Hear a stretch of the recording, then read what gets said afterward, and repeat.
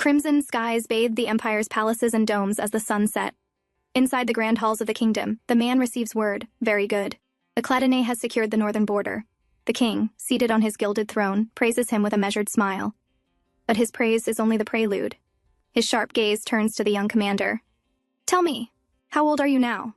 The reply comes with firm respect. 24, your majesty.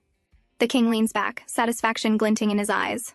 A fine age for marriage. Then, I shall grant you a bride from my royal bloodline. The court stirs in shock. Whispers echo against the tall pillars. A princess? The hidden one? Wasn't she long thought dead? Then, as if to confirm the rumors, the grand doors creak open. A young woman steps forward, barefoot, fragile, clad in a plain white dress. Her golden hair cascades down in waves, and her piercing blue eyes flicker with fear and hesitation. Gasps fill the hall. The courtiers murmur, astonished. It's Princess Misa. She lives. Her steps faltered. She could barely stand under the weight of all the stairs. Her brother, seated high upon the throne, beckoned. Misa, come here. She staggered forward, clutching at her chest, breath uneven. Fear overtook her body, her knees buckled, and she collapsed with a soft gasp, her golden hair spilling across the cold marble floor. The court held its breath. The princess? Is she even able to walk? Without hesitation, Eric stepped forward, kneeling beside her. Carefully, he took her hand and pressed his lips against it, sealing his vow in front of all. It is my honor to serve you, princess. But Misa yanked his hand. Her heart pounded violently. Her wide blue eyes trembled, confusion and fear flashing within them. Misa, the king's cold voice rang out, echoing through the chamber. That is no way to greet your husband. Come here. He drew his sister close, clutching her as though she were both a prized possession and a pawn. The one I cherish more than anyone, yet she lacks manners. Come now, offer your apologies. The young girl's lips parted, her breath uneven. Her voice broke into fragments, barely a whisper. Eric's gaze hardened. He said nothing, but his eyes followed every cruel gesture, quietly witnessing the merciless scene unfolding before him. The sun dipped behind the horizon as the carriage wheels rattled steadily over the dirt road. Inside sat stern faces, the Margrave and his wife, their silence sharper than any sword. It had been a long war, but the banners of triumph fluttered, and songs of victory echoed through the land. The Cladine knights, ironclad and unyielding, had carved their legend into the battlefield, securing the empire's glory. For while the people praised Cladine's valor, the king, seated high upon his throne, was far from pleased. Power unsettled him. The growing influence of one house made his crown feel heavier. And so, with cold calculation, he devised a binding chain disguised as a gift. A marriage. That very night, at a grand hall, voices rose in anger. Fists struck tables. Is this all? After everything we sacrificed? A foolish princess is our prize? But amid the outrage, one voice cut through the storm.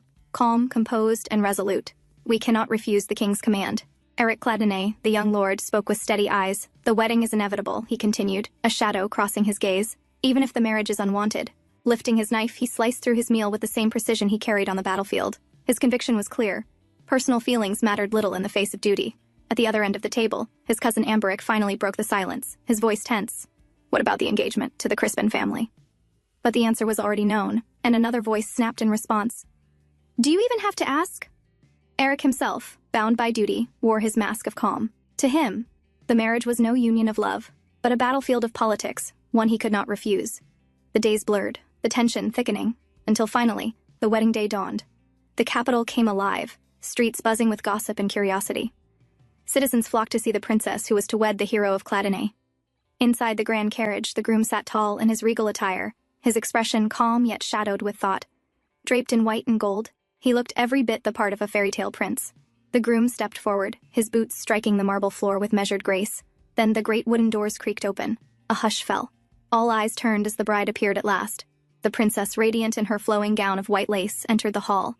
She looked ethereal, like a figure sculpted of moonlight. But soon, murmurs broke the silence. Good heavens, is she unwell? She looks as if she's drunk. She can barely walk. The sacred hall fell silent as the vows were spoken. The priest's voice echoed, steady and solemn, binding two fates together. The words rang heavy, final, like iron chains disguised as holy blessings. You may now kiss the bride. Eric leaned down, his gloved hand gently cupping Miasa's trembling face. Their lips met, a seal, a spectacle, a kiss that would fool the world. Applause filled the cathedral, muffling the silent despair in Miasa's eyes. Night descended. The palace shimmered under the stars. Inside, attendants bowed deeply. You must be cautious not to hurt the princess. We will come by tomorrow morning to collect the evidence that proves you have fulfilled your marital duties, my lord. Understood, Eric's voice cut through the chamber. The heavy doors creaked open. Step by deliberate step, he entered. Inside the chamber, Miasa lay bound and weakened, her wrists tied, her body trembling. Sedatives had been forced upon her, enough to still even a beast of burden. Eric's sharp eyes took in every detail. The shallow breaths, the unnaturally pale skin, the cruel restraints. His jaw tightened. Even prisoners of war are treated with more dignity than this. He knew instantly, this was not the work of petty malice. Only the king himself could have sanctioned something so merciless. Stepping closer, he crouched by her side. Her body was ice cold, temperature frighteningly low. He freed her wrists, gently massaging warmth back into them. But it wasn't enough. Desperation pressed upon him. There was only one way left. "Princess," he murmured, voice low, steadying himself for what must be done. "I will share my warmth with you. Please don't be surprised." He slipped beneath the blanket, pulling her frail frame against his chest.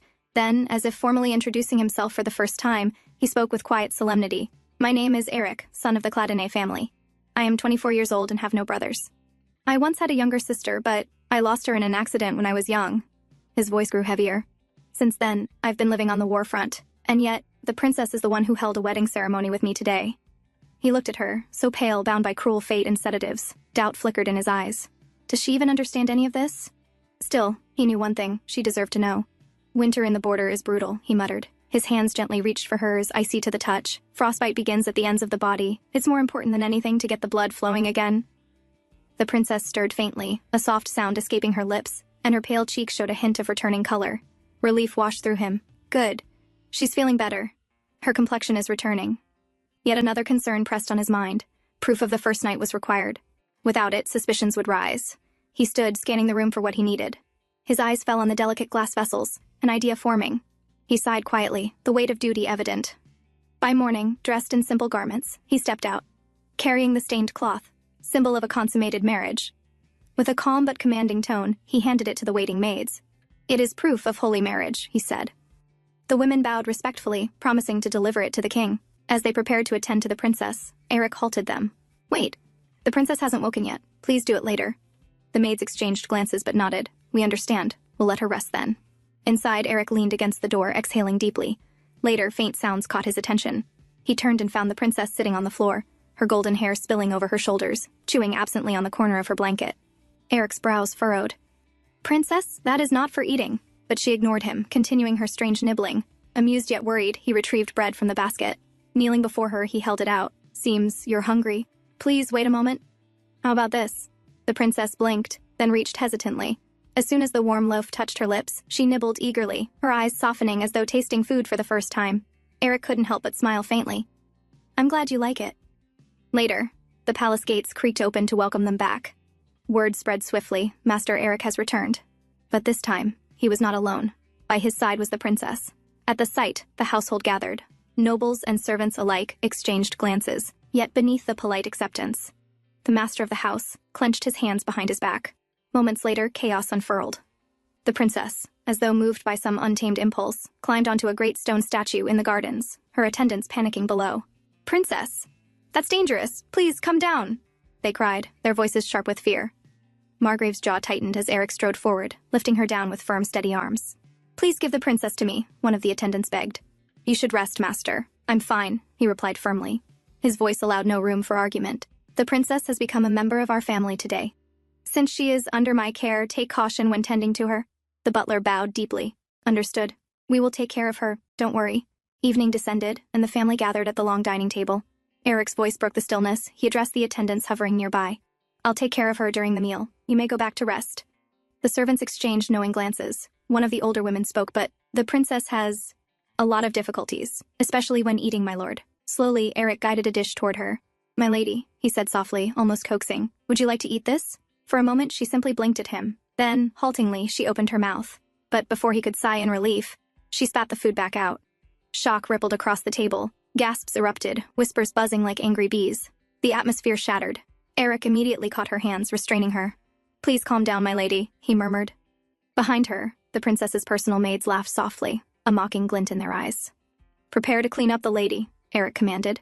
The maids exchanged glances, then stepped forward with rehearsed obedience. "Understood," they replied, their tone laced with quiet disdain. Long ago, in the kingdom of Esquilar, there were 3 houses that were called the 3 pillars of the kingdom. The house of Selekese, which kept the kingdom's internal affairs stable. The house of Crispin, which kept the kingdom's public order and security. and the House of Cladani, which protected the kingdom from external threats. Each of them has a powerful influence over the kingdom's affairs and military power. The previous king of Esquilor had 3 queens from each house. The first child born from the first queen, the daughter of Duke Salakes, was Burmalik II, the tyrant king. Burmalik ignored his duties as king and oppressed the land with violence. Under the pretense of protection, he massacred the House of Salakes, his own mother's family. And, still not satisfied, he persecuted the remaining 2 houses as well. So, unable to bear his abuse any further, the 2 houses decided to unite by setting up an engagement between heirs of the house so they could launch a coup as the war ended. However, things didn't go according to plan, as the king decided to take action against this threat to his power. I heard that child was originally fine, but they say she went mad the moment she saw the people of the kingdom dying. Pitiful, isn't it? Lady Cladani added with sympathy. Do you think we are in any position to pity her? Duke Margrave snarled, his fist crashing down on the table. This morning, some vassals said they should put Amberic in your place as the heir. Duke Margrave sneered, swirling his wine. Is Prince Hagal still hesitating? His lips curled in disdain. He is also weak-hearted. The king's cousin, a man of royal blood, the last surviving heir of the direct royal line aside from the king himself. But fate had not been kind to him. One tragic accident had left Hagal crippled, bound to a chair, unable to sire any children and even step into the light. And yet, his very existence made him a dangerous pawn on the chessboard of power. Duke Margrave's temper finally snapped. His fist slammed against the table. Nothing works. Nothing changes. His rage echoed even after he stormed out. Lady Margrave leaned forward. That kid, she said softly. Do not show her affection. There is nothing flimsier than the affection of a man, she advised. Do not cause that poor child any further pain. Eric was shocked seeing her mother concerned, then nodded in agreement. Later that night, Eric walked down the corridor, his steps firm and steady, but his thoughts heavy. The maids whispered from the side, their words laced with disdain. Do as I say, you mad woman, one muttered. Is she energetic because of the good food they gave? Another added. But did you see the look on their faces? They continued until Eric entered. You did well. Now you can rest. I will take care of her, he ordered. Though he had only heard a little, it was enough for him to understand how the princess had been treated by these maids. Both maids hesitated, fearing he had overheard them, then quietly left. It seems like you are in a good mood today, my lady, Eric said, approaching her. He sat quietly beside her. I don't know if you can understand me, he said softly, but I hope you are comfortable here. The princess slowly lifted her head, her wide blue eyes meeting his. For a fleeting moment, clarity sparked in her gaze, and Eric felt his chest tighten. Was she beginning to understand him? The next moment, the princess suddenly spat at him. The act made everything clear. She hadn't understood a word he had said. Eric froze, stunned for a moment, then slowly wiped his face. My lady? You should not spit on another's face, he said gently, almost as though advising a child. Then he let out a faint sigh. Rest now, he added, his tone soft but firm, before turning away and leaving for his bath. The princess said nothing, her expression unreadable. As the night deepened, they eventually lay in bed together. Outside, a thunderstorm rumbled across the darkened sky. Lightning split the clouds, followed by the heavy roar of thunder. The princess's eyes shot open wide. Fear flickered in them, though she stayed silent, lying stiffly in the sheets. She did not move, only stared at the man sleeping peacefully beside her, her gaze unblinking as the storm raged on. The following day, they sat for breakfast. Eric, ever patient, tried to coax her. Did you sleep well last night? He asked gently. Her complexion looked pale, worse than before. You seemed fine before bed, but now... His words trailed as he studied her expression. Suddenly, she clutched at the food with her bare hands, smashing it messily across the plate. The hall fell quiet, the servants frozen at the display. Eric, however, only sighed softly. The past few days since the princess's arrival had been nothing short of hectic. The entire atmosphere within the mansion had shifted ever since Eric married her. It felt as though everyone had something to say, yet all held their tongues. Margrave Cladani eventually stopped joining his family at meals, which only fueled Lady Cladani's irritation. Even the vassals serving House Cladani seemed at a loss, unsettled by the sudden turn of events. And yet, in the midst of it all, Eric remained unchanged, calm, collected, and unwavering, as though none of it affected him. After finishing his training, Eric asked, "Where is my wife?" "She is in the maids' area," the attendant replied cautiously. Eric paused, wiping sweat from his face with a towel, his brows furrowed. Again? He made his way down the corridor. A faint light slipped through the crack. Inside, the princess was curled up on a pile of laundry, fast asleep, her golden hair spilling over the soft fabrics. The maids whispered among themselves. They admired her quietly, marveling at how even in slumber she looked fragile yet beautiful. One maid chuckled softly. "She looks like a white cat. So cute." Suddenly, a knock startled them. "Oh, young master has arrived!" One maid gasped, and they quickly scrambled to their feet. Eric stepped in, his sharp eyes scanning the room. "Are the 2 maids away again?" he asked. The young maid stammered nervously. "Yes, my lord, but we took good care of her." Eric nodded curtly. Good job.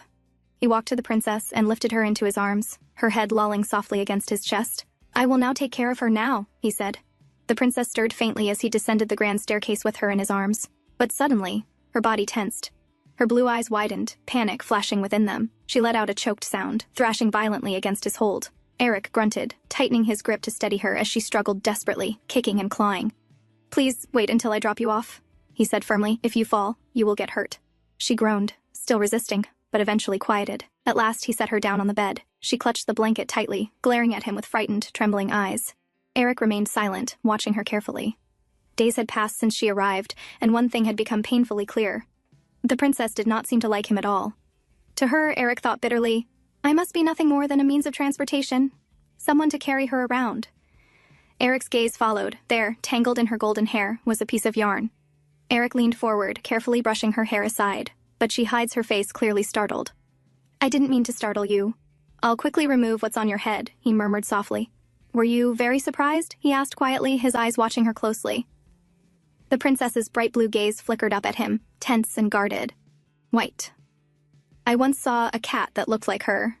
The memory of the maids chatting stirred faintly in his mind as he smiled to himself at the thought. As night deepened, the princess lay in bed sleeping silently. While in another room lit only by candlelight, Eric sat at his desk, buried in documents. There was these maids, always slipping away whenever they got the chance. Eric's instincts screamed that they were hiding something. He sighed deeply, pressing his hand against his temple. There's too much to worry about, he muttered, thoughts drifting to the food shortage plaguing the territory's people. One particular sealed letter drawing his focus. The letter carried a report from a spy he had arranged. As instructed, they had followed Margrave's movements in secret. And just as Eric suspected, the man was not loyal. The report detailed how he had been seen meeting someone in the suburbs the previous night. Back when his father first suggested an engagement with the House of Crispin, Eric had been the only one to find it strange. At first glance, the proposal seemed perfectly natural, reasonable even. To everyone else, it made complete sense. But for some reason, Eric couldn't shake off the feeling that something was off. From that day onward, he began quietly keeping an eye on his father's actions. It was around that time he discovered that a barmaid had been frequenting his father's quarters.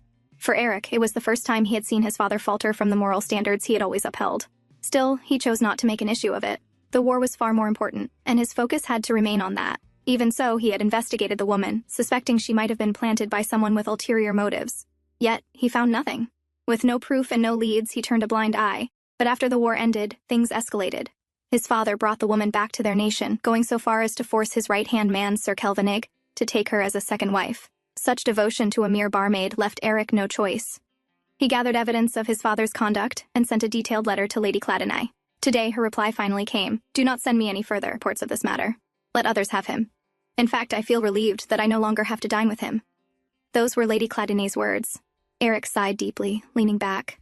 He wasn't surprised by her response. In truth, his parents' marriage had always felt more like a business arrangement than anything resembling affection. Perhaps this outcome was only natural. His thoughts drifted as he tried to sort through the mess in his mind. And then, from the corner of his eye, he noticed movement. The princess had sat up in bed, rubbing her eyes like a child waking from a nap. The princess wandered barefoot through the quiet halls. She walked toward the faint glow of candlelight. She approached slowly, and he looked up, startled. My lady, he said firmly. Is there anything you need? Without warning, she rushed forward, clutching at his chest as if seeking warmth and safety, and sat on his lap. Eric's eyes widened in surprise, his body stiffening at her sudden closeness. Her gaze dropped to the papers on his desk. Eric blinked. Are you curious about that? He asked. It probably isn't that interesting. She stared at the papers for a moment, then suddenly began tearing them apart. Eric didn't stop her. He only watched quietly. His gaze lingered on the woman before him. Everything had happened so fast, their marriage, their lives bound together. And now, as he thought about it, this was the woman he would spend the rest of his life with. The day he had accepted his duty as heir, he had also stopped expecting anything from his marriage. It was never about affection or choice. It was responsibility. Mia's eyes shifted, landing on a particular letter sealed with an emblem. Slowly, she reached out her hand to take it. Before she could touch it, Eric's hand shot forward, catching her wrist midair. His deep voice broke the silence. Stop. Startled, she looked up, realizing just how close he was. You can't rip this, he said firmly, raising the letter high above her reach. She stretched out, trying to grasp it, but he held it tighter. I won't give you this, Eric added, his tone unwavering. I haven't finished reading it yet. The next morning, Lady Claddenay sat with her attendant, carefully analyzing several reports spread before her. Just then, Mia came walking towards her, making Lady Claddenay startle slightly. As usual, the princess soon lay down on the floor, falling into a peaceful sleep. I am not sure how to address her, Lady Cladonnay admitted quietly, her eyes lingering on the girl. She turned to Miasa's maid. How is she greeted at the king's mansion? The maid, looking slightly annoyed, replied, Well, I'm not sure. She gave no clear answer. Lady Cladonnay's eyes narrowed, suspicion flickering across her face. The attendant leaned in and suggested gently, Why not call the princess by her name? She has such a beautiful name. Lady Cladonnay thought for a moment, then nodded. Turning back to the girl, she called softly, Miasa. At once the princess jolted upright, her eyes wide as she stared at Lady Cladonnay. Then, almost childlike, she grinned at her. It seems she liked it, the attendant murmured under his breath. Lady Cladonnay straightened, regaining her composure. I can take care of her until dinner. You may leave now, she instructed firmly. The maid bowed and left the room. Lady Cladonnay's eyes followed her, thoughtful. Something was off. Of the two maids who had come with the princess from the king's mansion, one tended to the princess with visible laziness, while the other was often nowhere to be found. There must be something behind this blatant lack of effort, Lady Cladonnay thought grimly. I don't know what they're trying to put on us, she murmured. Go, bring me some headache medicine. It should be in my room. Understood, Adel bowed before leaving swiftly.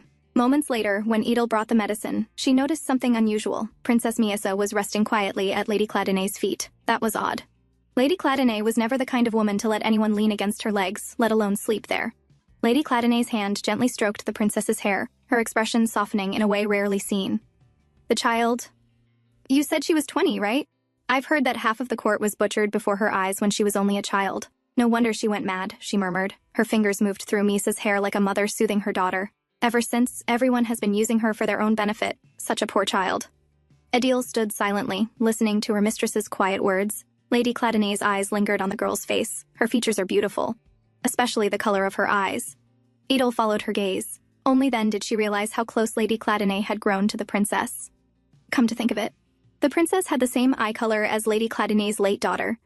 Perhaps that was why the princess seemed to stir something in her mistress's heart. Miasa, Lady Cladonnay said softly, let's cut your nails a little, and brush your hair too. Meanwhile, when Eric was finally free from his training, he, as usual, asked after the princess. She is with Lady Cladonnay, the attendant replied. Without hesitation, Eric made his way to his mother's quarters. But when he entered and saw the sight before him, he froze in shock. Lady Cladonnay herself was seated with the princess's feet in her lap, preparing to cut her nails. What are you doing? Eric's voice was sharp, almost disbelieving. Lady Cladonnay looked up calmly. Oh, I was just about to cut Miasa's toenails so she can walk comfortably. Eric stared, stunned. His mother, showing affection. Lady Cladonnay was a woman who could occasionally pity someone, yes, but never like this, never so tender. She had been cold and relentlessly rational even to him, her own son. Yet now, that gentle look in her eyes. It was the very same look she had once reserved for his sister, Rosier. His chest tightened. If she is projecting Rosier onto the princess, then I cannot allow it. I will do it. Please, give me the scissors, Eric said firmly as he stepped forward. For a moment, he wavered inside. He remembered his mother's face on the day Rosier died, an expression etched with something between anguish and obsession. Was it right to stop her now, or was he only denying her a fragile comfort? Still, he took the scissors into his own hands. As his strong hands held her delicate feet, Miasa glanced quickly at him. The touch tickled her slightly, but she didn't flinch or resist. She simply lay there in silence. Some time passed quietly, until Adil noticed a faint frown forming on the princess's face. Unsure of the cause, she thought for a moment, then quickly picked up a small sweet cookie and held it to the princess's lips. Miasa accepted it without a word, nibbling quietly. Adil exhaled in relief. Why did you do that? Eric asked, his eyes narrowing toward her. Oh, I just remembered the princess seemed to be fond of sweet things, Adil explained carefully. I see. Eric gave a short nod, acknowledging her answer. Lady Cladonnay, watching from her seat, smiled faintly. Her voice softened with quiet joy as she murmured, How lovely. She truly does seem to enjoy it. That night, Eric sat with the princess, feeding her with his own hand. Patiently, he reminded her, chew slowly, don't swallow it all at once. He watched her carefully, almost as though teaching a child. But even as he guided her, his thoughts drifted. He couldn't understand why his mother was reminded of Rosier whenever she looked at the princess. If it was just because of her eye color, then even his cousin Amberic, who shared the same shade, should have stirred the same tenderness. Yet never once had his mother shown Amberic even a trace of that kind of affection. A soft knock interrupted his thoughts. The attendant stepped inside, carrying a new dish, and placed it on the table. The moment the princess's eyes fell on it, her expression changed. She covered her ears tightly with her hands, her whole body trembling. Miasa? Eric leaned closer, startled. What's wrong? The princess didn't answer, only pointed with a shaking hand at the dish before turning her face away. Eric's gaze followed, and realization struck him. "Is it because of the roasted quail?" he asked gently. She gave no reply, only avoided his eyes and kept her face turned aside, refusing even to look at it. "I see." Eric's voice dropped, calm yet firm. "Take it away," he ordered the attendant. The dish was quickly removed. Still, Eric's eyes lingered on the princess, unsettled. It was the first time he had seen her react like this. He sat back, his thoughts heavy. Has she fallen sick before from eating quail? Or is there something else behind it? He couldn't help but wonder. The next day, Eric was out on the training grounds while the other knights practiced. He lifted his gaze to the sky. The sun was already high. His thoughts, however, were far from the drills. Did Miasa eat this morning? Yesterday she hadn't looked well, and the worry gnawed at him until he could no longer ignore it. He left the field to check on her. The attendant bowed and reported, "The mistress. She fell into the stream earlier. It seems she saw some fish, tried to get a closer look, and ended up falling in." Eric stiffened. "She fell?" "Yes, my lord. But she was with Lady Cladonay at the time, so there was no cause for alarm." Eric exhaled slowly, relief softening the tension in his chest. The attendant continued, "There's another matter. The mistress doesn't seem to care for chapel service. At first, she followed Lady Cladonay obediently, but once they arrived, she refused to enter. In the end, Lady Cladonay left her with a servant, while she went inside to finish the prayers. Eric listened in silence, then recalled how easily Miasa could be coaxed with sweets. From now on, he instructed, "Make sure there are always sugary treats placed on my desk." That night, he sat with Miasa again. This time she was in a far better mood, obediently eating as he fed her. Watching her, Eric felt a quiet sense of relief. He lifted a fork with another piece of food and offered it to her. But before she could take it, the piece slipped and fell against her chest. "Don't eat that," Eric said quickly. "I'll give you another one." He reached out, intending to set the soiled piece aside, but his hand paused mid-air. The piece had landed squarely on her chest. For a brief moment, he hesitated. Then, after a small breath, he picked it up. Miasa immediately leaned forward, opening her mouth to take the piece from his fingers. Startled, Eric pulled his hand higher. "No, I said..." But she didn't let him finish. She grabbed his hand, tugging it down toward her. Her cheeks flushed red, her expression tinged with frustration. Then, without warning, she bit his finger. Her teeth pressed hard, but the sting wasn't what made Eric's heart race. It was the heat of her mouth enveloping his skin. His breath caught, and he hurriedly pulled his hand back. The princess blinked at him, startled as well. For a moment she just stared, then her eyes flickered past him. The next instant, her face darkened with anger. With a sudden tug, she yanked at the tablecloth. Dishes and cups clattered to the floor with a loud crash. At the doorway, her maid gasped softly. What on earth is going on? She wondered. Finally, she stepped forward and gently led the princess away to prepare her bath. Eric remained seated, silent. His eyes dropped to his hand, to the faint marks where her teeth had pressed into his skin. Later that night, while the princess slept peacefully as always, Eric lay awake. No matter how he tried, he couldn't chase away the lingering warmth that clung to his fingertips. He pressed a hand over his eyes. She's my wife, yet she's more like a child. She doesn't even understand that I'm her husband. I can't... His breath caught. I mustn't think of her in that way. That should never have happened. Never. The next day, Lady Cladonay mentioned, "We'll be hosting the poem recitation this Wednesday." Eric frowned slightly. "Is there really any need to go through with it?" "Of course," Lady Cladonay replied firmly. "They'll be circling for juicy gossip like hyenas. That's exactly why we must use this chance to show them how well we're doing." The gathering was no small event. Once a month, noble ladies from 3 houses came together to share recitations, exchange views, and, more importantly, gather information. This time, it was House Cladonay's turn to host. But what weighed most heavily on their minds was the fact that Marchioness Crispin and her daughter would be attending. It would be the first time their families met since the engagement was cancelled. Though it hadn't been House Cladonay's fault, Eric knew the Crispins would surely still hold a grudge. After their discussion, Lady Cladonay and Eric took Miasa to the greenhouse. The princess rushed inside with the eagerness of a child, wandering from one corner to another, curiously examining everything with wide eyes. Lady Cladonay busied herself with inquiries, while Eric stood back quietly, simply watching Miasa as she roamed. "Mistress, why didn't you come to our quarters today?" one of the maids asked as she approached, carrying a small birdcage.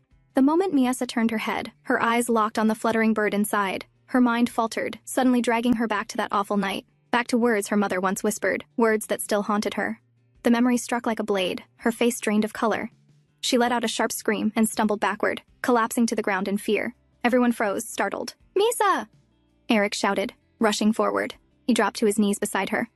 "Miasa, are you all right? What happened?" "We don't know," a maid answered quickly. "She just got startled." Before anyone could say more, Miasa suddenly clutched Eric, burying her face against him like a frightened child.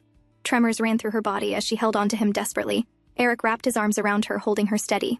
As you can see, one maid explained stiffly, the princess does not like birds very much. Then you should have told us that in advance, Lady Cladonnay snapped, her tone sharp with anger. We look after her every day, the maid retorted carelessly. Why are you scolding us for missing such a tiny detail? Lady Cladonnay's eyes narrowed, her temper flaring, but she bit back her words. She had been suspicious of these maids from the very start. Still trembling in Eric's arms, Miasa wouldn't let go. Seeing her in that state, he spoke softly. I'll take her outside to calm her down. Without waiting for approval, Eric carried her out of the greenhouse. His thoughts churned. Could this be the reason she recoiled from roasted quail the other night? He walked until they reached the garden and stopped at a wooden swing beneath the trees. Sitting down, he kept Miasa on his lap, holding her securely. Don't worry, Eric murmured, his voice gentle. If any bird comes near, I'll chase it away. You can rest. Miasa tilted her head, studying his face. His profile, calm and steadfast, carried a quiet strength. True to his word, his gaze flicked to every sound, alert to any flutter of wings. At last, reassured, she let her eyes close. Leaning against him, she drifted into sleep, comforted by the man's quiet vigilance. As they sat together, Eric spoke with a hint of amusement. I can see you're getting along with your wife. Eric glanced at him, unimpressed, but Eric continued. There have been a lot of rumors about the two of you. Even my household has heard what people are saying. Eric's brows furrowed. Who is it this time? He asked, his tone edged with annoyance. He knew his uncle was trying to push Eric as the heir. Such rumors could not be ignored. Eric leaned back, thoughtful. Well, there's a maid named Vina, she has red hair, and another servant, skinny, with brown hair. That's what I've heard. Eric exhaled slowly.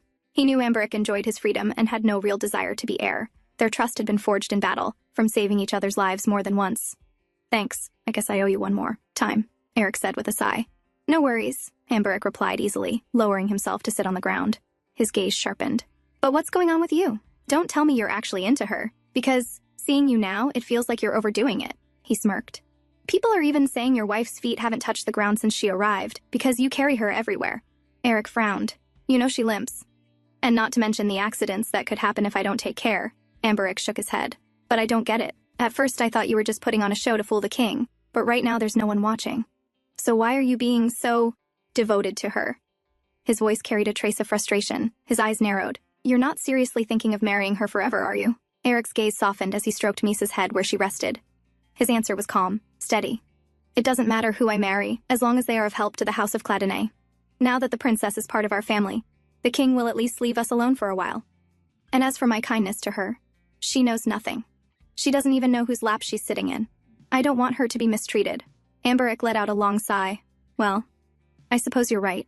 A few days later, the poem recitation was held. Ladies of various noble connections gathered inside the greenhouse, their voices mingling as they settled into their seats. Among them were Marchioness Crispin and her daughter. Once everyone was seated, Miasa and Eric appeared before them. They offered a few words of greeting, polite and restrained. Yet, under the surface, the air was taut. Eyes lingered on them for too long, silent stares pressing down like a weight. The tension between the two houses was palpable, and everyone's attention remained fixed on them. Eric, however, wasted no time. He lifted Misa gently into his arms, thanked the guests for attending, and prepared to leave. But before they could depart, the daughter of House Crispin followed. I need to speak with you, she said, her voice urgent. Eric turned, his tone sharp. What is it? Following me here is an unwise decision. Then I will be brief, she replied, steadying her gaze on him. No matter what happens, do not have a child. Her words carried firm resolve. Eric said nothing. He could feel eyes watching them from nearby, and he knew it was best not to respond. The Crispin daughter, who had been clutching a handkerchief tightly the entire time, let it slip from her grasp. Then, until we meet again, she said before leaving. On their way back, Marchioness Crispin asked, Did you do what I told you? Yes, mother, her daughter replied quietly. All her life, Lacane Crispin had been taught nothing but how to be the perfect lady of a noble house. Yet what she truly wanted, no one had ever cared to ask. That night, Eric sat in his study as usual. His desk was buried beneath documents and reports, his thoughts weighed down. The war had left heavy damage, and now they lacked enough food to last through summer. If they could manage this season, then by autumn the soldiers returning from war would harvest their fields, and things would finally return to normal. Normally, such a crisis should have been eased by the rewards granted to House Cladonnay from the king. But what they received were only trivial trophies, a Harlock iron mine, and a single princess. These were the king's rewards. The mine would take time before it became useful, and it could do nothing to fill their stores with food now. Financially, it was not disastrous, but the real burden came from the eyes of the vassals. In his father's absence, they all looked to Eric, expecting him to produce the best possible solution. The responsibility was crushing him more than he had anticipated. As his thoughts tangled, a soft weight pressed against him. From the side, Miyasa came quietly and settled herself onto his lap, wrapping her arms around him as she often did. Eric stilled, realizing once again that Amberic's questions had no clear answer. He could not explain it, even to himself. Why he let her close, why he cared for her this way. He exhaled and lightly patted her back. Miyasa turned, her finger pointing toward a glass bottle on the desk. Eric reached in and pulled out a single candy he had kept there for her, placing it gently in her hand. As she popped it into her mouth, a small smile tugged at her lips. And every time he saw that smile, his own burden seemed to lift, just a little. The comfort this fragile young woman brought him gave him an odd, inexplicable sense of satisfaction. The next day, the maids of House Crispin arrived, asking for the handkerchief their lady had left behind. Lady Cladonet's eyes sharpened immediately. She knew exactly what it meant. In high society, to leave a handkerchief in the house of one's former fiancé, who was now married, was nothing short of a token of love. Edel, she ordered calmly, though her voice carried steel. Gather the maids and search for it. And make sure word spreads that the handkerchief belongs to Marchioness Crispin herself. That way, there will be no unnecessary rumors. Inside the greenhouse, Cladonet's maids began their search, joined by Crispin's servants. Among them, a secret meeting took place, between Crispin's head maid and one of the princess's own main maids, the very one who had come with her from the king's mansion. The head maid spoke in a low, firm voice. Let me be brief, she must be taken care of within 2 years, at the very latest. A sly grin spread across the princess's maid's face. If you wish, I could have it done by tomorrow. No, the head maid cut her off sharply. So sudden would raise suspicion. And we cannot come here too often. The princess's maid leaned closer, her eyes gleaming with a dangerous glint. Then just let me know. I can come to you. That night, the family gathered for dinner. Margrave Cladonet, who rarely joined them, was present. But his irritation grew quickly at the sight of the princess. A dog would have better manners than her, he scoffed, his voice dripping with disdain. Lady Cladonet, seated gracefully, answered with a sweet, sarcastic smile. Darling, if it's that hard for you, why don't you ignore Miyasa altogether? After all, I doubt she wants any of your attention in the first place. The Margrave's anger flared. He pushed back his chair and stood, his eyes dark. But before leaving, he threw one last warning over his shoulder. Just remember, we must visit His Majesty soon. Make sure she doesn't have any bruises. In the kingdom of Esquilor, it was customary for newlyweds to visit the bride's family 50 days after their wedding. And so, when the day came, Eric entered the royal palace, Miyasa by his side. He bowed deeply. Greetings to your majesty, he said in solemn respect, holding Miyasa gently alongside him. Indeed, it's been long since we last met, the king greeted with a wide grin. As usual, Miyasa slumped to the ground, lying there lazily. The king chuckled. Seeing as how our Miyasa seems to be doing well, I expect we'll soon be hearing news of a child. Eric bowed his head slightly. Ever since their marriage, he had done everything possible to avoid raising the king's suspicion. We hope the same, your majesty. But I'm afraid my wife's health is not yet fully well, he answered carefully. The king's attendant leaned in, murmuring something in his ear. The king's smile faded. With a sharp flick of his hand, he dismissed the servant. His voice, when he spoke again, was dangerous. I don't want my time wasted. Misa's ladies-in-waiting told me something rather interesting. They said although the sheets were drenched in blood, not a single drop was found when they bathed the princess afterward. That made me think, perhaps you don't want a royal bloodline. Tell me, Eric, are you keeping her intact so that you can cancel this marriage? Eric's chest tightened. No, it's not like that, he said firmly. He had believed his efforts enough to silence the maids, but clearly, it wasn't. The king's eyes glinted. It seems House Cladonet sought to deceive the crown. Perhaps this could even be seen as an act of treason. Eric's face paled. He had never feared sacrificing himself, but what would become of his people if the king struck them down? Come here, Miyasa, the king called. The princess crawled toward him. He stroked her head with a chilling smile. My little sweet Miyasa, perhaps you'll tell me the truth. Did your husband take off your clothes that night? Miyasa said nothing. The king's hand tightened, cruelly yanking her hair back. Answer me, Miyasa. His voice had no warmth now. Her lips quivered. Then, for the first time, broken words escaped her mouth. It hurts. Eric's eyes widened in shock. He had never heard her speak before. Here. It hurts, Miyasa repeated, pointing to the spot and clumsily explaining with gestures. Gasps rippled through the hall. Faces turned away, shocked and embarrassed. Stop, the king snapped, rising to his feet. That's enough.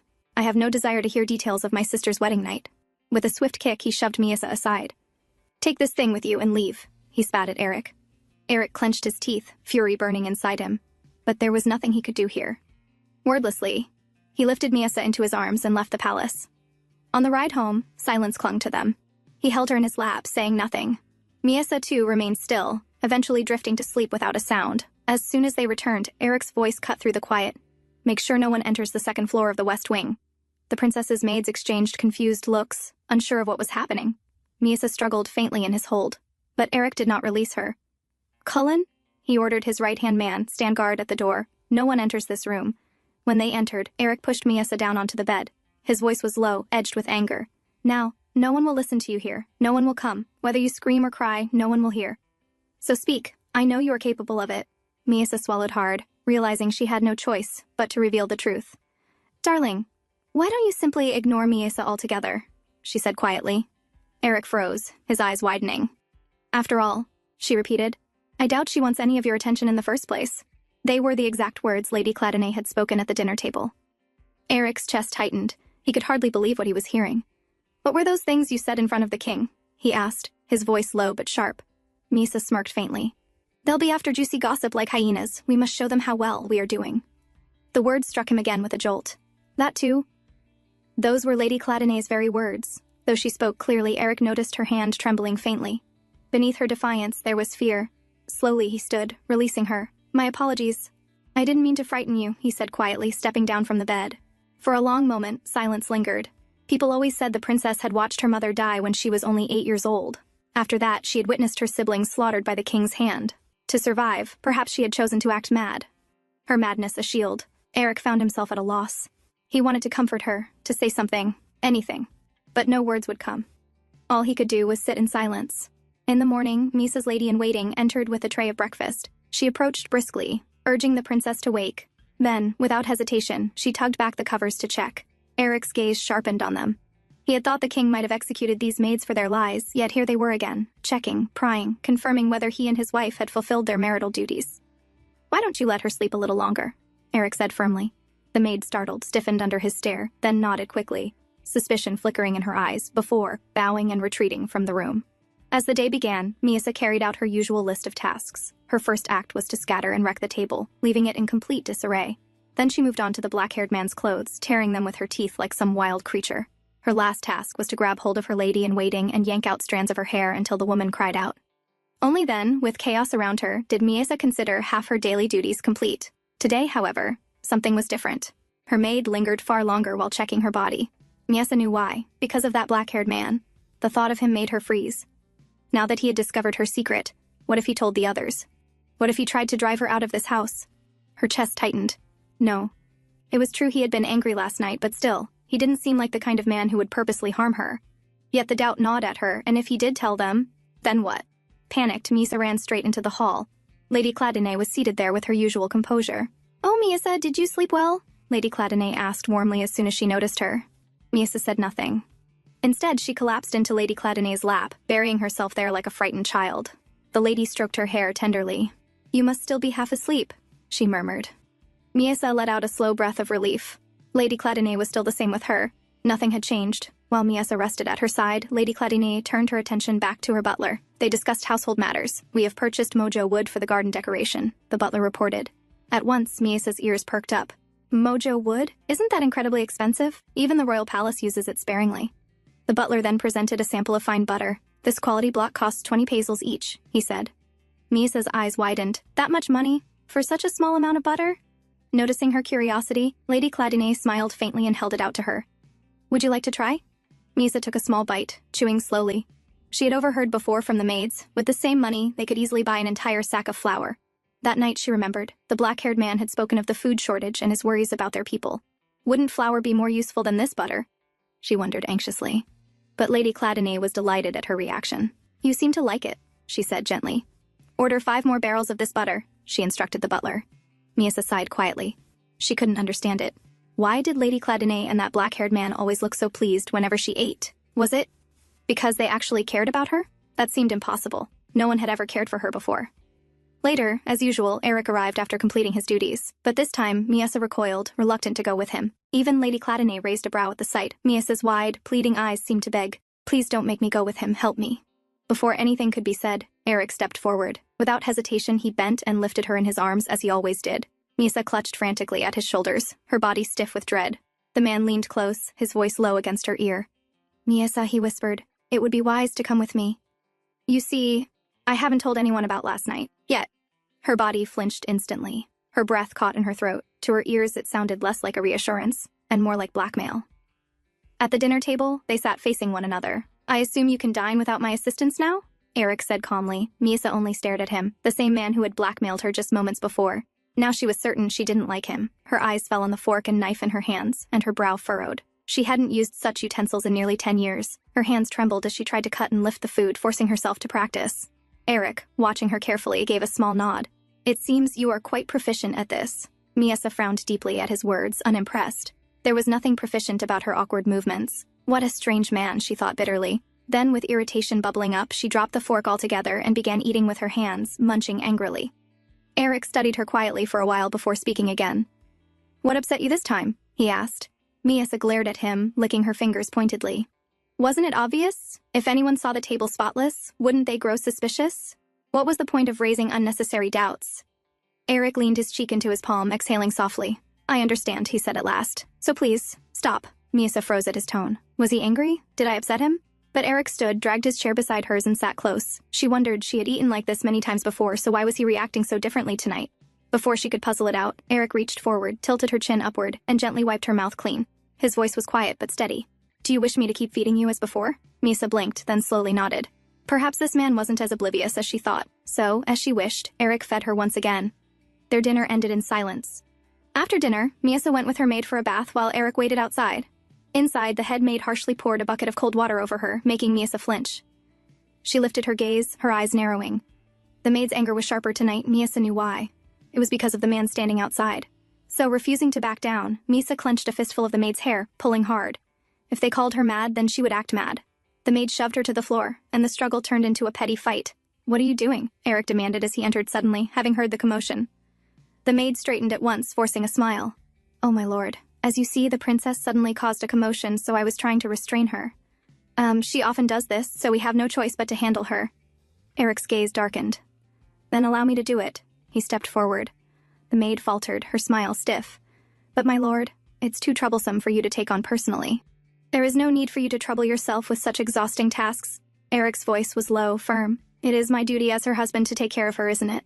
The maid hesitated, then reluctantly explained the so-called process of bathing the princess, how they were supposed to use shampoo, oil, and cream on her body. Misa, listening silently, clenched her fists. She knew it was a lie.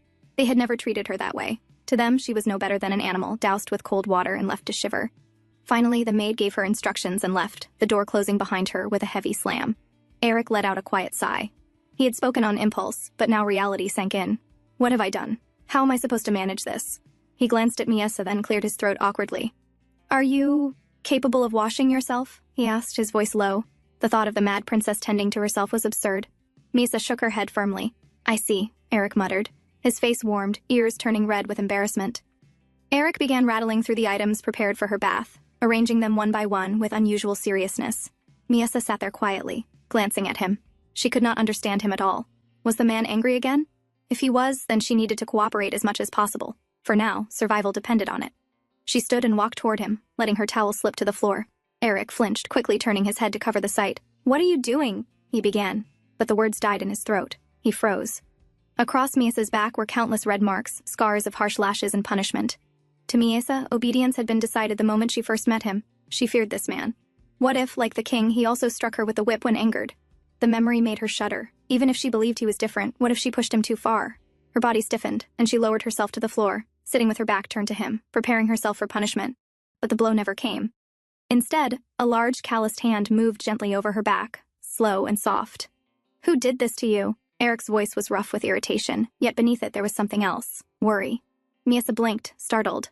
Pity? She had never heard such a sad voice directed at her before.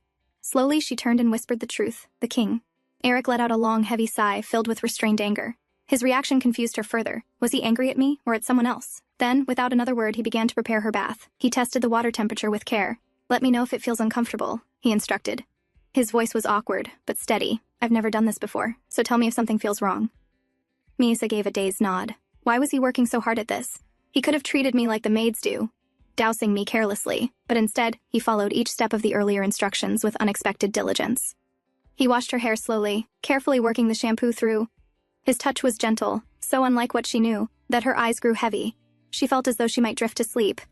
"Now, I will wash your body," Eric said quietly. His hands hesitated as they moved downward, his ears flushing red. Misa squirmed slightly, a ticklish sensation running over her skin. She turned in reflex, only to find his gaze locked on hers. They both froze. The madwoman, who should not have cared about such things, suddenly realized the strangeness of it. The emotion in his face, the quiet apologies he murmured for every small touch. It was different, and for the first time, Misa understood. Normal people would feel embarrassed in a moment like this. And now, she was feeling it too. That unfamiliar heat rising in her chest, that awkward flutter. Was this her first taste of embarrassment? After finishing her bath, Eric was so exhausted, he flopped onto the bed the moment he reached the bedroom. Misa hesitated, then sat down beside him. "You should lie down too," he said quietly before pulling her beside him. Within moments, he drifted into sleep. Misa looked at the man lying next to her. He's the one who's tired, so why does he always insist on me resting? Every time she thought she had figured him out, he confused her again. Yesterday, he had threatened her. Today, he had pitied her when he saw the scars on her back. Still, she knew this much. He was better than most people she had met. She raised herself and leaned closer, studying his face carefully. He seemed to be deeply asleep. Quietly, she slipped out of the bed and made her way to the dressing area. Sometime later, Eric stirred awake and found the bed empty. Faint sounds drifted from the dressing area.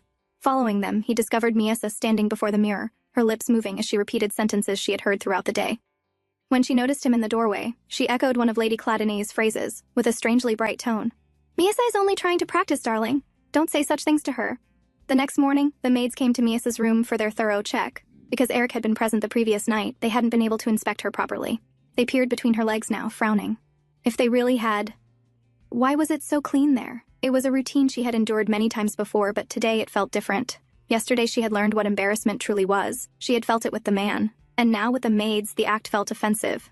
Thinking of Eric, she realized he had discovered yet another of her secrets. When she pretended to be mad, she didn't care if others mocked her. But the thought of someone seeing her true self and laughing, especially him, made her stomach tighten. She was sure she looked strange in his eyes. Maybe the sight of her disgusts him. And I can't blame him, one of the head maids said in open disgust. What man would want to give his seed to someone like her?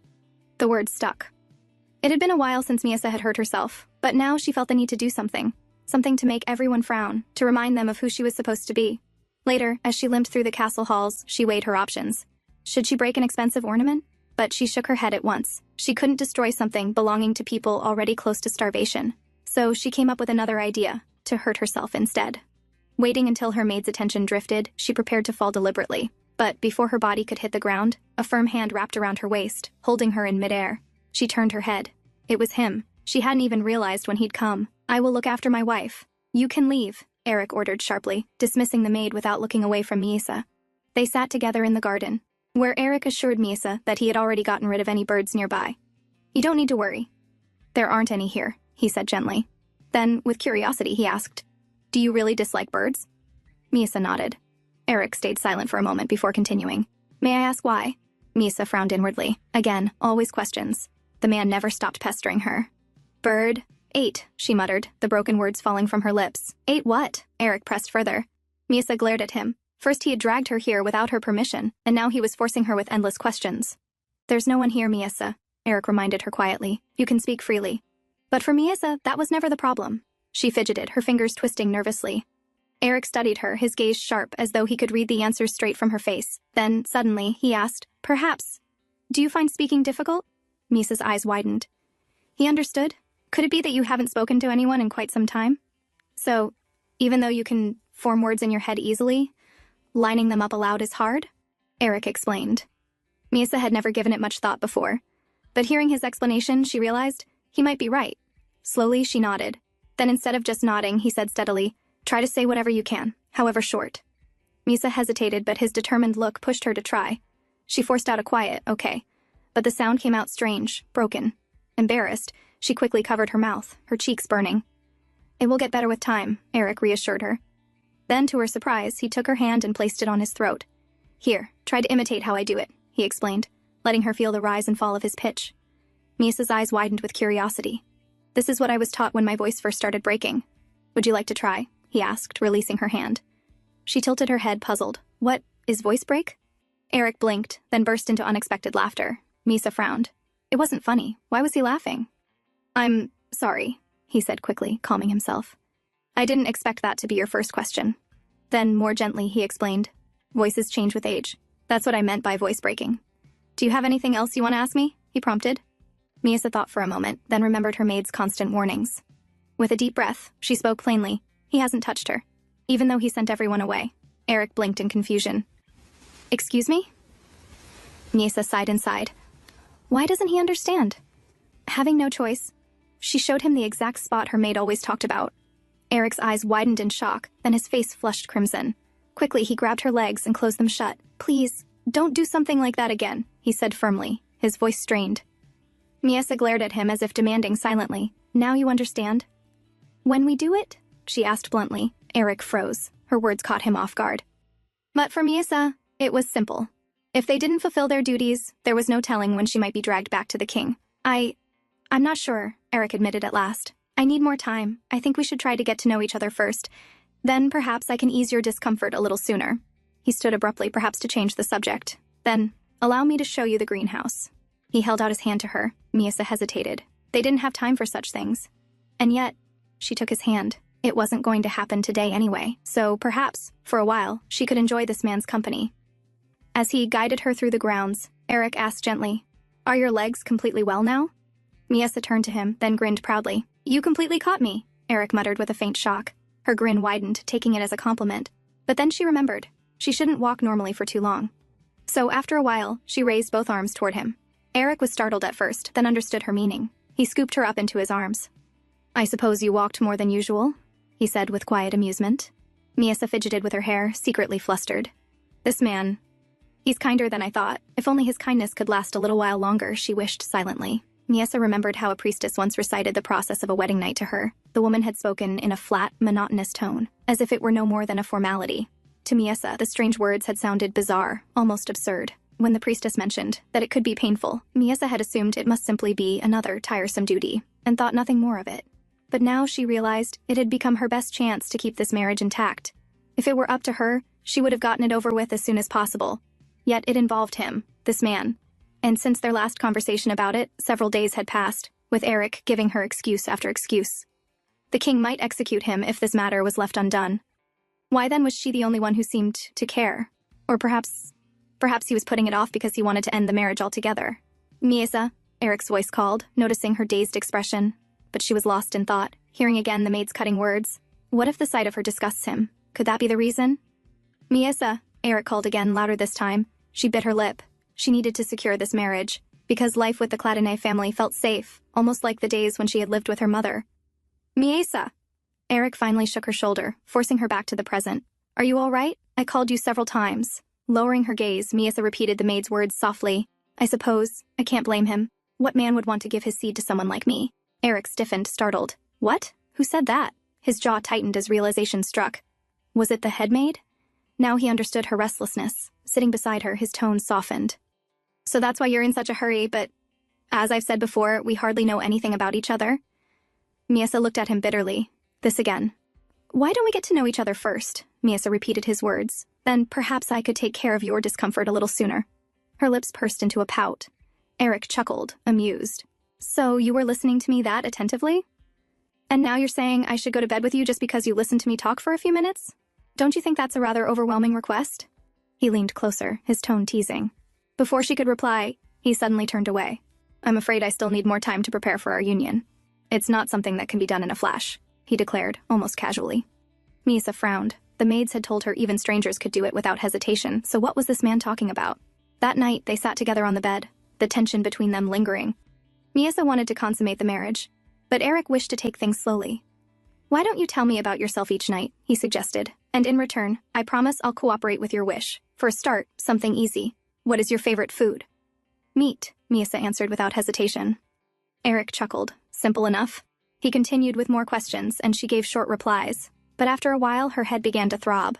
Enough, Eric, she blurted suddenly in frustration. He froze. Then his eyes widened. Was that my mother? He asked, shocked. Yes. He realized she had been mimicking Lady Cladine's tone. And then he laughed, loud and free, surprising Miesa. So this man can laugh at anything? She wondered. Oh, pardon me, Eric said at last, still smiling. But it was nice to hear my name from your mouth. Can you say it again? It wasn't as difficult for her now, so she quietly said, Eric. He looked at her with an unfamiliar expression, one she couldn't read. Then, smiling softly, he cupped her cheeks in his hands. It was pleasant to hear, he said warmly. And since you were gracious enough to grant my request, I'll have to return the favor.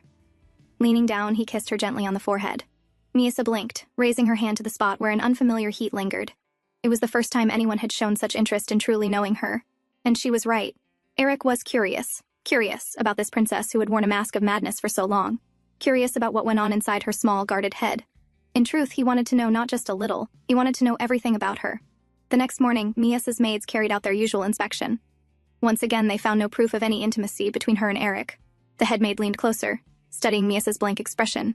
For a brief moment, she wondered if she had seen the girl make eye contact, something unusual for this mad princess. But just as quickly, she dismissed it as her own overthinking. The maids then turned to their own conversation. They spoke in low voices about visiting a certain family tomorrow, and about the advantage they might gain from it. A chill ran down Miasa's spine. One of the maids forced her to sit as the discussion continued. But the unease grew stronger. Her instincts screamed danger. Something was wrong. If they continued, they might uncover her secret. She had to act before it was too late. Without warning, Miasa burst into loud, manic laughter. She twisted her face into strange expressions, cackling like a madwoman. The maids exchanged startled glances, taken aback by her sudden outburst. Then, before they could stop her, Miasa bolted from the room. Her plan was clear: cause a scene, cause chaos. Hesitation was no longer an option. She ran until she reached a balcony. Checking quickly, she saw enough people nearby to witness what she was about to do. Climbing onto the railing, she leapt. In her mind, the bed of flowers below would cushion her fall. Later, in her room, Miasa lay on the bed after being retrieved. Lady Cladine stood before her maids, her voice sharp as she scolded them. Moments later, Eric entered, having heard the news. "What happened?" he demanded. The maids flinched under his gaze, but none dared to answer. Ignoring them, Eric went straight to Miasa's side. At first, he had not taken the incident seriously, but seeing her lying there pale and wounded, his expression hardened. Things had gone far beyond acceptable. He called for Gela, the Cladine family's medic. "Treat her properly," he ordered, his tone brooking no argument. Then he turned to the maids. "From now on, one of Cladine's own maids will stay with the princess." The maids stiffened, their eyes flickering with unease. They hesitated, but under his command, they could not refuse. Eric's gaze shifted to his mother. Lady Cladine's face was dark with anger, the kind one might show over her own child. Eric knew well why. His mother had begun to see Miasa as Rosei, his late sister. When Rosei was killed by a drunken knight, Lady Cladine had ordered the knight's entire family destroyed. That decision had driven a bitter wedge between his parents, one that never healed. "Mother," Eric said carefully, "this accident concerns my wife. I believe I should take responsibility for her care." Before Lady Cladine could answer, Gela entered with her report. "The wounds are not severe, my lord. They will heal quickly. Her mobility is unaffected." Lady Cladine exhaled, visibly relieved. That was what she had wanted to hear. "You are right," she said at last, her voice calmer. "You are perfectly capable of handling this matter." She leaned down and pressed a kiss to Miasa's forehead before leaving the room. Eric then turned back to Gela. "From tomorrow, you will serve as the princess's personal maid." The sudden order stunned Gela. She blinked, but then bowed her head and nodded. "Yes, my lord." With that, she quietly departed, leaving Eric alone with Miasa. As the door closed, Eric stepped to the bedside. "I know you're awake," he said firmly, standing over her. "And I also know you must have your reasons, so would you mind explaining?" Miasa trembled slightly but kept her eyes shut, pretending to sleep. Eric exhaled in frustration and sat down beside her. "Miasa, don't be afraid. Just tell me, why did you do what you did today?" After a long silence, Miasa whispered, "There is a reason, but it's hard to explain." Eric leaned closer, his voice suddenly sharper. "Then listen carefully. Do anything you want, but never, never hurt yourself. Do you understand? Promise me." Startled by the sudden intensity in his tone, Miasa nodded slowly. Only then did Eric sigh in relief. "Good. Now, about the maid I chose for you. She's not only a medic, she's skilled in combat and in keeping secrets. For now, you still need to act the same, but with her near, you'll be safer. And do you remember Cullen, my right hand? I intend to have him guard the entire second floor. He's the most trustworthy man I know." He paused, then added quietly, "I haven't told anyone about you, but now that you're injured, I'll need to take some time off until you recover." Misa's eyes lit up, her face brightening as if her wish had been granted. She suddenly sat up. "Does that mean more time? More talking? Do it now, or tomorrow?" she asked eagerly. Eric blinked, caught off guard. "What are you talking about? Don't you realize how badly you're hurt?" he said, exasperated. Misa only pouted, confused at his reaction. She pulled different expressions one after another, and Eric, despite himself, found his eyes following each one. He shook his head. "Don't bring that up again until you've recovered," he said, trying to look away. But no matter how he tried, his gaze returned to her. Finally, he asked, "Why are you so eager about it?" Misa opened her mouth, repeating some familiar words she had overheard. Eric's eyes narrowed as he recognized them. His cousin Amberic's words, spoken when he advised Eric to cancel his marriage with her. "Listen, Misa, Eric said firmly, gripping her shoulders. I have no intention of canceling my marriage with you. You know I've never hidden anything from you. You've even seen my important documents while sitting on my lap. So what else could I possibly hide? He gently laid her back down. Rest. If it makes you more comfortable, I'll even call for a maid to stay with you. You don't need to sleep in the maid's quarters anymore. I don't do it for fun, Misa muttered. It's because I can listen to them talk. Eric glanced at her, surprised. I used to do the same in the king's mansion, she explained, her eyes flickering with pride. That's how I learned Lady Malika bribed Lady Nymeria, the head maid. Her face lit up with a bright, proud smile as she recounted it. You're impressive, Eric admitted, bewildered. Behind every strange action of hers, there always seemed to be a reason. Perhaps. He lay down beside her, propping his head on one hand so he could look into her eyes. I wanted to speak with you a little more closely, he said. Misa stiffened, then suddenly beamed, convinced this was it. Finally, the man had agreed. But instead he asked, why did Lady Malika bribe Lady Nymeria? Her smile vanished instantly. She turned her head away in annoyance. Please say something, Eric whispered from behind her. Otherwise, we'll never become closer. Misa grumbled, but finally muttered in broken words, Malika, meet tomorrow, 3 pillars of kingdom. Eric frowned. 3 pillars? Did she mean the 3 main houses of the realm? But the house of Salakis, the king's late mother's line, barely existed in name. His thoughts flicked back to the day Lacaille Crispin stopped him, when he noticed Lady Malika listening behind a tree. So, the meeting must be with House Crispin. I suppose I'll arrange some people to trail them both, he murmured, determination settling in his voice. Misa tilted her head, confused. Why was he going this far? But if the man wanted to do something foolish, what was it to her? As she mulled over his strange behavior, she suddenly felt something warm against her cheek. Startled, she turned slightly. Eric had leaned in and placed a gentle kiss there. A token of gratitude for your answer, he murmured as he pulled back. Misa's fingers brushed over the spot where his lips had touched. This man. He still made no sense to her. The next day, when Eric entered the room, he found Gela in the middle of an argument with the head maid. Are you saying that I bought something that could harm Mistress Cladine? Gela's voice was sharp, her brow furrowed. How can I know? Malika snapped back, frowning deeply. But I cannot allow you to apply that ointment to her. If it was a fight she wanted, Gela had no intention of backing down. Without hesitation, she dipped her fingers into the ointment, scooped some up, and swallowed it right in front of them. I'm perfectly fine, aren't I? She declared loudly. The faces of Miesa's maids turned pale instantly. They had no response, no more reasons left to stop her. Eric, watching silently, smiled to himself. His choice of Gela had been the right one. He bent down, gently tucking Miesa's hair behind her ear. I'll be back before lunch, he murmured, brushing his thumb softly against her cheek. Then, turning to the other maids, he instructed, take care of her until I return, before leaving the room. As he walked down the hall, his expression hardened. He still didn't understand why Misa kept hurting herself, but he was strangely grateful. Because of that, he had been able to place Gela by her side, and if he wanted to make her more comfortable and discover her reasons, he first had to remove the king's constant surveillance. The first step was to assign the knight's training duty to Amberic. His cousin wasn't pleased, but Eric had no choice.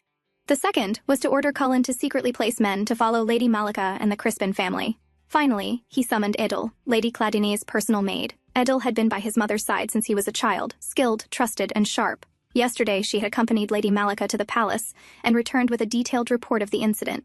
Because of your efforts, we will soon be rid of those 2 ladies-in-waiting, Eric told her sincerely.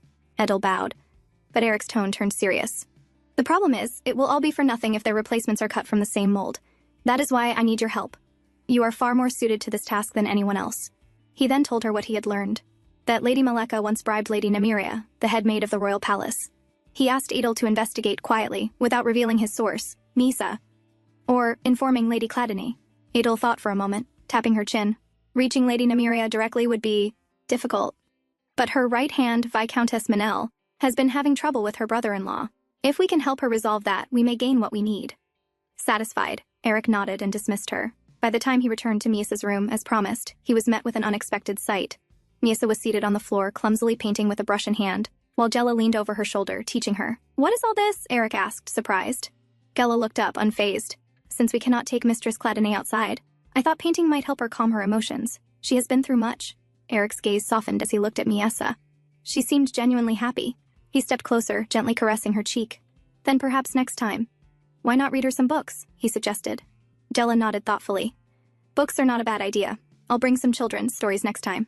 But as her eyes flicked back to Eric, she caught the way he was rubbing Misa's cheek with unmistakable tenderness. Before she could say anything, Eric turned sharply.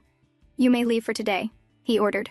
Startled, Gela bowed and left, though irritation simmered beneath her calm face.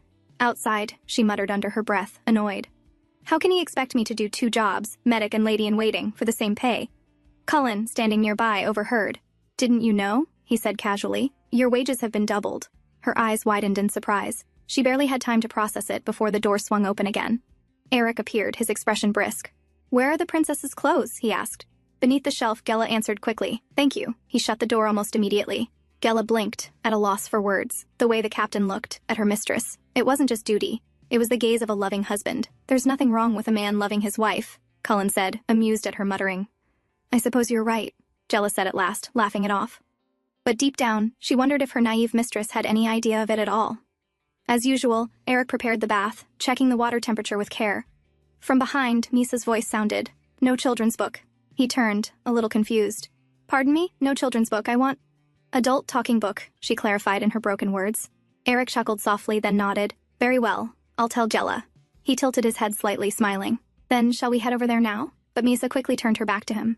Miesa? What happened? Eric asked, a little shocked. Embarrassed, she muttered. Eric embarrassed me. Uncomfortable. Embarrassed? He repeated, baffled. Am I the one who was embarrassed? Yes, Miesa insisted, pouting. Eric face red. When I wash. Her cheeks puffed slightly as she added. I wash alone. Eric, get out. Eric hesitated, then lowered his voice. You're still injured. At least, let me wash your hair. Then I'll leave. After a moment's pause, Miesa nodded reluctantly. The paint stains on her skin would be too painful to scrub away by herself. He washed her hair carefully, speaking in a calm tone as his hands worked gently. Try to speak more rather than only using gestures. The practice will help you. When he finished, she pushed him lightly. Go now. Eric smiled at her stubborn expression. Call me if you need help, he said before stepping out. A while later, Miesa emerged from the bath with a deep frown. Washing herself had been far harder than she imagined. How was it? Eric asked, waiting outside. Gela wash me tomorrow, she replied curtly, her lips downturned. Eric laughed, unable to help himself. At least wear your nightgown properly next time, he teased. She had put it on backward. Later, as he dried her hair and carefully applied fresh bandages, he asked softly, How was your day? Gela nice, she answered simply. Are you comfortable here? Yes, I've already notified the chef about your tastes, Eric said, brushing her hair back from her face. But tell me, why were you so thin before? Misa was quiet for a moment, then repeated something her maid had once said. Why bother feeding a mad princess? Eric's jaw tightened. He understood now just how insolently her maids had treated her. They seem to have been quite insolent towards you, he muttered. But before he could say more, Miesa suddenly grabbed his hand. Her eyes trembled. If they hurt... Bearmol no, she whispered, reminding him not to punish them recklessly, afraid he might draw the king's suspicion. Seeing her fear, Eric softened, changing the subject. I see your speaking has improved a little. Yes, but I couldn't practice yesterday, Miesa admitted. Why not? He asked. She frowned. I usually practice at night, but yesterday, when I tried to leave... Eric... She made a gesture, flop over me, trapped me, couldn't practice. Eric blinked, embarrassed, and rubbed the back of his neck. I must have sensed you might try to leave, he said awkwardly. I talked now. Here, Miesa said, pointing to her forehead. She leaned forward slightly, waiting. Eric laughed quietly, then cupped her face in his hands. He pressed a soft kiss to her forehead. What are you, some kind of informant? He teased. Always making sure I pay up properly for what you tell me? It was during this time that Miesa slowly grew more accustomed to speaking. Each day she spoke a little more, asking questions. Sometimes they were simple, almost childish. Other times they left Eric struggling to find answers. But the more they spoke, the closer they drew, and words that once came haltingly from her mouth now flowed with greater ease. I already know how to talk. I just needed to get it out of my head, Miesa said, her eyes glinting with determination. Now I gave you an answer. So you have to kiss me again. As usual, Eric leaned in, turning her face toward him and pressing a kiss to her lips. Now that you're speaking, he suggested softly. Why don't we try addressing each other more formally? After all, we are husband and wife. Miesa tilted her head, confused. But I am a royal princess, and you are son of Cladini. Why should I call you formally? Eric burst into laughter at her genuine confusion, then explained, Since you are my wife, that makes you one of the other nobles now as well. Her eyes sparkled at this new piece of information, and Eric found himself completely captivated by the innocent shine in her gaze. Are you disappointed, my lady? He asked, lifting her hand and kissing it gently. Miesa smiled. No, I like living here, so it doesn't matter to me. I'm glad to hear that, Eric murmured, brushing his hand along her cheek. You are nice. I'm glad I saved your life, Miesa said quietly. Eric blinked in surprise. What do you mean? I saved your life, didn't I? When the king accused you of treason, she reminded him. Eric gazed at her in silence. If he hadn't married her, he wouldn't have been in danger in the first place. But looking at her beautiful face, her rosy cheeks, and her pure smile, he didn't regret it. You're right, I am in your debt. he admitted at last. Misa laughed playfully. Eric, I'm happy that I married you. Her smile was almost childlike, yet raw and sincere. Seeing those emotions on her face, Eric felt something stir within him. Misa, he whispered, intertwining his fingers with hers. You should close your eyes. He leaned closer, his hands stroking her lips gently. Her face turned crimson at the unfamiliar sensation. Go on. Shut your eyes, Misa. There's no need to be nervous, he urged softly. Trusting his words, she closed her eyes. Eric leaned in and captured her lips, deepening the kiss as he pulled her closer. His heartbeat quickened with every passing second. Misa opened her eyes slightly, startled. Why is he sucking my mouth as if there's food there? But there isn't. She couldn't understand. When Eric finally pulled back, both of them were breathing heavily. Her face showed shock more than pleasure. Eric kissed her forehead, then trailed down to her cheek before capturing her lips again. Does it feel strange to you? He murmured in between kisses. Before she could answer, his lips moved lower, pressing against her neck, sucking gently with growing affection. A moan escaped Misa subconsciously, but she quickly came to her senses and pushed his face away. Wait. It's not like this. You don't know how? Have you ever done this before? She asked, her voice flustered but serious. The upper body has nothing to do with it. I know a lot. The priestess taught me. So do as I say, she insisted firmly. But Eric only pulled her hand down and kissed her again. This is all necessary for the part you just spoke of. It's to make sure the process will be less painful for you, he explained, voice low and steady. Misa frowned. No, you must have learned it wrong. I'm afraid if you stop me like this, we'll never get anywhere, Eric reminded her, resuming his kisses. And you see, this is the only way I know. She pushed his face again, frustrated. Why are you so stubborn? This is all to save your life. He stopped, his lips hovering near her ear. Are you doing all this for me? He whispered. Misa froze, but didn't deny it. Eric's breath brushed against her skin as he whispered, I'm touched, my lady, so I think I'll stay here even longer, since I don't want to cause pain to the wife who cares so much about me. Misa still thought to herself that this man must have gone mad. Why don't you listen to me? She asked, exasperated. Eric gave a wry smile. That's exactly how I feel sometimes, so stop and hurry up, my lady. He leaned in closer once again. The next morning, Misa's maids checked on her as usual, but today they looked puzzled. It's hard to say, one murmured. Right, the other agreed, frowning. Meanwhile, Misa only yawned, playing her part as the mad princess. In reality, that man ended up doing nothing but wasting time kissing me last night, she thought bitterly. As the maids whispered, one leaned closer. Perhaps taking a lover has changed his heart? Shh, the headmaid hissed, nudging her. Then, lowering her voice, she added, Look, his lover is here. They pointed toward Gela, who had just entered. My lady, I brought these clothes for you, Gela said warmly. But when her eyes fell on Misa's neck, she froze. Why do you have a rash on your body? Yesterday you were fine. She leaned closer, analyzing. Then suddenly, realization struck. Her face turned crimson with shock and embarrassment. Elsewhere, Edel reported to Eric. It seems replacing the princess's maids will not happen anytime soon, she informed. Eric frowned. Why? Why does the palace still refuse to replace them? Edel explained calmly. Lady Malika has a habit of stealing from the household she serves. When she was caught, she bribed the head maid and secured her position. With Viscountess Manel's help, I was able to gather records of the stolen items and the bribes. She handed him a report. Eric scanned the list, then gave a curt nod. Good work. Edel hesitated. Young master, yes? Eric asked. Perhaps you should... She stopped herself, clearly weighing her words. In the garden, Misa played idly with Gela, but Gela still looked shaken. Has the captain finally lost his mind? She muttered under her breath. Then, crouching near Misa, she whispered, If the young master ever does something you don't like, make sure to scratch and bite him. Promise me. Misa only shifted uncomfortably. It wasn't like what Gela was imagining at all. I know you're married. And no one here would stop him anyway, Gela continued, her voice low with pity. But still, I always thought my little sister was more pitiful, but now, I'm not so sure. Misa tilted her head as Gela began sharing something she had never told anyone. My sister, she once caught the plague. She survived, but she ended up like you. Back then, our family was poor. We couldn't afford medicine, couldn't afford to care for a sick child. One day, my father took her outside, and when he came back, he was alone. Her voice cracked slightly. I realized years later, my sister went to a place from which she could never return. Misa listened silently. This time, she learned something new, that even a parent could abandon their child. Gela smiled faintly through her sadness. Thank you. I've never shared this with anyone before. She hesitated, then added, Mistress Cladene. The truth is, the first time I saw you... But before she could finish, Eric's voice cut in. There you are, my lady, he said, striding toward them. His hand brushed Misa's hair back from her face with gentle familiarity. I'll take care of her. You may leave. Gela hesitated. clearly reluctant, but she bowed and left. Miesa, however, wanted to protest. She wanted to hear what Gela had been about to say. "You don't have to come here, Eric," Miesa said quietly, turning her face away. Eric looked startled. "What do you mean? You don't like me around?" Miesa shook her head. Slowly she explained, "Not like that. It's just, when you're here, nobody talks. Everyone keeps silent. But with Gela, I can hear people talk. I can learn something from them." "I see." Eric's expression softened into something almost pained. "I understand." Miesa studied him curiously. "Why does he look upset?" But then, he smiled faintly. "I'm glad. Your complexion looks much healthier." He gently caressed her cheek, and Miesa blinked. He noticed the change before I even did. Being with him, though confusing, made her strangely happy. She hoped he would never change. To her, he seemed almost like the kings in the fairy tales she once read as a child.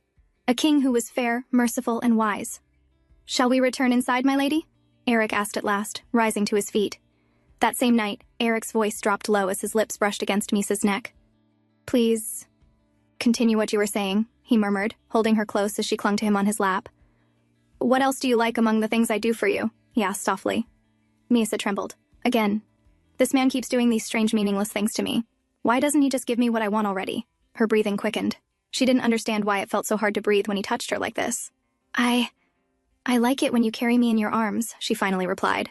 Eric's gaze deepened, his questions relentless. "Why? Why?" Miesa frowned. "Isn't it obvious? We only need to do this to avoid being killed, so why does he keep asking?" But when Eric suddenly pulled away, her heart jolted. "Take your time," he said gently. "Answer me. I can wait." Miesa blinked, stunned. He refuses to touch me unless I answer him. How underhanded. I've never met anyone as stubborn, or as scheming, as this man. Gritting her teeth, she gave him the truth. "When I walk, I limp. It makes it hard to move. So I like it when you carry me." As expected, Eric smiled at her answer. Miesa, however, was left even more confused. Why is he so reluctant when they could just get it with?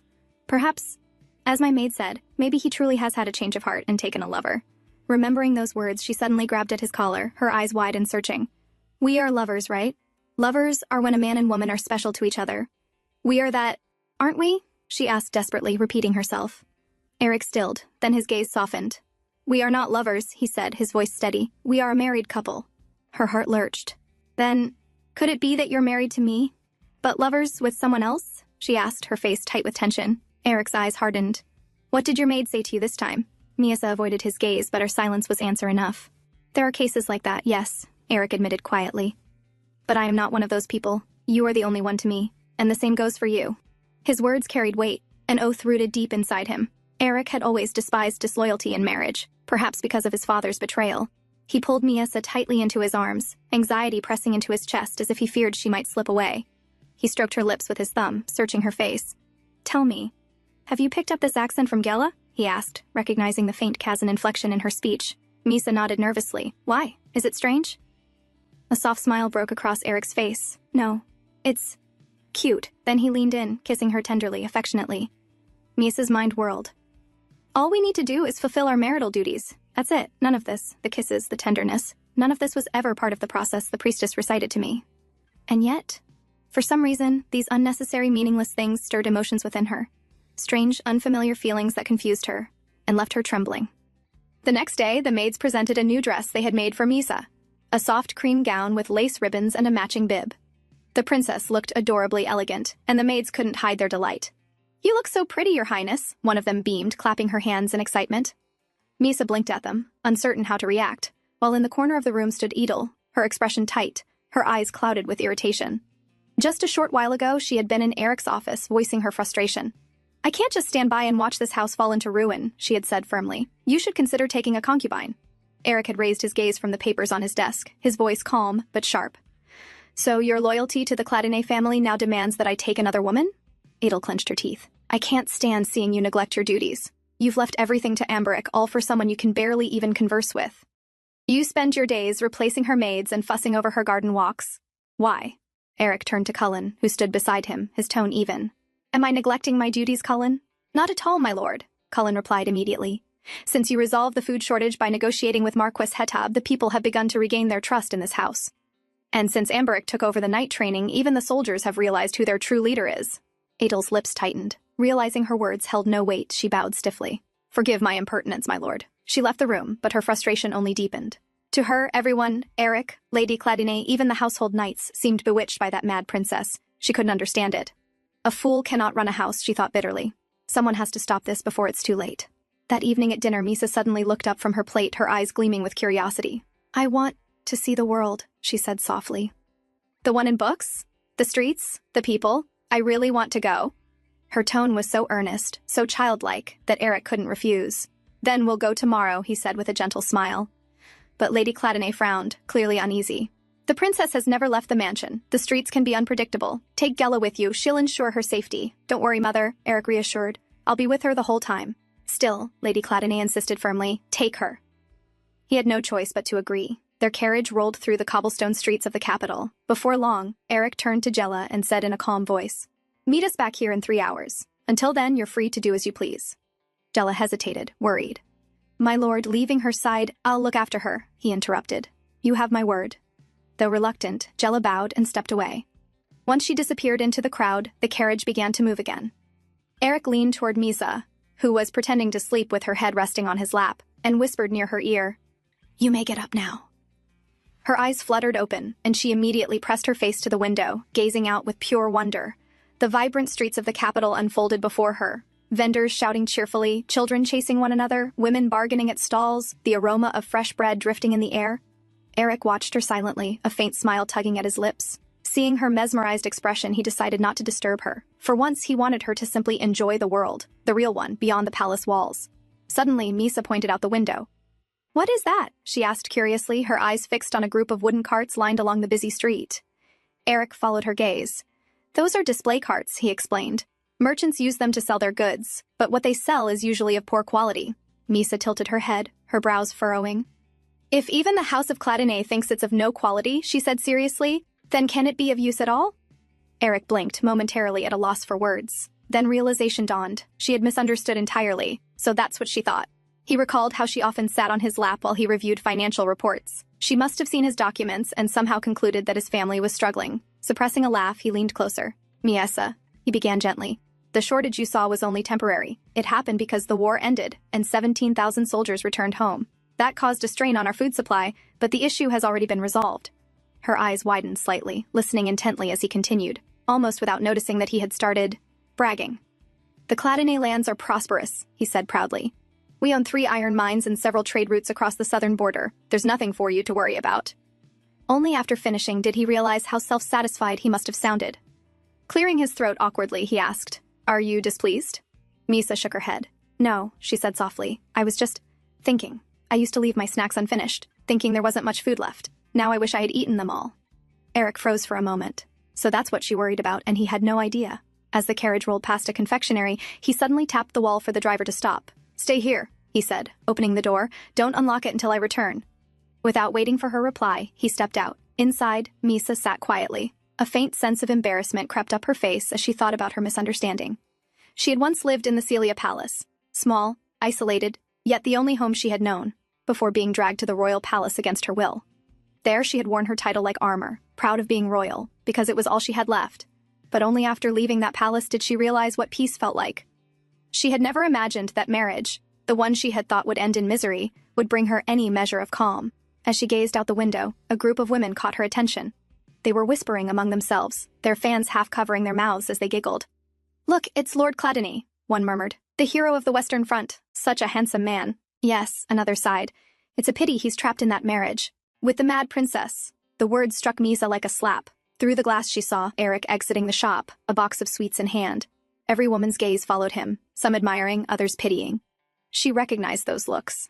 They were the same looks she'd seen before, from Ambric, from the servants, from everyone in the house who pitied Eric for being tied to her.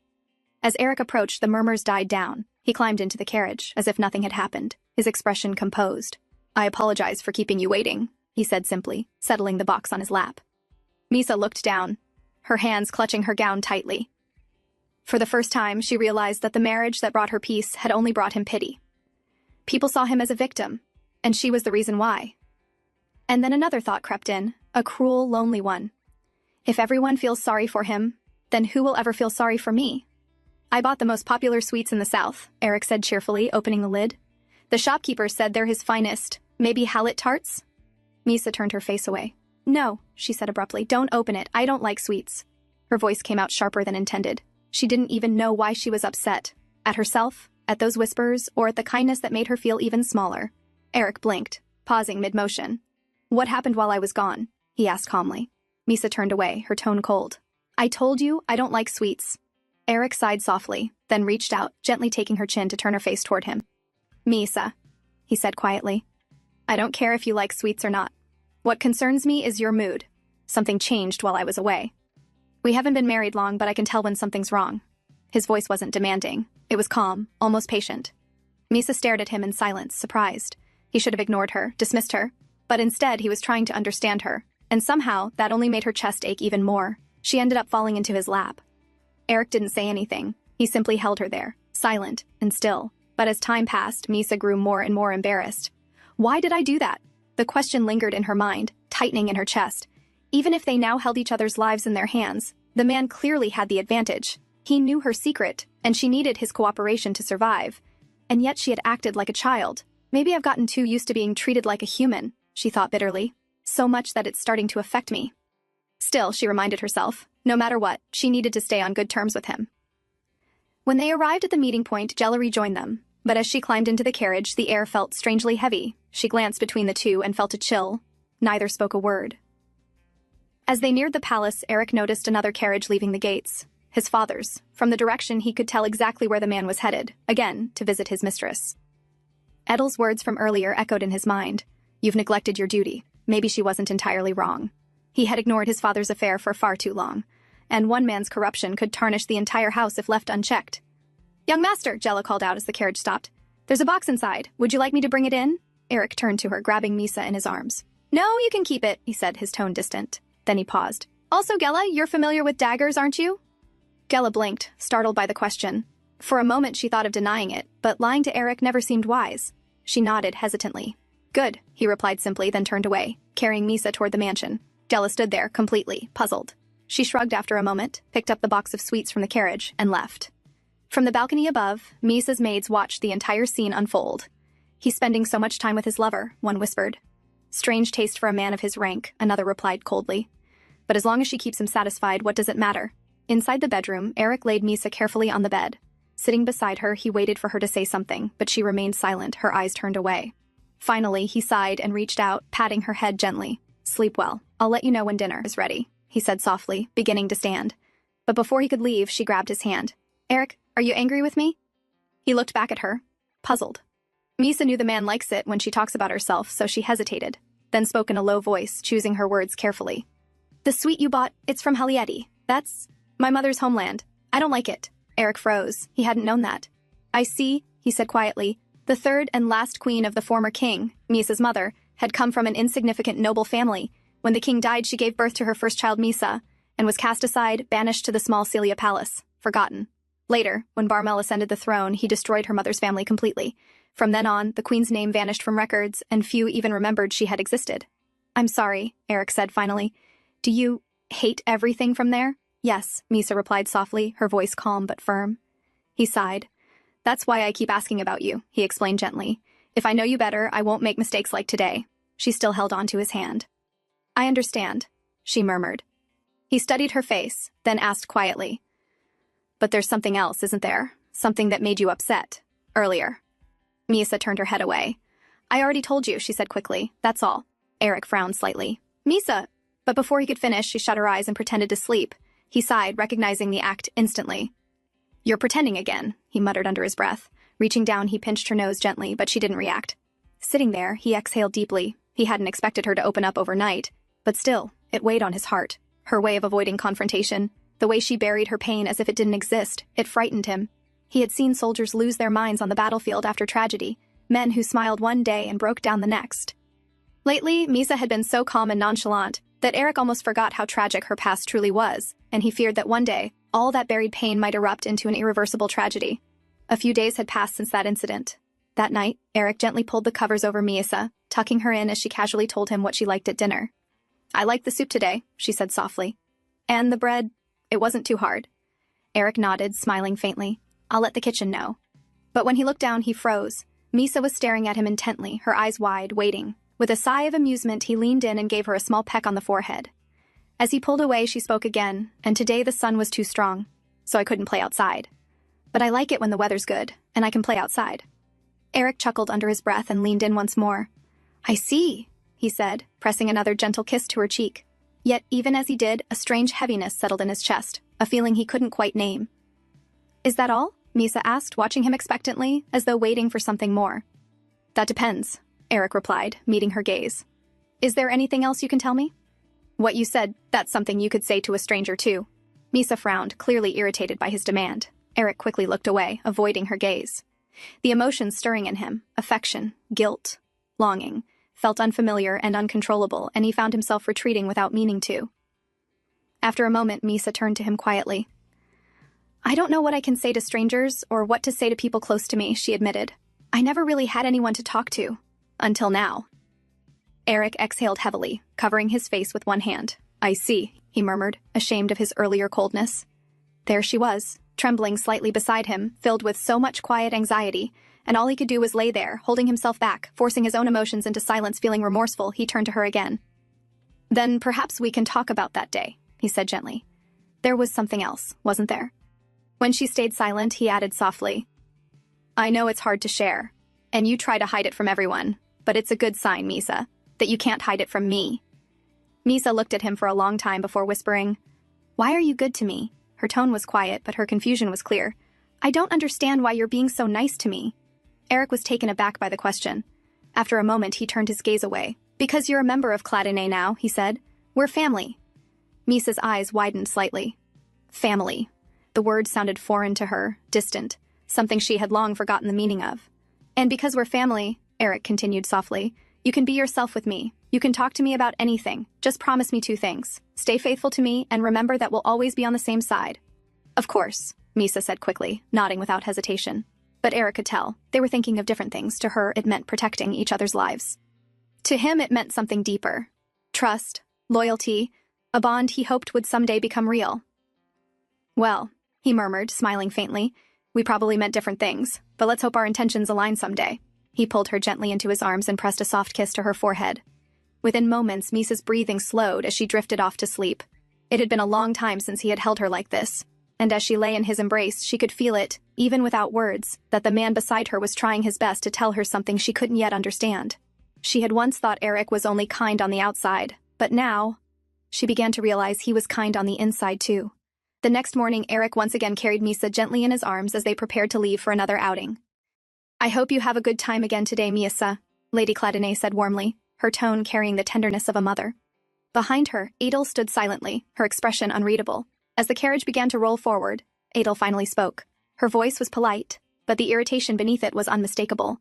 My lady, are you certain this is wise? She asked carefully. The young master is still a man after all, allowing such a young woman to spend this much time alone with him.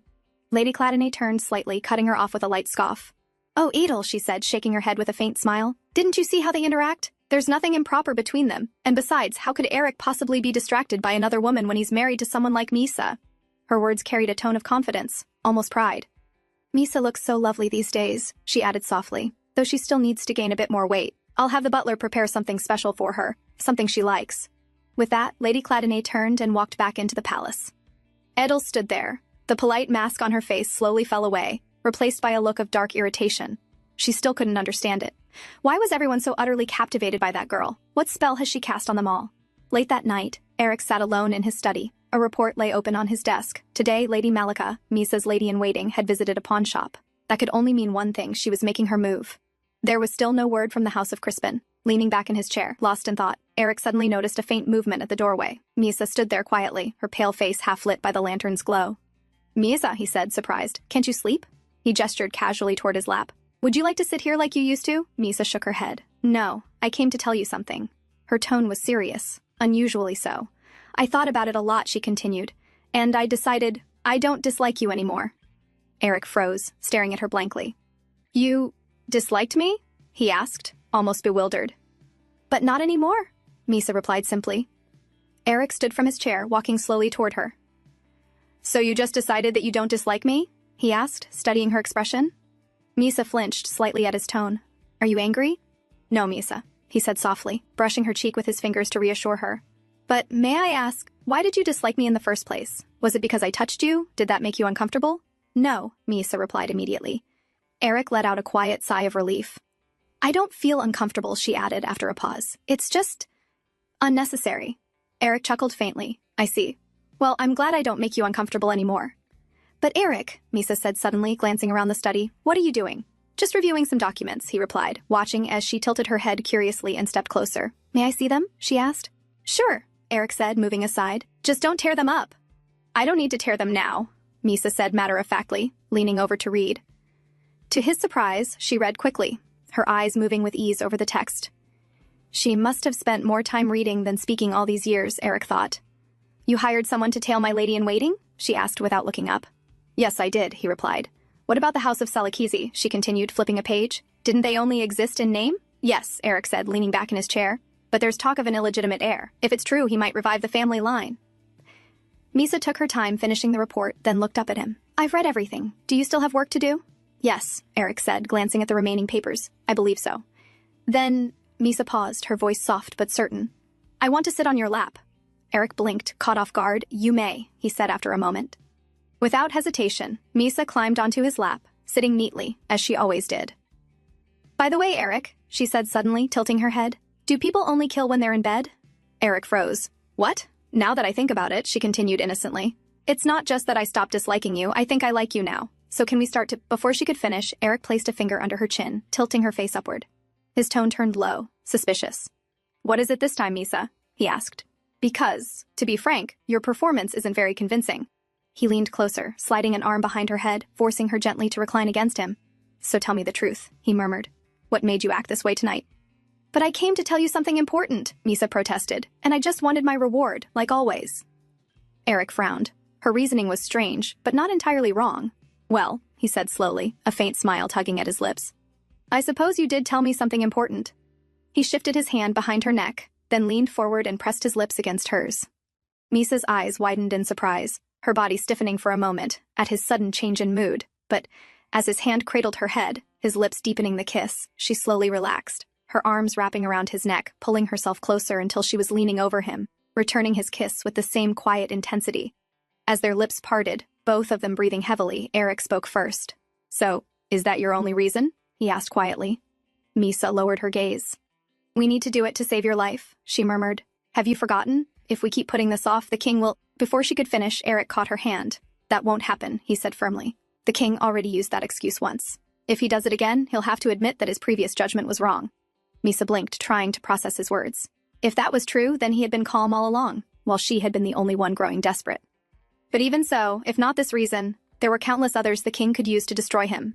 If something happened to him, she would lose everything, the only man in family who treated her as human. And if that happened, she had to make this marriage unshakable before it was too late. Her fingers fumbled clumsily at the knot of his robe, trembling from urgency more than courage. Eric sighed softly. My lady, can you tell me why you're doing this? Something inside her snapped. The man kept finding ways to step back, always reasoning, always avoiding. Do I need a reason? She asked, her tone rising in frustration. Why won't you just say it? That you don't like my body. Her voice broke, angry and trembling. If it disgusts you, then close your eyes and get it over with. Eric looked at her in disbelief. What on earth are you talking about? Do you really think I wouldn't like it? Before she could respond, he tugged at the front ribbon she had been struggling with, loosening it with ease. By the time they reached the bedroom, Misa's thoughts were tangled with the cruel words of her ladies-in-waiting. How they mocked her scars, how they claimed no man would ever want to see her. But Eric didn't stop. He leaned over her, undoing the tie of his robe, the same one she had fumbled with earlier. The fabric slipped from his shoulders, revealing his body marked with old wounds. As you can see, he said quietly, hovering above her, I have plenty of scars myself. Misa stared at him, then slowly reached out, her fingers brushing one of the marks. Who did this to you? She asked softly. Eric smiled faintly, explaining where each scar came from, one by one, like old stories told by a soldier long returned from war. Up close, he seemed different. Broader, stronger, yet gentler than she'd expected. So, he murmured, do you dislike my body? Misa quickly turned her face aside. No, I like it, she said in a small voice. Liar, Eric teased. You just rolled your eyes. He leaned down, his breath brushing her neck. Still, I forgive you. Misa trembled, her breath catching. A warmth spread through her chest, strange and unfamiliar, yet not unpleasant. Eric's voice grew softer. You might feel some pain if we continue, he said, giving her a quiet warning. Startled, Misa turned her head toward him, but before she could speak, he pressed a kiss against her lips again, gentle but firm. When he finally pulled away, he rested his forehead on her shoulder with a quiet sigh. I was going to stop here, he murmured, since we're not ready yet, but... He lifted his head, meeting her eyes. Misa, I may do some things that surprise you, he said in a low voice. But please, don't push me away, and don't say no, do you understand? Misa looked up at him, hesitant, then slowly nodded. The man leaned down, his movements slow and deliberate. Only a moment later, Misa began to regret her answer. Yet in the end, he didn't go all the way that night either. A strange, unfamiliar ache lingered within her, a feeling she couldn't name or understand. The next day, Eric received a report from his men. According to them, when they tailed Lady Malika, she had visited a pawn shop. As she left, she quickly shoved something into her pocket, but it was so small that they couldn't make out what it was. One of his men followed her back to the palace, while another stayed behind at the shop. Around sunset, a hired carriage stopped in front of the pawn shop. An old woman stepped out and went inside. Soon after, she was thrown out by the shopkeeper, shouting about a brooch she was trying to sell. When they followed her back home, they noted her address and brought it to Eric. Eric studied the paper, his brows furrowed. The address seemed familiar, but he couldn't quite remember why. I see, he murmured, dismissing his men with a nod. When he returned to his room, Gela was there, reading a book aloud to Misa. Seeing him, Gela immediately stood up, her expression hesitant, as if debating whether to speak. After a moment, she finally asked, My lord, are you planning to go outside again today? With the princess and me? Eric raised an eyebrow, surprised by her sudden question. Perhaps. Why do you ask? Gela explained. Earlier, one of the princess's maids asked me the same thing. I'm not entirely sure, but their behavior seems suspicious. I think they might be planning something. Eric's expression darkened slightly. I see. Her instincts matched his own unease. If they were planning something, he'd rather face it head-on. He opened his wardrobe and took out a dagger belt, handing it to Gela. Cullen will show you how to wear this properly. After that, get off the carriage and move around as usual. Keep in mind, Cullen will be following you. Gela blinked, confused but determined. Understood, she said slowly. Then I'll prepare the carriage for our outing. She bowed lightly and left the room. Once she was gone, Eric turned to Misa and began helping her dress. He placed a lightweight protective vest under her gown. There will be knights around, but this will give me peace of mind, he explained. Misa's cheeks flushed. For some reason, she couldn't meet his eyes. Let me know if it feels uncomfortable, Eric said, adjusting the straps. No, it's fine, she replied softly, then pointed toward a small ribbon bib her maids had made for her. Could you help me tie this? Eric paused, looking at it curiously. He hadn't known she liked such accessories. With a faint smile and a touch of embarrassment, he tied it gently around her neck. I'm not sure I'm doing it right, he admitted, but I'll try my best. When he finished, he brushed a hand over her shoulder and said quietly, Let's just hope all these precautions turn out to be unnecessary. For a long time, nothing happened. Their carriage moved steadily through the streets, and their outing passed peacefully, just like before. Eric began to think perhaps the tension had been for nothing. But when they returned to the meeting point after 3 hours, Gela appeared, disheveled, bruised, and clearly hurt. She climbed into the carriage, breathing heavily. I'm assuming, she said dryly, that I'll be getting paid extra for this. Eric stared at Gela's disheveled appearance, his brows knitting with concern. Are you hurt? He asked, his tone firm yet worried. Yes, I am, Gela replied with a sigh, brushing the dirt from her sleeve. But my feelings are hurt the most, and all because of Sir Cullen. Her expression darkened as she said his name. Eric frowned slightly. What happened? Gela exhaled, clearly irritated, and began to explain. After I left, I wandered around the market like usual, picked up some herbs, stopped by a bookstore. Then, out of nowhere, some man bumped into me. I was about to yell at him, but before I could, he just ran off without even apologizing. A moment later, I realized he'd robbed me. Eric listened quietly, his gaze steady. So, naturally, I ran after him, Gela continued, gesturing animatedly. But the bastard led me into a dark alley. That's when I realized he wasn't working alone. A whole group was waiting there. Her voice grew tense. Disgusting men. And what annoys me more is that I fell for something so obvious. She paused, scowling. At first, I stayed still and listened. They were talking among themselves. And that's when I found out their real plan wasn't just to rob me. They wanted to kidnap me. Eric's eyes narrowed. They attacked me, Gela went on. One came straight at me, but I knocked him flat on the ground. Then another tried to throw a sack over my head from behind. That was it. I lost my temper. She scratched her cheek, a little embarrassed. Well, I could have gone along with their plan and found out who sent them, but I was too angry to think straight. Eric sighed quietly. I see. But here's the strange part, Gela continued. There were plenty of them. Yet they didn't all come at once. They came one by one. I couldn't figure out why. Until I looked around and saw who was behind it. She took a deep breath. It was Sir Cullen, sending them at me, one after another, like it was some kind of twisted training session. and every time he sent someone in, he muttered a number under his breath.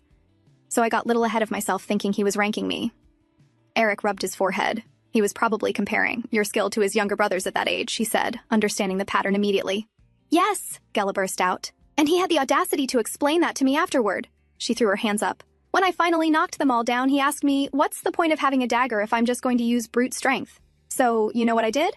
I showed him the point of a dagger, by interrogating those men myself. Eric's lips pressed into a thin line. He was about to stop her, worried the story might be too much for Misa, but when he glanced at her, he froze. Misa was covering her mouth, her shoulders trembling, not in fear, but in suppressed laughter. Puzzled, Eric turned back to Gela. Captain, Gela said, noticing his mind wandering. Yes, go on, Eric replied, clearing his throat. Gela shrugged her hand. Anyway, after a little persuasion, they confessed. They were hired through a thieves' guild. The instructions were specific. Her voice grew heavy. They were to kidnap me, keep me captive for months, and then send me back to the Cladine estate, pregnant. Eric's jaw tightened. He didn't need to hear more to guess who was behind it. Gela crossed her arms again, trying to regain her composure. So, I hope I'm getting paid extra for this, she muttered. Eric finally exhaled. I heard you were saving to buy a blacksmith shop in your hometown, he said calmly. I'll purchase it with my own assets. It may take a few weeks, but by next month, the title deed will be in your hands. Gela's eyes widened. Seriously? She said, stunned. Eric nodded once. Thank you, she said quickly, then looked down at her torn clothes and messy hair. Well, since I'm in this state, I'll return with Sir Cullen. She gave a short bow and stepped out of the carriage, leaving Eric and Misa behind in the quiet that followed. Eric's expression darkened, his jaw tightening. They're playing dirty, he muttered under his breath. They wanted to spread rumors about me and Gela. Misa lifted her head, her tone calm as ever. Now that I remember, they once said Gela was your lover. Eric let out a slow sigh. I expected as much, he said, shaking his head. Then, softening his tone, he turned toward her. Anyway, are you all right, my lady? He asked gently. Misa blinked at him. About what? About what Gela said earlier, he clarified, a hint of confusion in his eyes. I thought it might have disturbed you. Oh, that? She said with a faint shrug. I guess I really was scared when I was young. But now? I'm used to seeing blood. Eric's brows furrowed slightly. You've seen it that often? He asked quietly, his tone unreadable. Actually, Misa began, looking away as if recalling something distant. I kind of had a habit of laughing like a mad person. Sometimes I even had to sleep beside dead bodies. When I was young, I didn't have much choice. I had to prove I was truly mad. Eric said nothing, his gaze fixed on her. She continued in her usual matter-of-fact tone. But about 2 years ago, the ladies-in-waiting started, suspecting that I was gaining my senses back. By then, everyone close to me was already dead, so I couldn't sleep with dead bodies as often as before. Her voice lowered slightly. After that, I came up with other crazy things, just to make sure they'd still believe I'd lost my mind. For a long moment, Eric simply stared at her. His chest felt heavy. He couldn't begin to imagine the kind of horror she'd endured since childhood. The loneliness, the fear she had disguised behind that false madness. There are still things you dislike and fear to this day, aren't there? He asked softly. Misa's eyes flickered toward him. I don't want to remember my childhood, she said quietly. And I don't want to talk about it. She leaned forward suddenly, her fingers brushing his cheek. May I ask why you're asking me that? Eric didn't flinch. Because I'd like to understand you better, he replied calmly. Misa tilted her head, her expression unreadable. That depends, she said slowly. This is a very big secret, one that requires an equally big reward in return. Thinking back to her childhood, Misa realized those were the happiest days of her life. Misa, I told you, no more candies, her mother scolded gently. Little Misa turned around, pouting, clutching a handful of sweets she wasn't supposed to have. The nearby maids laughed softly, one of them scooping her up in her arms to shield her from her mother's pretend anger. Her days in the small Celia palace were peaceful and warm. It wasn't a luxurious life, but everyone there smiled at her with affection. Don't hide, Misa, her mother said. Didn't I tell you what happens to bad girls who don't listen to their mothers on rainy days, her mother said playfully, grabbing her. The goddess comes down to take them away. Her mother's laughter filled the garden. Those moments, her laughter, the scent of sweet herbs, were the only memories of warmth that stayed with Misa forever. But then came the day when everything changed. A royal informant arrived, whispering something into her mother's ear. After that, her mother's smile faded. She looked worried the whole day. One day when the storm came, with thunder shaking the walls of Celia Palace, Misa remembered her mother's warning about the goddess coming down on rainy days. That was the day King Barmal barged into the palace. Her mother's voice trembled as she hurriedly pushed Misa under the bed. I'm afraid, Misa, Mommy has done something very bad.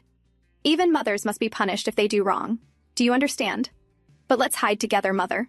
I don't want you to be punished, little Misa cried, clutching her mother's dress.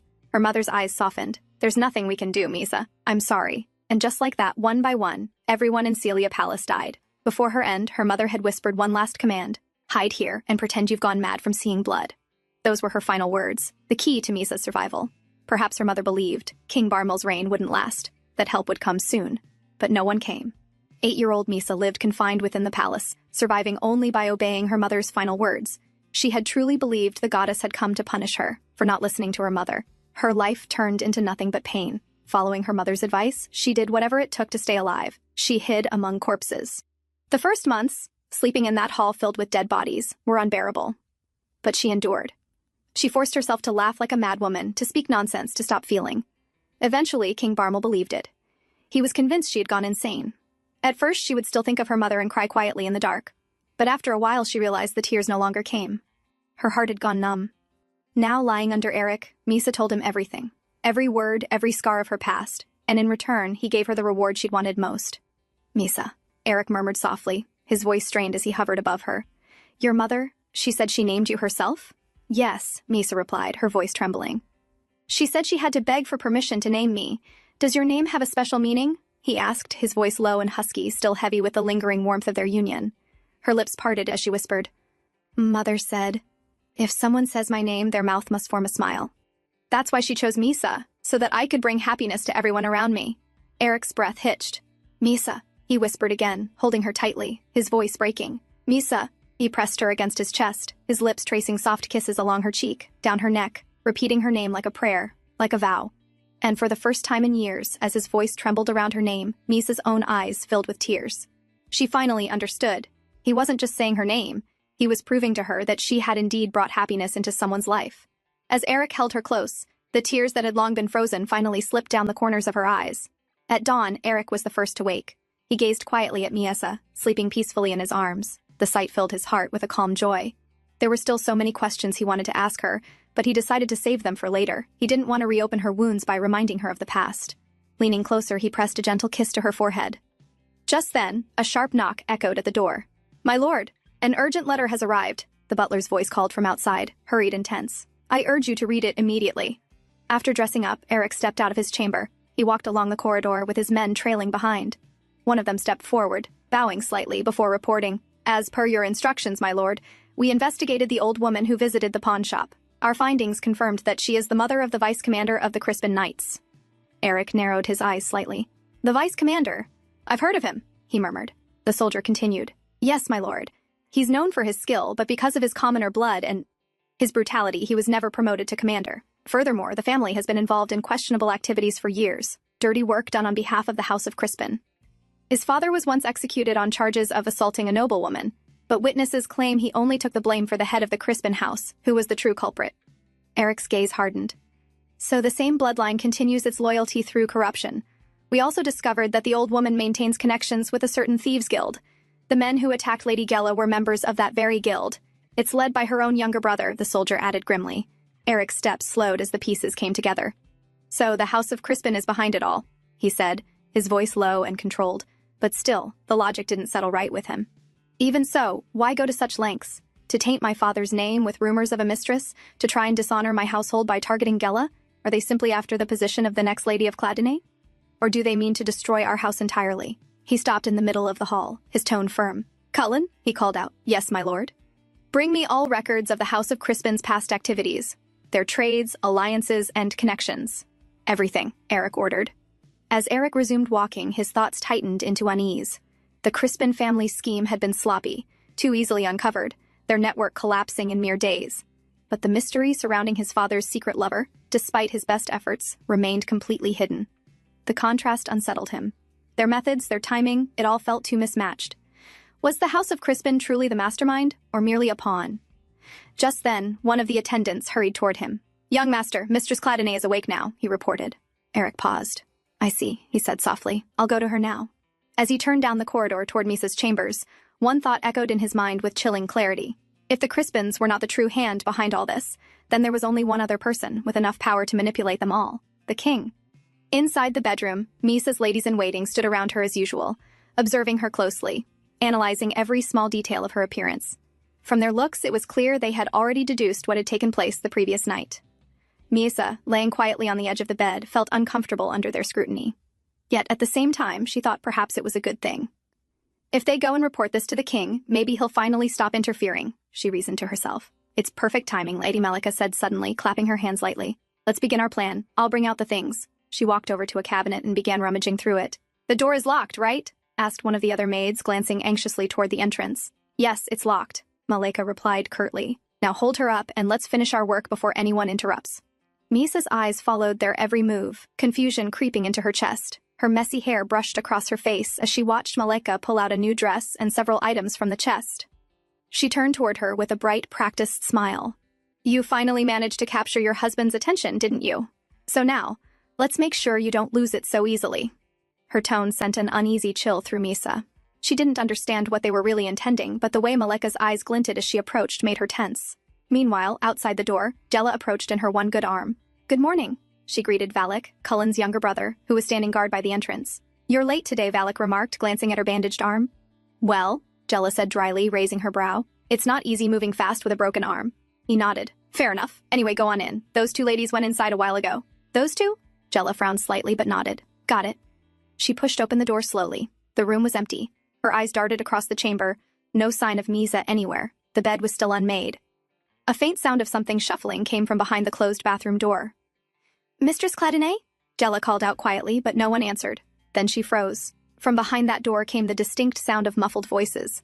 Jella's posture stiffened immediately, every sense on alert. Something wasn't right. Inside the bathroom, chaos filled the air. Everything lay scattered across the tiled floor.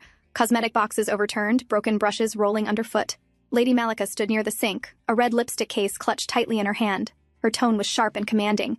I told you to hold her properly, she snapped. Below her, Misa, now dressed in a new gown, struggled and breathed heavily as the other maid pinned her down by the hair. Misa's body trembled. Something felt terribly wrong this time. Usually, her defiance would have earned her a slap or a scolding. But today, they were calm. Too calm. As if they had a clear, deliberate purpose. Malika crouched down, twisting the lipstick open. Now then. Let's make you more, presentable, she said coldly. She dipped the small brush into the red pigment and reached toward Misa's lips. In a sudden motion, Misa jerked her head, and the brush flew from Malika's hand, clattering against the floor.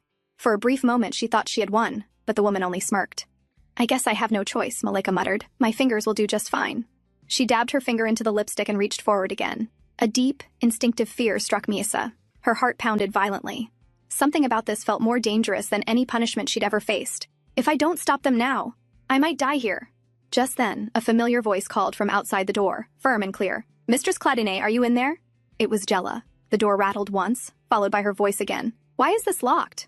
Misa's eyes widened. This was her chance. Gathering every ounce of strength, she screamed as loudly as she could. The sound echoed sharply through the room, before a rough hand clamped down over her mouth. But it was too late. Outside, Gela froze for a second. Then she began pounding on the door with her fist. Mistress Cladinay, are you all right? She shouted, hitting it again and again. Her injured arm throbbed painfully, but she didn't stop. Inside, panic flickered across the younger maid's face. Lady Malika, what do we do? What if they break in? Move your hand, Malika said darkly. But I said move your hand, she barked. We'll finish this before they come in. The frightened maid hesitated. What if she screams again? Let her, Malika hissed. We'll tell them she was hysterical, and we had to lock her in for her own safety. Meanwhile, outside, Valak had joined Gela, throwing his shoulder against the door again and again. It's solid oak, he grunted. It's not giving way. Inside, Malika glared down at Misa. It won't open easily, she sneered, so stop wasting our time. She brought her stained fingers closer to Misa's lips. Before she could touch her, Misa spit, straight at her face. You little brat, Malika's voice shook with rage. You looked me in the eyes just now, didn't you? Misa froze. No, you're not acting like a mad woman at all, Malika said, her tone low and venomous. She tilted her head, eyes narrowing, as realization dawned. So that's it. You've been pretending all along. Misa's blood ran cold. She quickly lowered her gaze, but it was too late. Her trembling hands gave her away. Well, Malika said, wiping her cheek slowly. What do we have here? Outside, Gela and Valak were still struggling with the door when a sharp, commanding voice cut through the hall. What's going on here? They turned to see Eric approaching, his eyes like steel. Gela immediately stepped forward, breathless. Captain, something's wrong, she screamed. And the door's locked! He didn't waste a second. Step aside, he ordered. Valak and Gela moved instantly. Eric strode forward, drew back his leg, and slammed his boot into the door. Once, twice, 3 times. With a thunderous crack, the lock splintered and the door burst open. The scene inside made his blood run cold. Misa sat on the floor, her hair tangled, her gown half pulled, her frightened eyes darting down, while Malika stood frozen with the red-stained lipstick still in her hand. Eric's face darkened, his voice like ice. "Tie them up." Lady Malika, startled by Eric's sudden entrance, stumbled back. "Young master, it's not what it looks like. You must understand," she began hastily. But before she could finish, Jella lunged forward, fury blazing in her eyes. She grabbed Malika by the hair and yanked her back hard. "How dare you lay a hand on Mistress Cladine?" she shouted, her voice echoing through the marble walls. Malika shrieked in pain, trying to pull away, but Jella's grip only tightened. Eric's sharp gaze swept over the room, taking in every detail: the overturned chair, the lipstick-stained floor, the terror in Misa's trembling frame. He turned immediately toward her. "Misa?" he called softly, striding forward, his tone shifting from command to concern. "Are you hurt?" Miesa, still sitting on the cold floor, looked up at him through her ruffled hair. For a moment, everything blurred, the noise, the shouting, even her own fear. All she could see was the man walking toward her, steady and protective. When he knelt beside her, the world seemed to still. Eric reached out gently, brushing aside the strands of hair sticking to her face. "It's all right," he murmured, his voice low but firm. "It's over now." He pulled her into his arms, holding her tightly against his chest. The familiar warmth and scent of him, steady and grounding, wrapped around her like a shield. Her body trembled, but slowly her grip on his coat tightened, clutching him as if afraid he might disappear. "It's okay," he whispered again, his hand cradling the back of her head. "No one will touch you now." Without looking back, Eric rose to his feet, still carrying her in his arms. He turned toward the doorway, his face dark with restrained fury. Behind him, Lady Malika struggled free from Jella's hold, shouting, "Young master, please, you must listen to me. I have something important to tell you. That woman, she's deceiving you. She's only pretending to be—" Eric stopped mid-step. The words froze the air. His grip on Misa instinctively tightened as he turned slightly, his expression unreadable.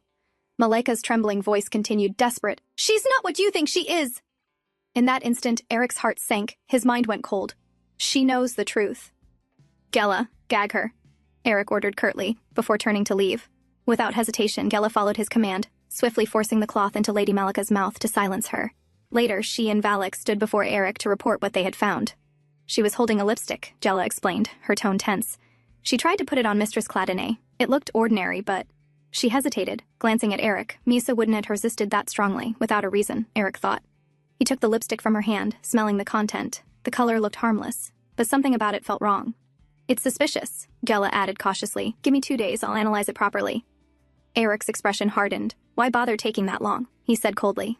He walked back into the room where Malika was restrained, standing before her trembling form.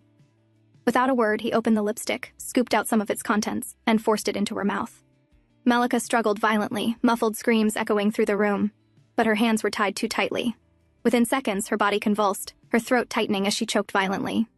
Foam gathered at her lips, and her face began to swell grotesquely, so distorted that it was no longer recognizable. Beside her, Lady Deal's eyes widened in horror, her whole body shaking as she watched her companion die. Eric stood still, his cold gaze fixed on the lifeless body at his feet. So it was poison, and judging by how Misa had reacted, they likely intended to poison her slowly, just enough each day for it to look like illness. No immediate suspicion, no direct evidence. A quiet death, perfectly staged. It was a calculated move, one designed to pit House Cladine against House Crispin, driving the two powerful families apart. Eric clenched his jaw. It all reeked of the king's handiwork. But the question remained, how far did the king intend to go? Did he plan to punish them for failing to protect the princess? Or simply watch both houses destroy each other for his amusement? Eric turned to the trembling maid beside the corpse. "Lady Deal," he said calmly, his voice sending a chill through the air. "Care to explain?" As expected, she immediately broke down. It was Lady Malika," she cried desperately. "She forced me. I only did what I was told." Eric's expression didn't change. "I see," he said simply, turning toward Cullen. "Report this incident to the royal palace."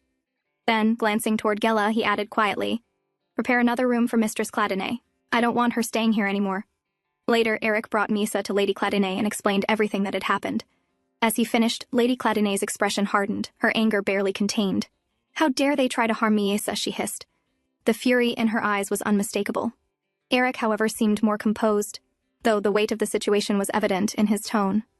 "Mother, one of the ladies-in-waiting from the king's palace has died. That means they'll send someone to investigate soon.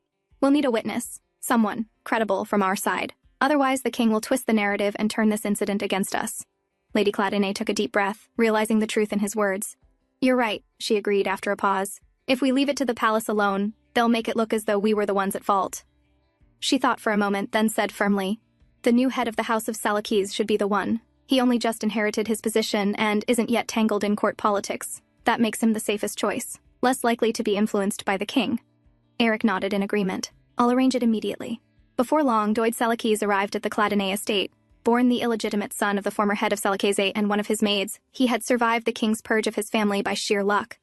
Years later, after coming of age, he had approached the palace and reclaimed his family's name. Eric welcomed him into the sitting room and explained the situation in detail. Doid listened with a polite but rather detached expression, occasionally nodding as if struggling to keep up. So, he said slowly after Eric finished, you want me to serve as a witness for your side? I see. He reached for his teacup, taking an unhurried sip before adding, well, I don't have much going on these days. It might even be a good chance to strengthen ties between our houses.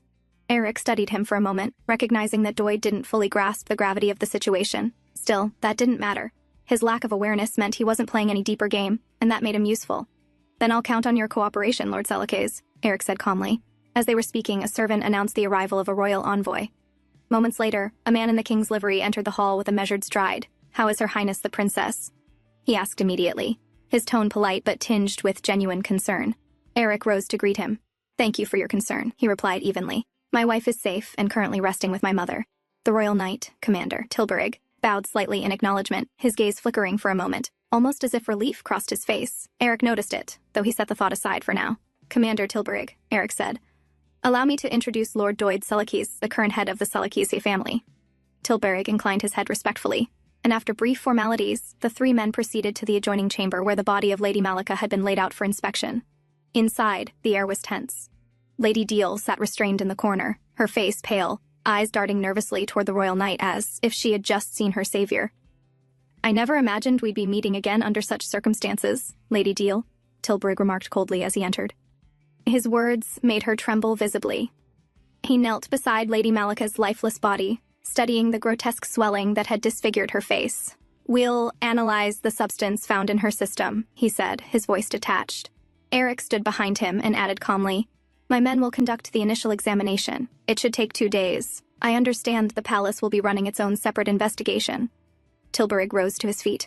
That won't be necessary, he replied curtly. Once your report is ready, deliver a copy to the palace. That will suffice. Then, turning his gaze to Lady Deal, he said, now, explain everything you know. Lady Deal's entire body shook. It was all Lady Malika's doing? She began quickly. She was the one who planned this. She had dealings with the House of Crispin, and I was only following her orders. Tilburg's eyes narrowed. And what was the purpose of this? He asked, holding up the lipstick tube between his fingers. Lady Deal froze, her lips trembling. After a moment, she stammered out, the young master and Her Highness have been spending much time together lately. Every morning, their room is in disarray. I don't think I need to say more. Lady Malika said this would be a good excuse. We were to make it seem as though we were only trying to help the princess maintain her husband's attention. As she finished, Eric glanced toward Lord Salakis, giving him a subtle signal. It was time for him to intervene. Lord Salakis cleared his throat, trying to sound authoritative.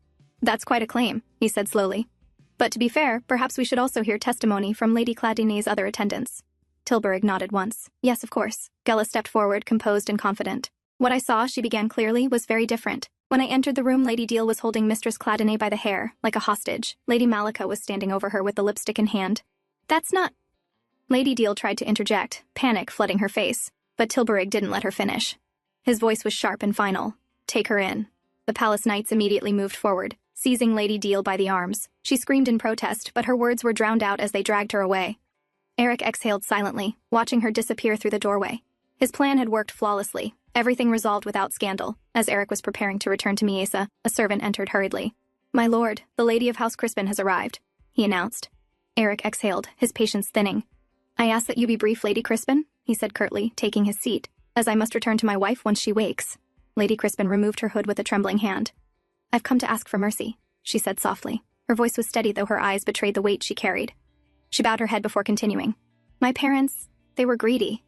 They let themselves be tempted by treason, though I assure you, their intentions were far from noble. My father is dull and slow-witted, unable to win the king's favor. In his frustration, he grew to resent his majesty. That resentment was what made him so easily swayed. It all began with Countess Carlyle, Lady Crispin explained. She's the one who devised the plan that caught my mother's interest. They always feared the king. Anyone could see where this was headed. But my mother, her excitement blinded her, and she led our house straight into this disaster. Eric nodded slightly, his tone calm but unyielding. I understand your position. but I'm afraid I have no choice but to hold the House of Crispin accountable. Unless, he added pointedly, you would prefer that I hold the king responsible instead. Lady Crispin gave a bitter, knowing smile. That would be impossible, Lord Clattenay. I came here only to do what little I could, as their daughter. Eric studied her carefully, then asked, one more thing. Was your family behind my father's affair? Lady Crispin shook her head quickly. No, but if you wish, we can investigate the woman and report back to you, she offered. Eric stood up, his voice cool but decisive. Very well, I can treat this incident as a trivial political misstep, but I'll require compensation. You'll send it along with your report. And, he added firmly, we also expect restitution for the attempt your family made to harm one of my people. Lady Crispin bowed her head. I understand. I offer my deepest apologies. Just then, the doors opened again. Margrave Clattenay strode in, his voice sharp with disapproval. You didn't even glance at each other when I arranged the marriage, and now you're meeting in secret? Lady Crispin immediately rose and bowed. My lord, she murmured before taking her leave with her knight, leaving father and son alone. Eric turned to his father with a cold stare. What took you so long? He asked flatly. I heard, the Margrave said, his tone rising with anger, that for that mad woman you killed one of the king's attendants. And now you're favoring the knights. Do you intend to hand the commander's position to Amberic next? Eric let out a mirthless laugh. You're one to talk. Tell me, father, how much do you really know? For instance, were you aware that the king was behind this entire incident, that all of it was orchestrated by him? The Margrave's expression faltered, but Eric didn't stop. His voice grew louder, sharper. Or perhaps you didn't know that the barmaid you've been meeting at this late hour came with a proposal from the king himself to bind our two houses in marriage. The older man's face turned pale. His silence was answer enough. Did you at least apologize to mother? Eric asked quietly, almost weary. For putting this family in danger? The Margrave's jaw tightened. You wouldn't understand, he hissed. I've lived my whole life with a woman who scorned every decision I made. She was so competent that she mocked me simply by existing. Eric said bitterly, stepping closer. Being deceived by a barmaid was the best you could do to escape her ridicule? The Margrave flinched but said nothing. Eric scoffed, moving past him toward the door. I should thank you, father, he said coldly, pausing for only a moment. Thanks to you, I now know exactly how to avoid such disgrace. With that, he left the room, slamming the door shut behind him. Later, Eric brought Misa to their new room. She moved quietly, still dazed from everything that had happened earlier. He watched her sit on the dining table, her gaze distant and unfocused. For 12 years, no one in the royal palace had ever doubted her, not even once. Yet in the short span of a few weeks since arriving at the House of Clattenay, her secret had been exposed, twice. Misa, are you all right? Eric asked softly, his tone filled with concern. She rubbed her temple lightly. My head just feels a little clouded, she murmured. Eric brushed his hand gently over her hair, his touch comforting as he hugged her. Then you should rest, he said. But as she leaned slightly against his arm, the tension in her body eased. The moment his hand touched her, all her tangled thoughts began to blur away. To help her clear her mind, Eric led her to the balcony. The night breeze brushed gently against their faces, and for a moment, everything seemed still. Do you know Commander Tilburig? Eric asked suddenly. I do, Misa answered without hesitation. What is he like? Eric pressed, curious. Tilburig? She repeated, her tone suddenly flat. He's a fraud. And a traitor. Eric blinked, taken aback. A fraud? He echoed. He had just met Tilburig earlier that day. The man had seemed disciplined, confident, and loyal. Hardly the kind of person one would call a fraud. Misa, Eric asked carefully, you know what a fraud is, right? Yes, she replied simply. Someone who deceives others to get what they desire. Then why are you calling Tilburig one? Eric asked, his brow furrowing slightly. Misa tilted her head. Why are you asking about him? He was here earlier, Eric said. He came to conduct a palace investigation. The moment he said that, Mia's expression changed completely. The dull emptiness in her eyes was replaced by sudden brightness. Tilburig was here, in this house, she asked, her voice full of excitement. Eric blinked again, taken off guard by her reaction. You said he's a traitor, he reminded her. Why are you happy to hear about him? He is a traitor, she replied honestly. But he's also my friend. We're close. Your friend? Eric repeated slowly. You know what a friend is, right? Yes, she said with a faint smile. He used to play with me. Eric hesitated, trying to make sense of her words. Then what did he do? No. First, tell me this. Why do you say he's a fraud? What did he desire, and who did he deceive? Misa looked at him quietly for a moment, then turned her gaze away. Will he be back? She asked instead, ignoring his question. Misa, Eric said gently but firmly, answer me first. But she didn't. Her expression softened, as though she'd withdrawn back into her own thoughts. Then, as if to change the subject, she murmured in a small, almost teasing voice, but we already did it together, didn't we? Eric blinked, taken aback again. Wait, are you refusing to tell me because of that? He asked. Just because we spent the night together? He sighed and added, "You know, we can always talk again another time. It's not." Before he could finish, Misa looked up at him, blushing furiously. "Is that something you can do more than once?" she asked in a quiet, almost innocent tone. Then, realizing what she said, she quickly covered her mouth, embarrassed. "But I didn't talk that much. I still haven't told you about Tilburig." Eric exhaled deeply, rubbing the bridge of his nose. "I have no intention of doing anything tonight," he said at last. "You're tired. You should rest." Misa nodded and leaned against his chest.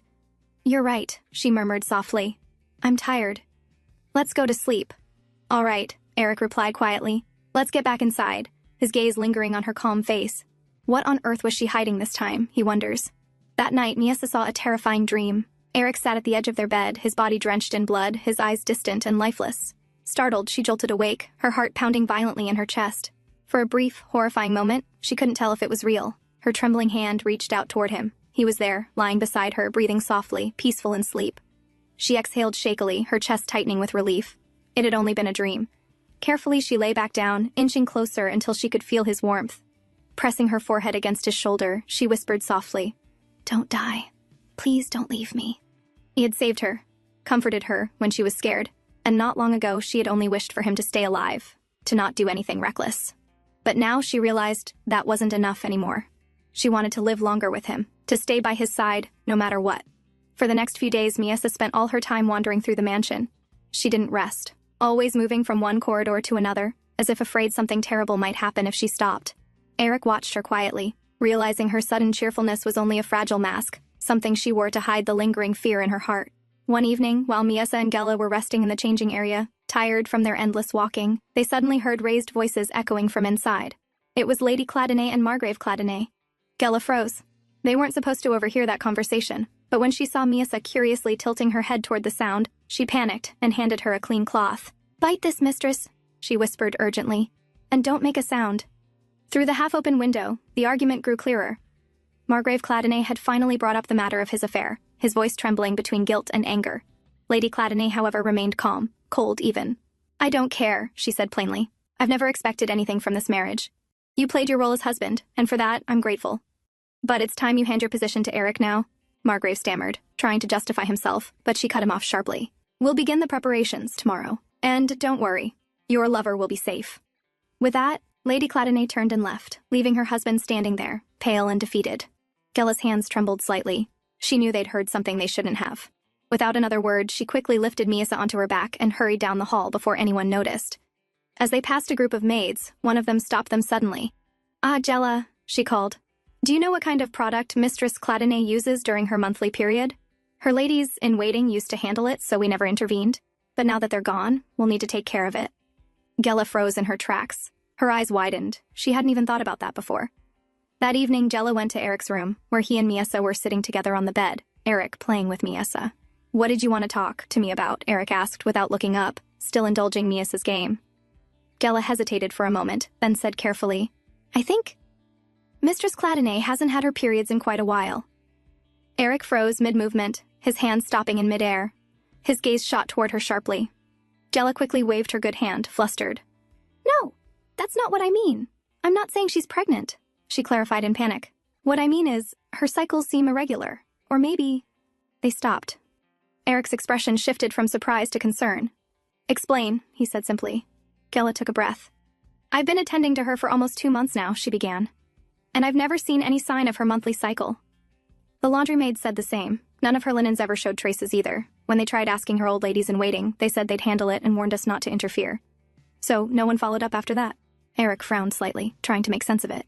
"I don't have much knowledge in that area," he admitted calmly. "You'll need to be more specific. Are you saying something's wrong with her body?" Gela sighed and rubbed her temple. She didn't want to say something that might distance him from Misa, but she couldn't avoid the truth. "I mean, she might not be able to give you an heir," she said quietly. Eric nodded slowly. "I see. Then tell me, what could cause that?" "Well, malnutrition is one of the most common reasons," Gela replied. "And when she arrived, she was far too thin. That could easily be the cause." Misa, resting quietly on Eric's lap, listened in silence. She didn't understand most of what they were saying, only that it was about her. She wanted to ask Eric, but Gela was here. "Could there be any other cause?" Eric pressed. Gela nodded grimly. "There could.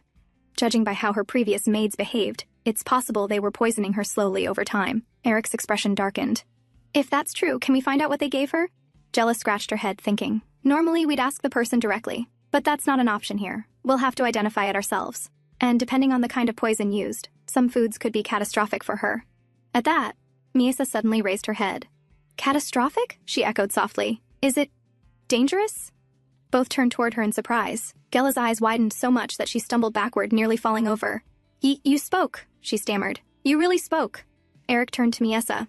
Are you sure about this, my lady? He asked gently. Miasa nodded. We can trust Jella, she said firmly. But Eric wasn't entirely convinced. Now that her secret was out, he had to take precautions. Then I have no choice, he murmured. I'll take her family as hostages. Before he could finish, Miasa quickly grabbed his hand, eyes wide. Don't do that, Eric. Her sister is getting married soon, to someone she loves. Don't ruin their wedding, she pleaded. Besides, I feel much more comfortable when Jella is around. Eric let out a slow sigh. Who could say no to that face? All right, he conceded quietly. Jella, still frozen from the shock of hearing her mistress speak, blinked rapidly. Miasa turned toward her and said softly, Jella, get yourself together. You have to prove to Eric that you can be trusted. Jella rubbed her forehead and finally managed a weak laugh. I guess I need a little time to process all this, she muttered. Miasa giggled, spinning lightly, holding Eric's hands. Then tell us when you're ready, she said cheerfully. Once you are, I'll explain what kind of drink they gave me. Later, as the three of them sat together, Miasa recounted in detail. 3 days before the wedding, they made me drink something thick and brown. My stomach hurt a lot after that, and they also forced me to take some medicine that made me sleep. Did you ever experience any bleeding after that? Jella asked cautiously. Miasa thought for a moment, then shook her head. No, never much. Jella sighed deeply and stood. At this point, she wasn't sure whether it was the result of poison or a defect in Misa's body. Either way, she needed proof, so she gently took a strand of Misa's hair. Then, turning toward Eric, she used subtle gestures to inform him that she would conduct the examination soon and report the results as soon as she had them. After that day, Jella buried herself in books, medical records, but no matter how much she read, she couldn't find anything that matched the description of the substance Miasa had drunk. If it truly was poison, it could have a long incubation period, and though Miasa seemed fine now, that didn't mean she was safe. Jella needed answers, and soon. She was so consumed by her research that she lost track of time and arrived late to attend to Miasa. By the time she reached the garden, Miasa was sitting with Lady Cladany, playing quietly. The moment Jella stepped closer, her eyes instinctively lingered on Miasa.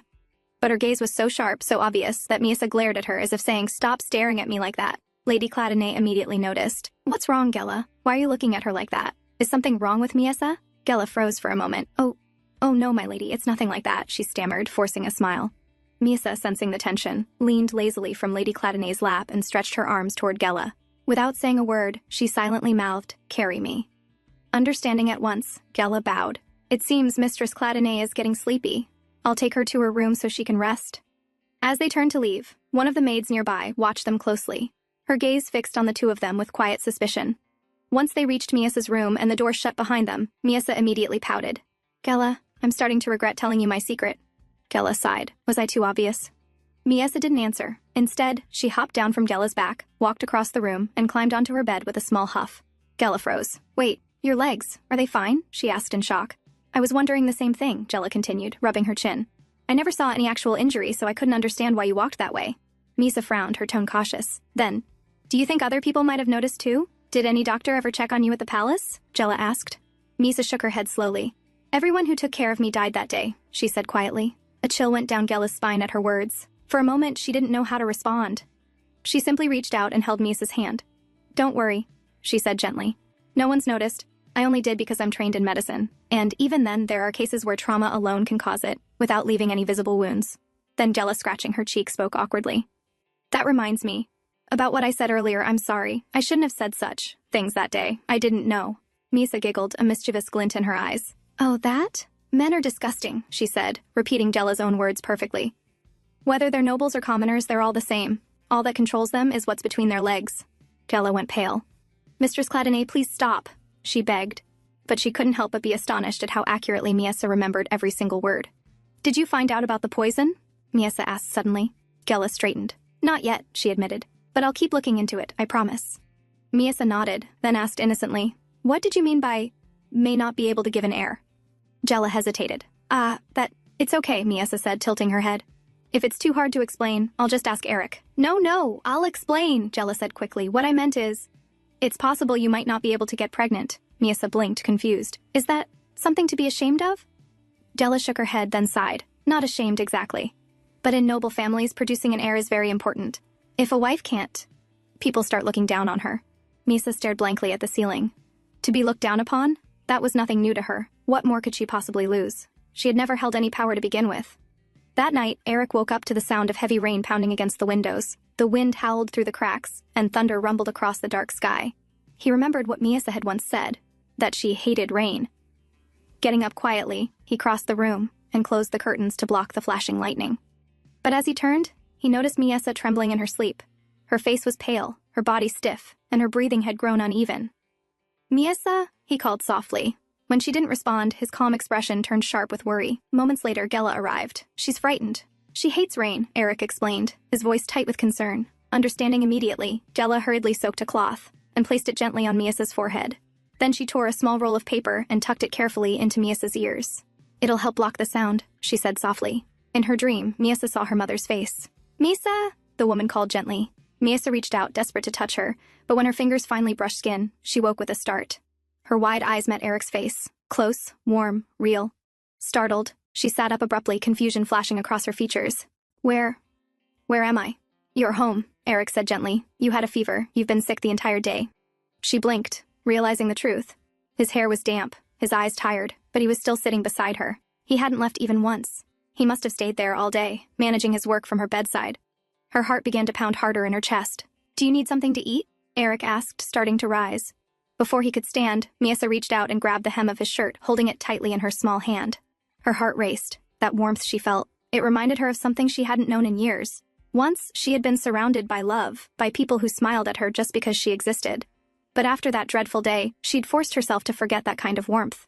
Since then, she had only lived as if she were on stage, pretending to be the mad girl in a cruel play. But now, this man looked at her differently, with kindness, with warmth that reached places inside her she'd thought were long dead. "Eric," she said quietly, lifting her gaze. "Thank you." He blinked, surprised. "Thank you for always staying by my side," she whispered. Eric didn't answer. He simply drew her closer and held her quietly in his arms. Outside, the rain kept falling, but for the first time it didn't sound as frightening. The rainy season passed quickly after that.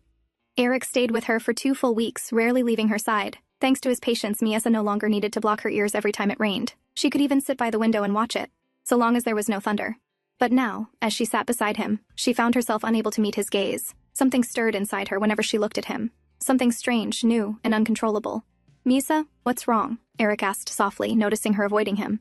"It's nothing," she murmured, closing her eyes. Still unconvinced, he reached forward and brushed her forehead with his hand. "You don't have a fever again, do you?" When he couldn't tell, he placed his hand on his own forehead for comparison, leaning closer in the process. Their faces were only inches apart. Miasa's heart thumped violently. Her stomach fluttered with a sensation she didn't understand, and before she could stop herself, her fist flew. A light but sharp punch landed right on Eric's cheek. He froze, utterly still, the corner of his mouth twitching slightly, as if deciding whether to laugh or sigh. And Misa's heart nearly stopped as she realized what she'd just done. The next morning, Gela entered Misa's room carrying several newly delivered dresses, the ones Eric had ordered for her. "Mistress Cladonay," she said cheerfully, setting the boxes down, "the clothes have arrived. Would you like to try them on?" But Miasa stood quietly, her eyes distant. The guilt from last night still weighed on her. The memory of accidentally striking Eric's cheek wouldn't leave her mind. Eric was admired by everyone. People always praised how handsome and graceful he was. Even Gela and the maids sometimes whispered about him with admiration. And yet, he was the one who had seen her at her worst. The thought of that disgusted her. Why did she care so much about what he thought? She didn't understand it herself. He had said he was only kind to her because she was part of his family now. And though they had shared their wedding night, that too had only happened after she'd begged him, pleaded with him. So what exactly did she want from him? Her heart ached when she realized she wanted him to want her, not out of duty, not out of pity, but because he truly desired her, and lately, he hadn't even kissed her. "Gela," she said suddenly, lying on the grass in the garden, her hair spread beneath her. "I read that noble women put colors on their faces. Makeup, they call it?" "Yes," Gela replied, adjusting the hem of Misa's new dress. "Why are you suddenly curious about that?" Misa's heart jumped at the question. Why indeed? Why did she want to know something like that? Embarrassed, she quickly diverted the topic. "Have you ever tried it?" Gela laughed. "Oh no, not for people like us commoners. We have to spend our coins on more important things before paint and powder." Misa tilted her head, thinking. Then she began murmuring numbers to herself, calculating how much the Cladonay household might be spending on supplies, food, and salaries each year. Gela blinked, stunned. "You're really amazing, Mistress Cladinay," she said, genuinely impressed. "You remember every figure so easily." "Amazing? Me?" Miasa asked, surprised. "Yes, of course," Gela said with a smile. "Not everyone can do what you just did." Miasa leaned forward eagerly, her eyes shining. "Am I really that amazing, Gela?" Gela nodded with certainty. "You are." Realizing how happy she was to hear that, Miasa quickly leaned back, face flushed. Why did she enjoy the praise so much? Trying to hide her embarrassment, she changed the subject again. "Gela, could you teach me those signs you use to talk with Eric sometimes?" "Sign language?" Gela asked. "Wouldn't it be better to ask the young master to teach you himself?" Miasa shook her head quickly, smiling shyly. "No, let it be our secret. I want to surprise him." Gela chuckled. "As you wish, Mistress Cladinay." Meanwhile, Eric sat in his study, resting his chin on one hand, his fingers brushing the faint red mark still lingering on his cheek. The memory of Miasa's startled punch kept returning to him. That night, as he tucked Miasa into bed, he asked gently, "What did you do today?" Relieved that he didn't seem angry, Miasa avoided his gaze. "I tried on the dresses with Gela. Then we walked in the garden." Eric leaned in a little, closer, his voice low. "And?" She turned her face away quickly, tugging the blanket higher. "I'm really tired, so let's go to sleep." But Eric didn't move back. "Why are you avoiding my eyes?" "I'm not," she said too quickly. "You're not." "No. Why would I?" she said, her tone stiff. Eric studied her quietly for a moment before asking, "Then why won't you look at my face? Does my touch make you uncomfortable?" Her heart skipped. "No, of course not," she said, flustered. "Then turn toward me," he said softly. "I'd rather not look at your back all night." Slowly, she turned to face him. Her heart began to pound again. Eric simply pulled her close, holding her tight without realizing what storm of emotion she was carrying. The next morning, a letter arrived from the palace. Eric opened it, scanning the neat handwriting. Commander Tilburg would be visiting in 2 days. He turned to Edel, who stood waiting for orders. "Did you find anything on Tilburg?" "Yes, my lord," she replied. "According to my sources, he's utterly loyal to the crown." She hesitated, lowering her voice. She had also discovered something strange. A few years ago, Tilburg had proposed marriage to the princess. But she didn't understand why. A loyal knight wouldn't make such a request unless he was truly in love with the princess. But if he married her, she'd lose her royal status. So either it was love or the king's scheme. And apart from that, she had also overheard the maids whispering. Before Lady Malika died, she shouted that the princess was deceiving you. No one believed her, of course. But it made her wonder. She decided to keep digging quietly and refrained from telling members of Cladinay for now. The Cladinay family, she thought, was too blind where the princess was concerned. And if there was any danger ahead, she'd uncover it herself. Later that day, a new lady-in-waiting from the palace arrived. She greeted everyone politely before bowing before Miasa. She was the same woman who had once helped the Cladinay family expose the corrupt headmaid, and in return, Eric had helped her brother-in-law secure a post. After she left, Miasa whispered to Eric, "I know her. She served under the headmaid before. She always kept her distance when she couldn't stand what was happening. But she stayed loyal because she has 3 sons. She wanted them to succeed." Eric listened quietly as she spoke, surprised by how freely she was sharing her thoughts today. Miasa glanced up at him afterward, smiling softly to herself. She had talked so much, told him so many things. Maybe tonight, he would finally kiss her. 2 days passed. Yet the kiss Miasa had been quietly waiting for never came. Instead, Commander Tilburg arrived at the Cladinay estate. He presented a small gift. Eric accepted it, a delicate statue of the goddess. "It's for the princess?" Tilburg added, his tone formal yet faintly hesitant. "It's said to ward off nightmares. I thought it might help her sleep better. Is she still having difficulty resting?"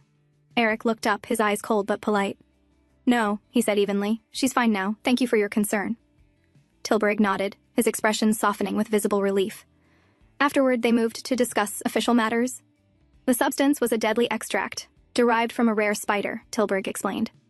Lady Deal has already been punished. However, since the princess is no longer a royal member, the palace cannot interfere with House Crispin's involvement. The matter must be settled between your 2 houses. Eric nodded calmly. "I understand. We've already received proper compensation. The issue is closed." Tilburg seemed slightly relieved by the response. As they concluded their meeting and stepped out of the study, the knight turned to Eric once more. "There's something else," he said, reaching into the satchel he carried. "This belongs to Her Highness. She left it behind at the palace." He unfolded a piece of cloth, Misa's old protective garment. Eric froze for a moment, recognizing the material immediately. Tilburg's next words confirmed it. "I prepared it myself," the knight said quietly. Eric's gaze darkened. His eyes drifted, not to the garment but to the faint scar above Tilburg's forehead, a small but deep mark, old enough to tell its story. It didn't take much imagination to understand how it had been made, an injury earned while protecting the princess. The idea that another man had risked himself for her, that another had once stood at her side, it filled him with an emotion he didn't want to name. because deep down he realized how much he resembled this knight, both of them trying to protect the same woman in their own ways. When Tilburg entered Misa's room later, she looked up at him and instantly smiled, her eyes lighting up. Her expression was full of genuine warmth, even as she maintained her usual airy act of the mad princess. Tilburg returned her smile, bowing his head slightly before mirroring her playful gestures, speaking in the same strange rhythm that once passed as their private language. For a moment, they looked as if they belonged to another world entirely, two people who understood something unspoken. Behind them, Eric stood in silence, watching. When had it started? When had these deplorable emotions begun to consume his heart? Jealousy, possessiveness, the quiet ache that came with seeing her smile at another man. Soon after, Commander Tilburg took his leave, but before departing, he turned to Eric with a grave expression. "The palace is in disarray," he said quietly. "His Majesty is furious. He can't justify what the ladies-in-waiting did, and his anger has only grown because of it." Eric already knew. The reason the princess was sent to the Cladonay estate in the first place was to make a mockery of the Cladonay house. But things hadn't gone as the king expected, so his fury was understandable. Tilburg then reached into his coat and handed over a sealed envelope. "This is an invitation from His Majesty. He requests that you and the princess attend the Foundation Festival this year," Tilburg sighed. "It's not that the king wishes to see the princess. He'll likely use it as an excuse to vent his anger on her. My advice: attend the ceremony, show your faces, and leave as quickly as you can." When he was gone, Eric stood in silence for a long moment. He knew that just showing up won't be enough to calm the king. That night, he lay in bed with his head resting on Misa's lap. She looked down at his thoughtful expression. "What are you thinking about?" she asked softly. "Tilburg," he replied after a pause. "I'm not sure what kind of man he really is." "But didn't I already tell you?" she murmured. "You said he's a fraud and a traitor," Eric reminded her. "And yet, when he came here, you smiled at him so brightly, as if you were overjoyed to see him." Misa blinked, startled by his tone. "Why does he sound angry?" she wonders. Eric exhaled, sitting up beside her. "We've been invited to the palace," he said. Her expression fell the moment she heard the news. "Are you worried?" Eric asked, watching her reaction closely. When she didn't answer, he reached out, brushing her hand gently. "Don't be. If anything happens, I'll protect you." Misa lowered her gaze, saying nothing. And, since things have come to this," he continued, "I'm considering meeting with Archduke Hargale beforehand. If something happens—" "No," Misa cut him off sharply. Her body trembled. "I won't make that face again," she whispered desperately. "But please, don't do anything." "Misa—" He reached out, confused by her fear. "What are you afraid of? The king? He may be powerful, but he can't harm the House of Cladonay without reason." She shook her head hard. "No," she repeated, her voice trembling. She wrapped her arms around him. "Please," she pleaded again, her voice breaking. "Don't do anything dangerous." "Misa," he said softly, his hands resting on her arms. "What is it that torments you this much? What are you hiding from me?" But Misa didn't answer. She just shook her head and clung to him. After a long silence, she whispered, "I just want you to smile and be happy." And with that, she slowly drifted to sleep in his arms. Eric sat awake for a long while afterward, staring down at her peaceful face, the way she trembled when he mentioned the king, the way she avoided every question about Tilburg. It all lingered in his mind. The day of the Foundation Festival arrived, a grand 3-day celebration where nobles from every corner of the kingdom gathered at the main palace. When Lady Crispin entered, a wave of murmurs rippled through the crowd. "How shameless," one noble whispered. "After trying to poison the princess, they still dared to show their faces here. And she even wanted to become the head of her house, can you imagine?" Another scoffed. "Ridiculous woman." Their laughter was short-lived. The moment Eric and Misa appeared at the entrance, silence fell across the hall like a shadow. Chills ran down their spines. For the first time, the nobles were seeing the infamous Mad Princess in person. As the couple walked side by side through the hall, whispers began again, soft, venomous, and pitying. "Is that really her? She looks so pale. Poor Lord Cladonay. To think after saving the nation, this was his reward, a lunatic for a wife." Eric heard every word, though his expression never changed. He glanced at Misa, whose fingers trembled slightly around his sleeve, and leaned closer to whisper, "Don't listen to them. These gossips will fade the moment you stand before them as your true self."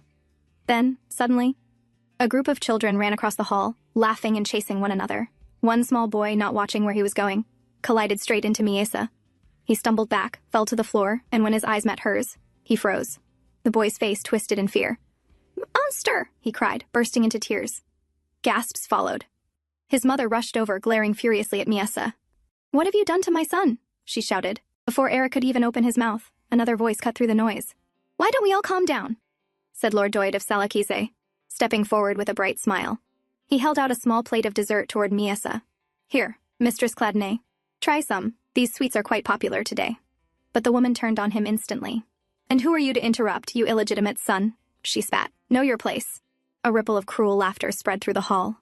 Look at him, even dressed like that, one noble chuckled, trying so hard to stand out. Eric sighed quietly. The scene was degrading on every level. But when he turned to Misa, he saw her trembling behind him, her head bowed low. Without a word, he bent down and lifted her into his arms. We're leaving, he said curtly, turning away from the crowd. As he began to walk toward the exit, Lady Crispin suddenly stepped into his path.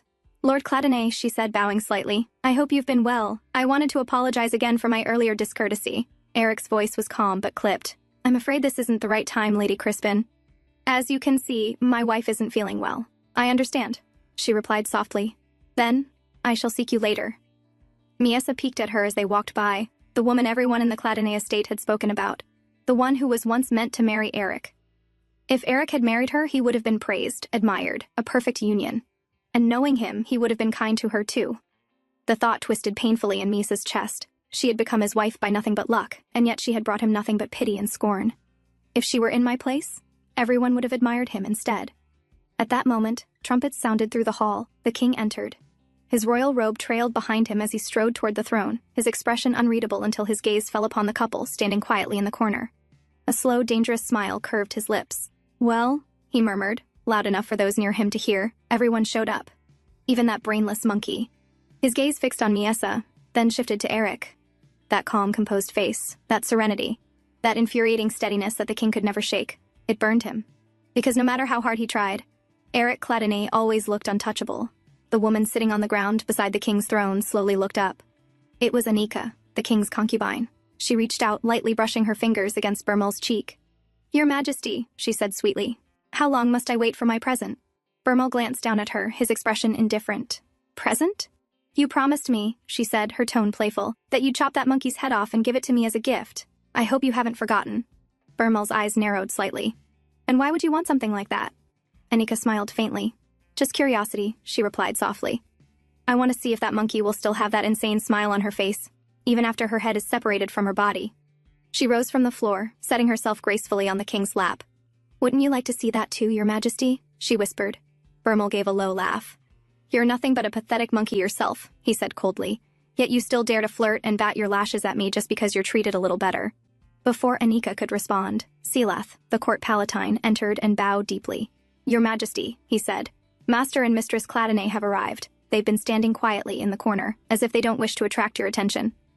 He hesitated, then added, It seems they've grown a bit too confident, believing that in the outskirts the House of Clattenay holds more power than the crown. A sharp crack echoed through the hall as Bermel's hand struck Silath across the face. Enjoying yourself? The king asked dangerously. How dare a pathetic insect like you speak about the crown's authority? Silath shook his head. Of course not, sire. I only meant to warn you out of loyalty. I don't wish for the princess's husband to develop any wrong ideas.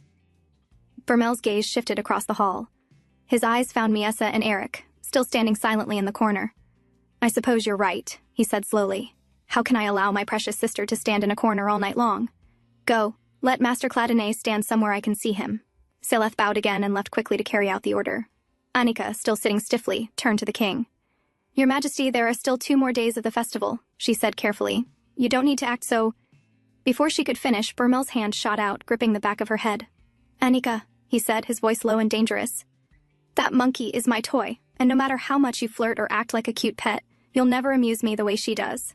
He yanked her hair harder, forcing her to look up at him, because even though she's insane, she's quiet, obedient, and she knows who her master is. And right now, he hissed, Master Clattenay is the one holding my amusement. Do you understand how much that irritates me? He released her hair suddenly, his voice colder. And I don't recall giving you permission to crawl onto my lap. With that, he pushed her off him. Anika fell hard onto the marble floor, gasping. Bermel leaned down, his voice a harsh whisper near her ear. Do what you do best, he said, cower at my every glance. Everyone should bow to me, flinch at even the slightest twitch of my brow.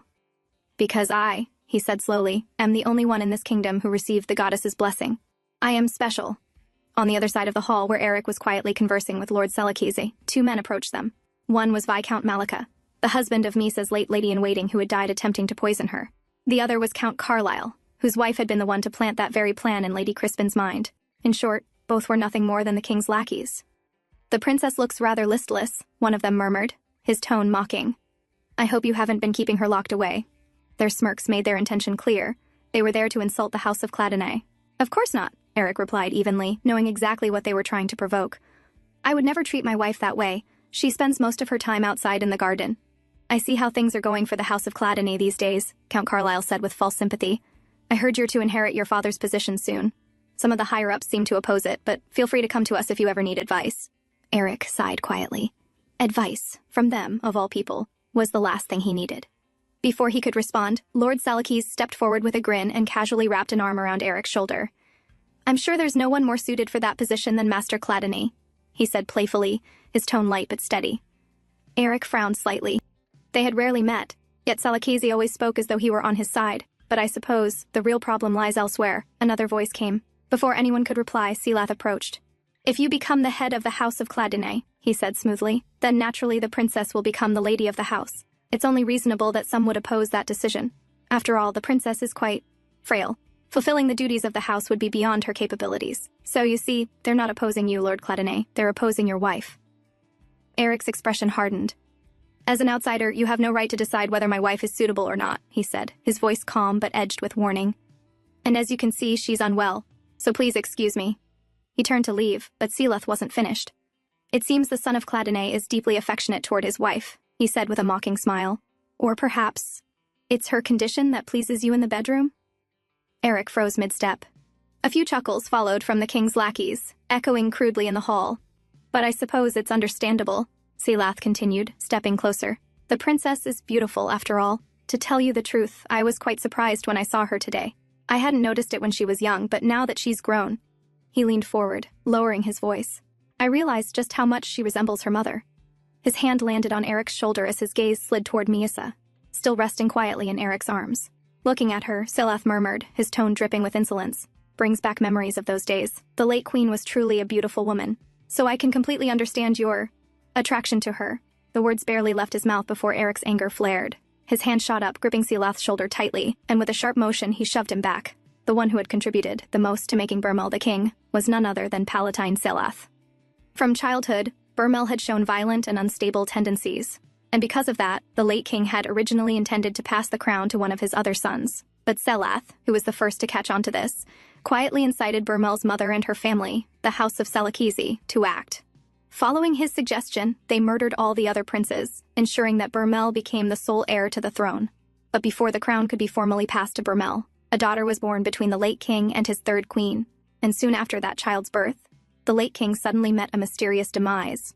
Once Burmel took the throne, Silath immediately turned against the very family that had helped him. He caused internal conflict within the House of Salakis, making them fight among themselves, which greatly weakened their once mighty power. Then, he struck the final blow by accusing them of being the ones who murdered the late king. To Burmel, he had said that in order to protect the authority of the crown, his mother's family had to be wiped out completely, and so the House of Salakis was destroyed, while Silath rose to become the king's most trusted confidant, second only to the crown itself. He was, in every sense, the most powerful man in the palace after the king. What do you think you're doing? Eric's voice was cold and dangerous. In his arms, Misa's heart trembled. She prayed silently that he wouldn't do anything reckless to anger this man. Master Cladonay, Silath said, his sharp eyes narrowing. Your demeanor is a little disappointing. I only wish to be on good terms with the House of Cladonay. After all, you're the hero who saved the kingdom of Asquiller.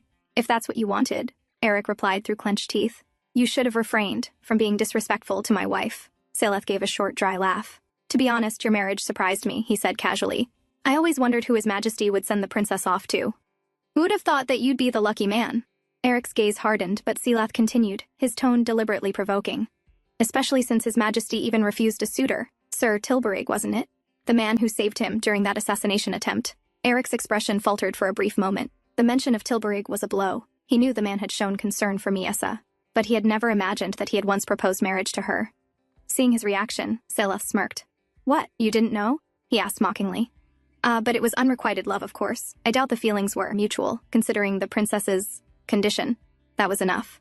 Eric's hand shot out, grabbing Silath by the collar. His eyes burned with fury as he hissed, enough, from the corner of the hall. The king had been watching the scene unfold all along. Master Cladonay, Burmel said at last, amusement curling his lips. For a man who always seemed carved from stone, you have a surprisingly expressive face. His tone was light, but everyone in the hall understood the warning hidden beneath his words. However, Burmel continued lazily, it would be a pity if such a joyful occasion were interrupted like this. It was an indirect command to back off. Then, rising from his throne, he turned his sharp gaze toward Miyasa. "Miyasa, why don't you come here and say hello to your brother?" he said, his voice mockingly gentle. "It's been such a long time since I've seen your face. I've missed my dear sister." Miyasa flinched at his call. Her body stiffened in Eric's arms, and she knew she needed to act quickly. In one motion, she pushed Eric away and limped toward the king. "Miyasa!" Eric called after her, but she didn't look back. Her heart pounded as she walked forward, silently praying, "Please, don't take the house of Cladine away from me." As she neared the throne, her eyes caught the goddess statue standing tall behind Burmel. It was the same goddess she had always believed was punishing her. Her knees weakened. Trembling, she finally gave up and fell at Burmel's feet. Burmel smirked, leaning down and patting her head as though she were his pet. "Good, Miyasa," he murmured. "You're still as obedient as ever." "Just as you should be." Miyasa stayed there, her forehead pressed to the floor, her hair spilling across the marble. Her back was exposed. Burmel's eyes drifted to it. Just then, Eric stepped forward. "My apologies, Your Majesty," he said evenly. "But as you can see, she's not feeling well. I ask that you grant us permission to retire so she can rest and recover." Burmel didn't answer. His gaze was still fixed on Misa's back. Slowly, he reached down, his finger tracing the line of her scar. "This is the dress I sent for the banquet," he said, his voice sharp with mock interest. "If I recall, it was a backless gown. But now, there seems to be an unusual pattern embroidered on it." Eric clenched his jaw. "Of course it was backless before, to make her scar visible." "It was my suggestion, Your Majesty," he said calmly. "I thought the translucent fabric revealed too much of her skin, so..." Before he could finish, Burmel burst into laughter. The sound was loud, harsh, and mocking. When he finally stopped, he stepped closer to Eric. "As if anyone in this palace hasn't already seen that," he said softly. "But I suppose, being her husband, you'd be more attentive to her than the rest of us. So much so that you'd even show a possessive claim on a wife like her." His voice was laced with cruelty. "Though I can understand. I've heard of men who are partial to women driven insane. Women who can no longer comprehend what's being done to them." The king laughed loudly, his cruel words echoing through the hall as murmurs spread among the nobles. Eric had known this was coming. From the moment the dress had arrived, he'd understood that they wouldn't escape the king's attempt to humiliate them, but he hadn't imagined it would be this brutal. Burmel wasn't finished. "Who would have thought," he said with a smirk, "that the young master of Cladine would have such perverse tastes in women?" Laughter erupted around them, mocking, pitiless. Eric sat there silently, holding Miyasa close. He had known humiliation awaited them, but not this. And now, watching the scene before him, he realized something. This was not just cruelty. This was the reality of the palace Miyasa had lived in for years. How much suffering had she endured here? Why had she never told him anything? Countless emotions swirled inside him. Burmel's voice cut through the silence again. "I should use this occasion to get closer to both of you," he said lightly. "How about you two stay in the palace for the rest of the festival?" Eric rose slowly, still holding Miyasa in his arms. "Your Majesty's offer is most generous," he replied, his tone polite but his gaze cold. "However, I'm afraid we must decline." Burmel's eyes narrowed. "If I offer an alternative," Eric said with a cold voice, "perhaps we can visit the palace every day instead." Hearing that, Misa's heart pounded with dread. She began pushing against Eric's chest, trying to calm the situation, to stop him before things went further. And in that moment, Eric realized, despite everything he had done, all his efforts, the distance between them remained exactly as it had been on the first day they met. Burmel stepped closer, patting Eric's shoulder. "I hope," he said softly, "you won't brush off my hospitality." Eric said nothing. He understood now. He had no choice. And that helplessness burned inside him like acid. For the first time, he thought that if Misa truly were the senseless madwoman everyone believed her to be, perhaps, he wouldn't feel this hollow, this betrayed. "Since both her ladies-in-waiting are gone," Burmel said suddenly, smiling, "I've decided to assign her a special attendant during her stay, someone who knows Misa better than anyone." He turned toward the entrance. A woman stepped forward and bowed gracefully. "Good day. I am Namiera, the head lady-in-waiting of the palace," she said with a smile. "I look forward to serving you, Mistress Cladine." In Eric's arms, Miyasa trembled. Though she continued her act as the madwoman, her body stiffened completely at the sight of the woman. And in that moment, a chilling thought struck Eric. If Miyasa were ever to tell him everything that had happened to her, would he truly be able to handle the truth? At night, Eric and Miyasa returned to their assigned room, but Miyasa's mind still wouldn't calm. Burmel had let them off easily today, but what would happen in the days to come? And when she remembered the head maid, she trembled, but she wouldn't be able to treat her the way she used to. She wasn't the princess anymore, she was now Mistress Cladine, and Eric was with her. But deep inside, what concerned her the most was Eric. She was used to being stared at like that, but Eric wasn't. It must have been shocking for him. If he had married someone else, he wouldn't have had to experience any of this. So what if he regretted marrying her? What if he grew tired of her? All kinds of questions swarmed her heart until she could barely breathe. Suddenly Eric spoke, pulling her back to reality. Misa, remember I asked you to promise you'd always be faithful to me? Until now, I thought what happened to you was too painful to talk about, but now, I can't shake the feeling that you're hiding something, that I still haven't gained your full trust. Misa flustered. No, it's not like that. Then tell me everything, Eric pressed gently. Tell me why you called Tilburg a fraud, and why you keep avoiding certain things.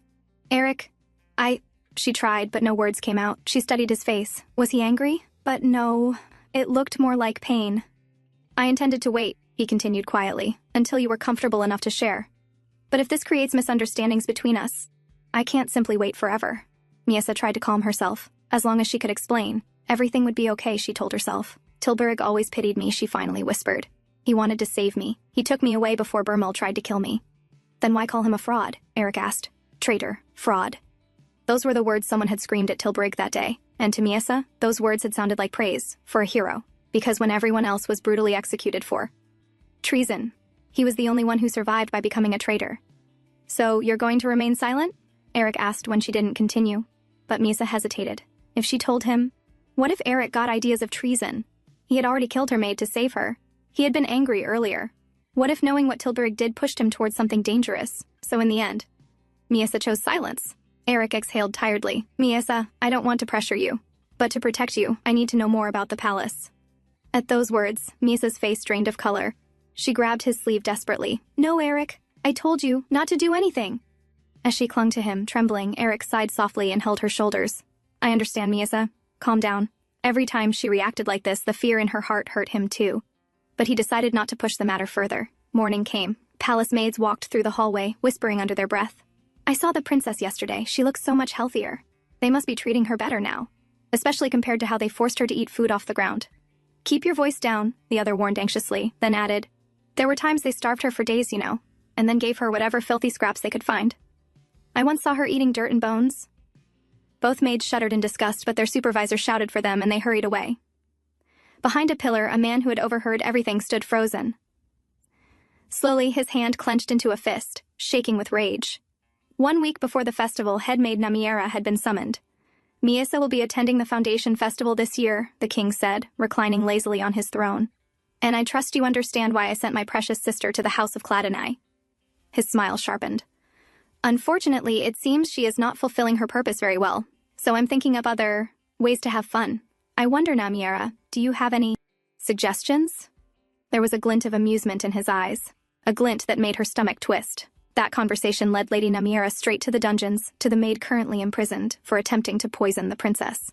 The moment the maid saw her, she cried out desperately for help, insisting she was only following Lady Malika's orders. Namiera grabbed her collar and slammed her against the bars. After causing such a disaster, you dare claim it wasn't your fault, she hissed. Then she leaned in closer, voice cold. If you want even a sliver of mercy, prove your worth. If you learned anything useful inside the Cladonai estate, now is the time to speak. A flicker of hope lit the maid's terrified eyes. I have something important, she stammered. Right before Lady Malika died, she said something strange. She said, the mad princess was acting like a real person. Namiera's grip loosened as confusion swept across her face. I'm sure she said that, the maid insisted desperately. Meanwhile, Eric pushed a cart with breakfast toward their room. But when he stepped inside, the room was empty. His heart dropped. Misa? He called, looking around sharply. Then he found her, curled in the corner, trembling as if she were hiding from something. Why are you sitting there? He asked gently. Misa startled and rushed forward, clinging to him from behind. When I woke up, you weren't there. I got scared, she whispered. My apologies, Eric murmured. I only went to the kitchen to bring your breakfast. You did that yourself? Misa asked, puzzled. Eric exhaled. Yes. They won't allow Cladonai servants inside, so I thought this would be safer than risking someone tampering with it. He gently removed her hands from around him. You should eat before the head maid arrives. Misa's heart sank. She grabbed the back of his shirt, stopping him from stepping away. The things you asked about, Tilburg? I want to talk about it, she said quietly. Only then did. Eric turned fully toward her. Misa looked up at him, still unsure how much to say, but knowing one thing clearly. She was terrified he might leave her. I was just happy to see Tilburg because he was kind to me, she began, voice small. But I never wanted to go with him. His kindness actually made me uncomfortable and I never liked him that way. She swallowed, sweating from nerves. And I didn't tell you because he once asked for my hand in marriage, so I thought it wouldn't be polite to speak of him to you. But you don't have to worry about him, Eric. He's not important to me. Eric listened in silence. Feeling him quiet, Miasa panicked and continued, desperate for him to understand. You are the one important to me. Eric finally spoke, voice steady but heavy. I understand. If that is the answer you wish to give me, then I accept it.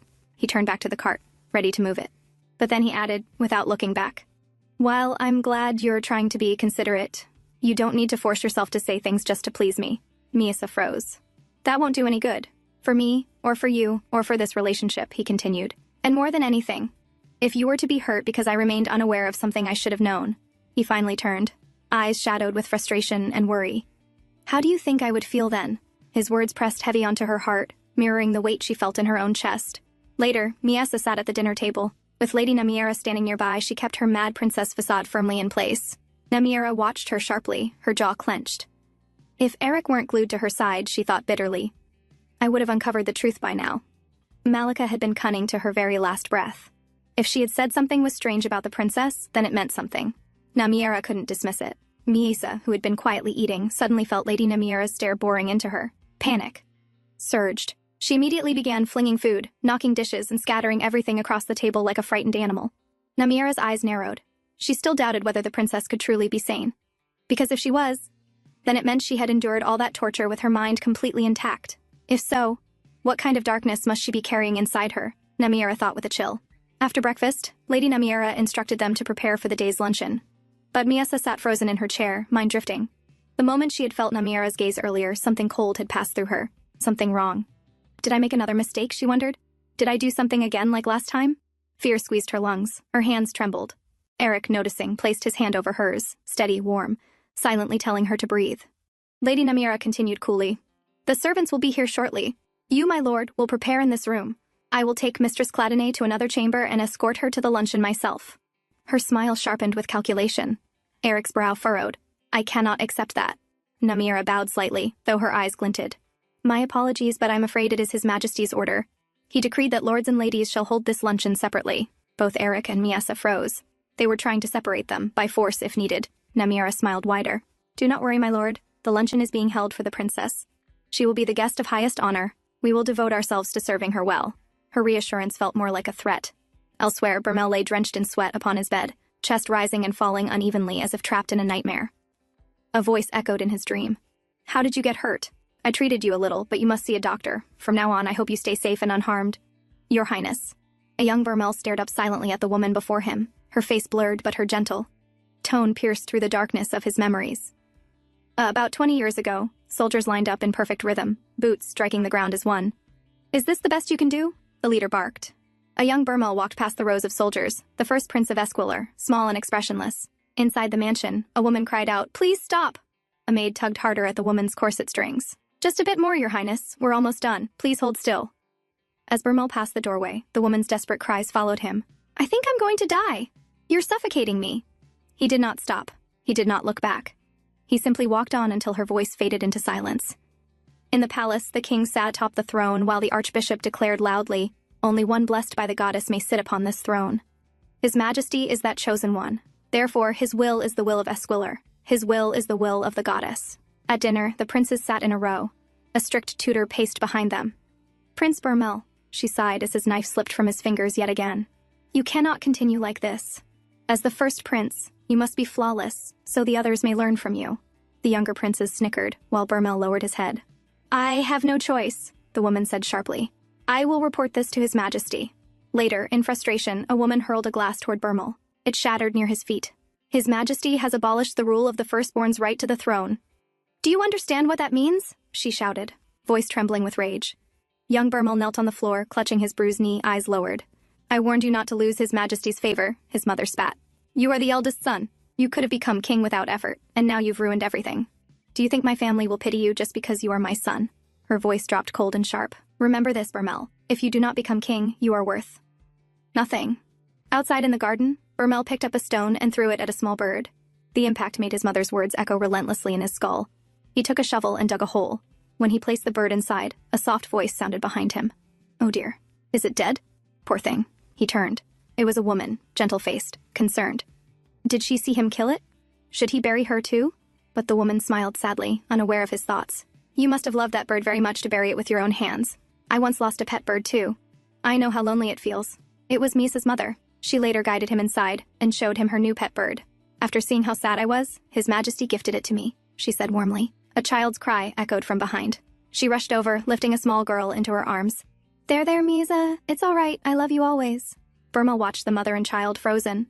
Love? The word was foreign. Had anyone ever loved him? Faces flashed in his mind, people yelling, scolding, striking. No. No one.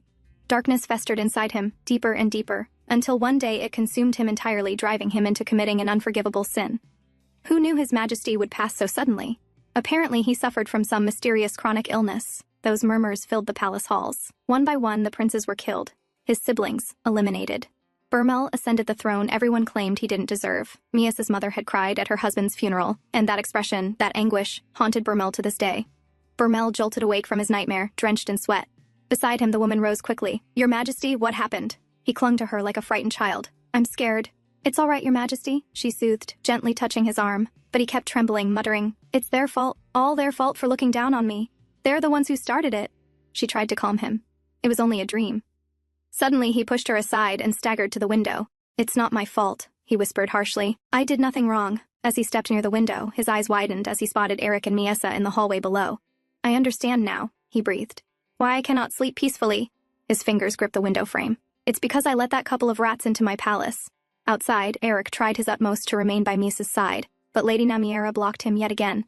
Lord Cladene, she sighed, irritation dripping from her voice. Haven't we gone through this already? It is His Majesty's decision. You must part ways here. I won't do anything, Eric insisted. I will only stay beside her. The luncheon can proceed as usual. Lady Namiera's jaw clenched. For a moment, it looked as if she would refuse, but eventually she exhaled sharply. Fine. I will request His Majesty's permission for you to accompany her to the doors of the banquet. That is the most I can allow. Now, I trust you'll accept this fair compromise. She extended her hand toward Miesa.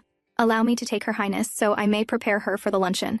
But Eric stepped forward, remembering vividly how the maids treated Miesa earlier. He couldn't risk it again. I will prepare her myself, he declared firmly. Lady Namiera let out a long, annoyed breath. I'm afraid under court etiquette, that is impossible. And I am beginning to wonder if perhaps you harbor unsavory intentions. Of course not, Eric said sharply. My wife is unstable. As her husband, I must ensure her safety with my own eyes. But this time, Lady Namiera did not yield. She tightened her grip on Miesa's wrist and tugged her away. Lord Cladene, I assume you do not wish to follow us into the dressing chamber. Eric's teeth clenched. He had no choice left. Then I will wait directly outside this door, he said at last. If I hear the slightest disturbance, I will enter without warning. I trust you understand. Lady Namiera's gaze hardened. Lord Cladene, I will be sure to report all of these actions to His Majesty. With that final warning, she closed the door behind her, dragging Miesa inside. Eric's fist tightened, until his knuckles whitened. He had no choice. Protecting Miesa mattered more than whatever consequences awaited him later. But he was helpless here. He could not plan anything in advance. The palace was unpredictable, dangerous, and he knew nothing of what Miesa had truly endured. Anyone who might have told him, her friends, her allies, were long dead. The only person who might understand Miesa's past and the palace's secrets was Archduke Hargale. Lost in thought, he suddenly heard a noise from inside the room. A chill shot through his spine. He lunged at the door, forcing it with all his strength. It didn't budge at first, but after several pushes, it burst open. Miesa! He rushed inside, breathless. The room was empty. His heart dropped. The window was open. Eric dashed toward it and saw one of Miesa's shoes lying outside on the ground. What did that damn woman do to her? He didn't waste a second.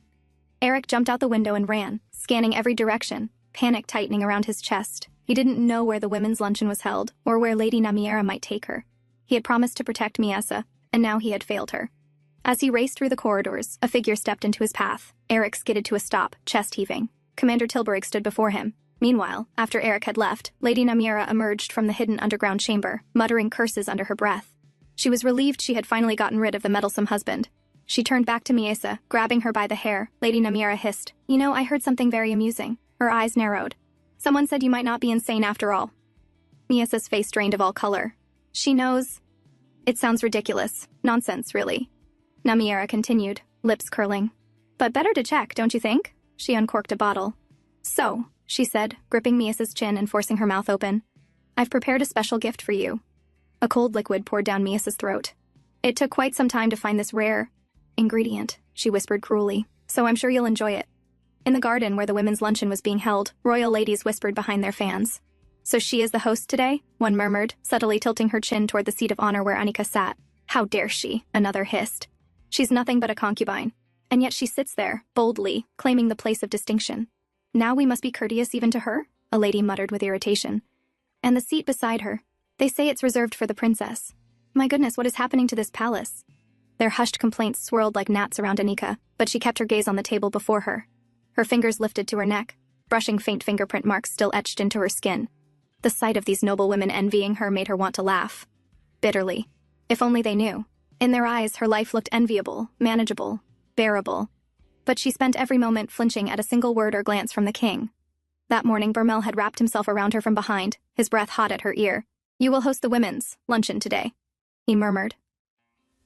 His voice alone made chills crawl up her spine, not out of affection but terror. Yes, your majesty, she murmured dutifully, the way a caged animal responds to a predator. She only wanted one thing, survival. If humiliation was the price, she would endure it. She believed, desperately, that this torment would end someday. Then Bermel lifted his head from her shoulder, sliding a hand around her neck. You said you wanted to see whether that monkey still smiles after her head falls from her body. He reminded her with a soft chuckle. If you provide me with sufficient amusement during the luncheon, I may consider granting your request. His grip tightened around her throat. The truth struck her then. She had been wrong. There would be no end to this. Not soon. Not ever. Remember one thing. Bermel's voice dipped lower, colder. She is my toy. If you destroy her without permission, you will not escape unscathed. Anika trembled, bowing her head. I will obey your order, your majesty. She had thought, foolishly, naively, that at least the mad princess had found some peace. That Misa's shattered mind spared her from the endless groveling, the forced coquettish smiles, the humiliation Anika lived with every day. But the moment she heard Miasa whisper hurt, that small broken sound, she realized the truth. Miasa had been suffering too, suffering just as deeply, perhaps even more.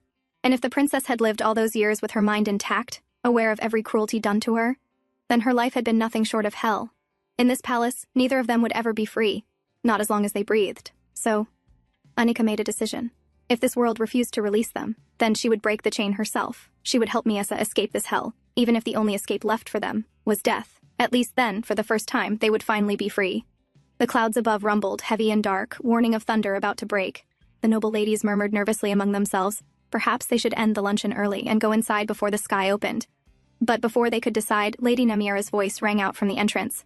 Apologies for the delay. Mistress Cladine has arrived. She dragged Miasa forward with her. Miasa stumbled as she walked, arms flailing, shouting incoherently like the mad princess everyone believed her to be. Gasps and whispers rippled through the crowd. Yesterday she appeared almost healthier, yet today she seemed far worse. But inside her act, Miasa felt something terribly wrong. Her body burned, her head spun, she couldn't breathe properly. What did Lady Namiera force into my mouth? Her vision blurred. As she staggered forward, her eyes fell on the birds fluttering through the garden. A piercing scream tore from her throat, echoing through the luncheon. The noble ladies rose in fear. The princess was completely out of control. Lady Namiera merely watched, calm and satisfied. After all, this chaos was her doing.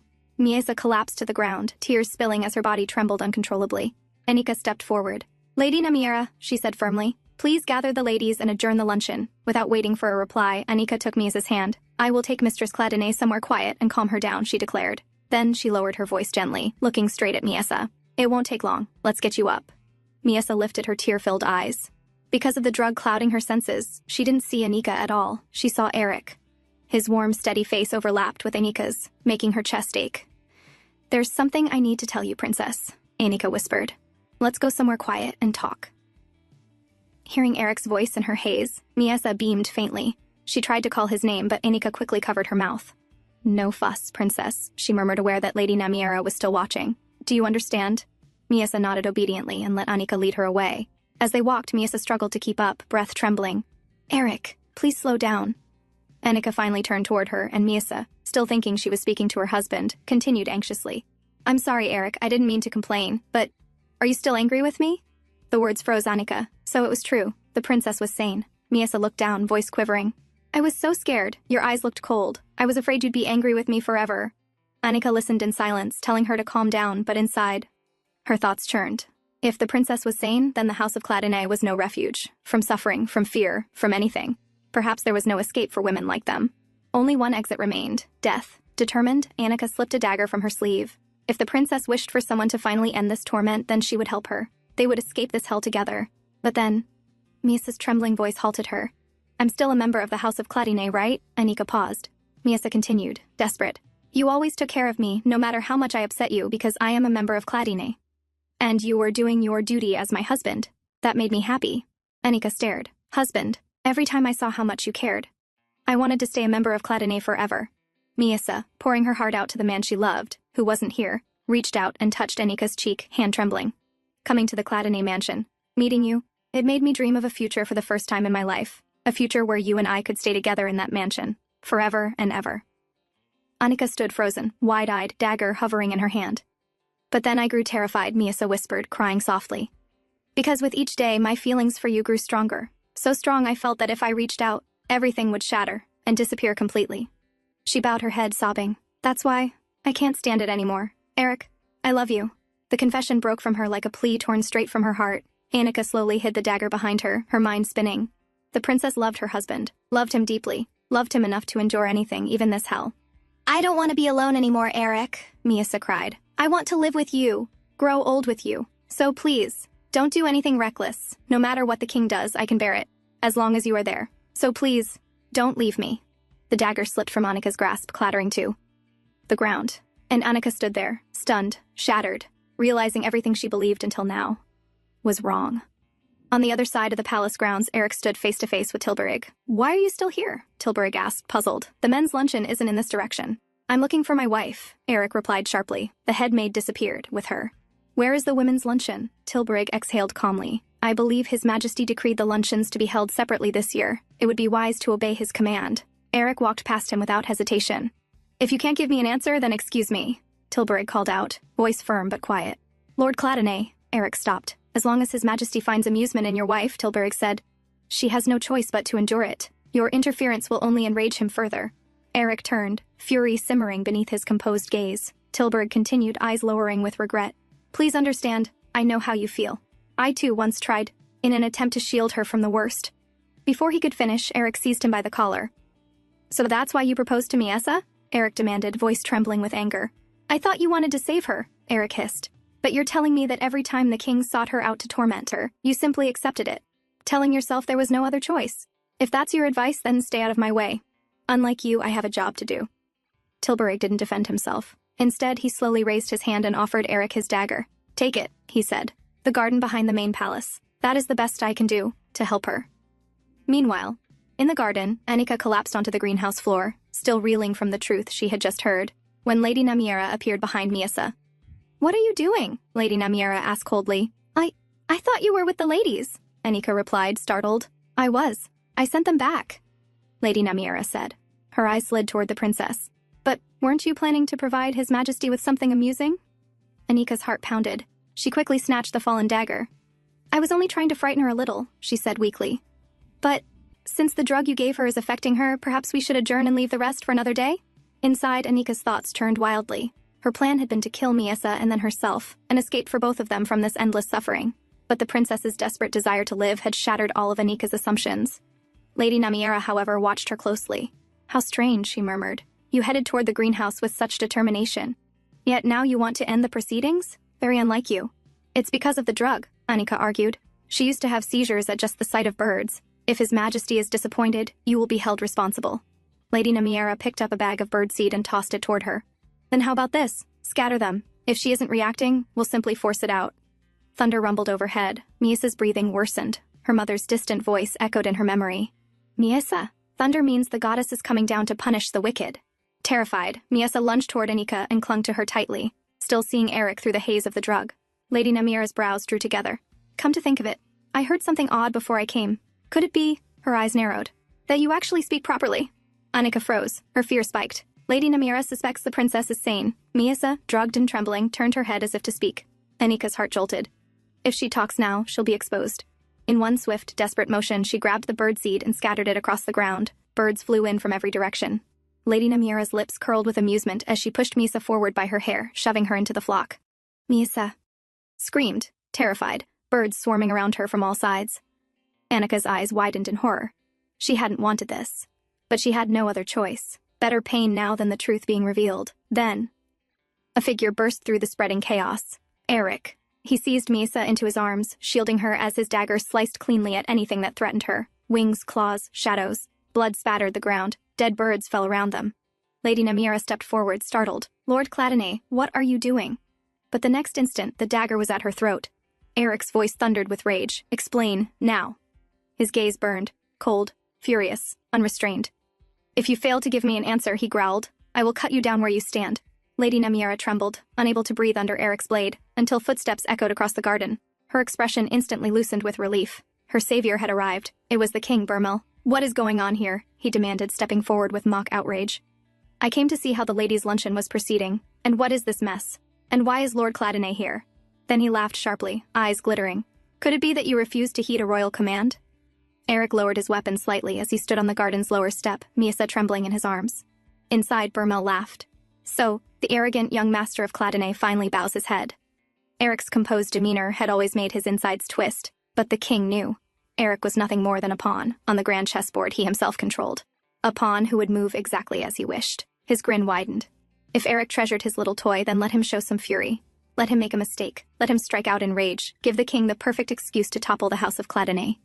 "Come on," Burmel thought eagerly. "Hit me. Kneel. Beg. Do anything humiliating. Let me see that cold face break." Eric stepped forward, carrying Miesa steadily. Burmel leaned in slightly, hungry to witness the destruction of that serene calm. But Eric only bowed his head and spoke, voice even. "Your Majesty, I believe you misunderstood. I would never dare go against a royal command, not even in my dreams." Burmel's lips curled in satisfaction. Perfect, he would beg, exactly as Burmel had foreseen. But Eric continued, his tone respectful, yet sharp enough to cut. "I came only to check on my wife's condition and encountered this scene. Lady Malika once informed me that my wife is terrified of birds, that the mere sight of them triggers convulsions. Yet it was this garden, filled with birds, that the headmaid chose to bring her to. And not only did she disregard that," Eric went on, "she failed to protect her at all, resulting in my wife nearly sustaining serious injury." He paused, letting the words sink in. "Given that she must have known about my wife's condition, I can only conclude that this was intentional." Burmel's eyes narrowed, and on top of that, Eric added smoothly, "Though my wife was perfectly fine this morning, she suddenly fell ill. Therefore, I request permission for the House of Cladonay to lead the investigation into this matter. A clean strike. A move the king did not foresee." Lady Namiera's eyes widened in furious disbelief. What a laughable effort, considering all of this had been carried out by the king's own orders. "You wish to investigate this yourself?" Burmel asked, voice dangerously calm. Eric replied sharply. "My wife is first and foremost a member of the royal family. Any harm done to her is a grave affront to your Majesty's honor. Therefore, I will ensure this incident is fully investigated, so that your honor suffers no stain." A perfect argument. One the king could not refuse without appearing incompetent. Burmel stared at the sky, jaw tight. This was no fun. Nothing had gone as he wished. Instead of Eric walking into his trap, he, the king, had been pushed into a corner. Finally, through. Clenched teeth, Burmel spoke. "You are right." He drew his sword and let it drop to the ground with a heavy clang. Lady Namiera flinched as the sound echoed through the garden. "It is unacceptable," Burmel said slowly, "for a mere lady-in-waiting to dishonor royalty." Lady Namiera paled. No, this wasn't the plan." He walked toward her. She stumbled backward. "Your Majesty, please, I have been loyal. I only did as ordered." But Burmel's expression had already soured. She had failed him, and failures had no value. With a swift, merciless slash, his sword cut through the air. Lady Namiera's body dropped to the ground. Anika trembled violently, blood splattering across the stones. But Burmel simply wiped the blade, amused once more. Turning to Eric, "Is there anyone else who wishes to dishonor the royal authority?" "I thank your Majesty for your swift judgment." Eric answered. He did not flinch. He did not blink. After that day, Eric and Misa finally returned to the House of Cladonay. The moment they entered, Lady Cladonay and Jella rushed into Eric's bedroom. "What happened?" Lady Cladonay demanded, her face pale. Jella didn't wait. She hurried straight to Misa, who lay unconscious on the bed.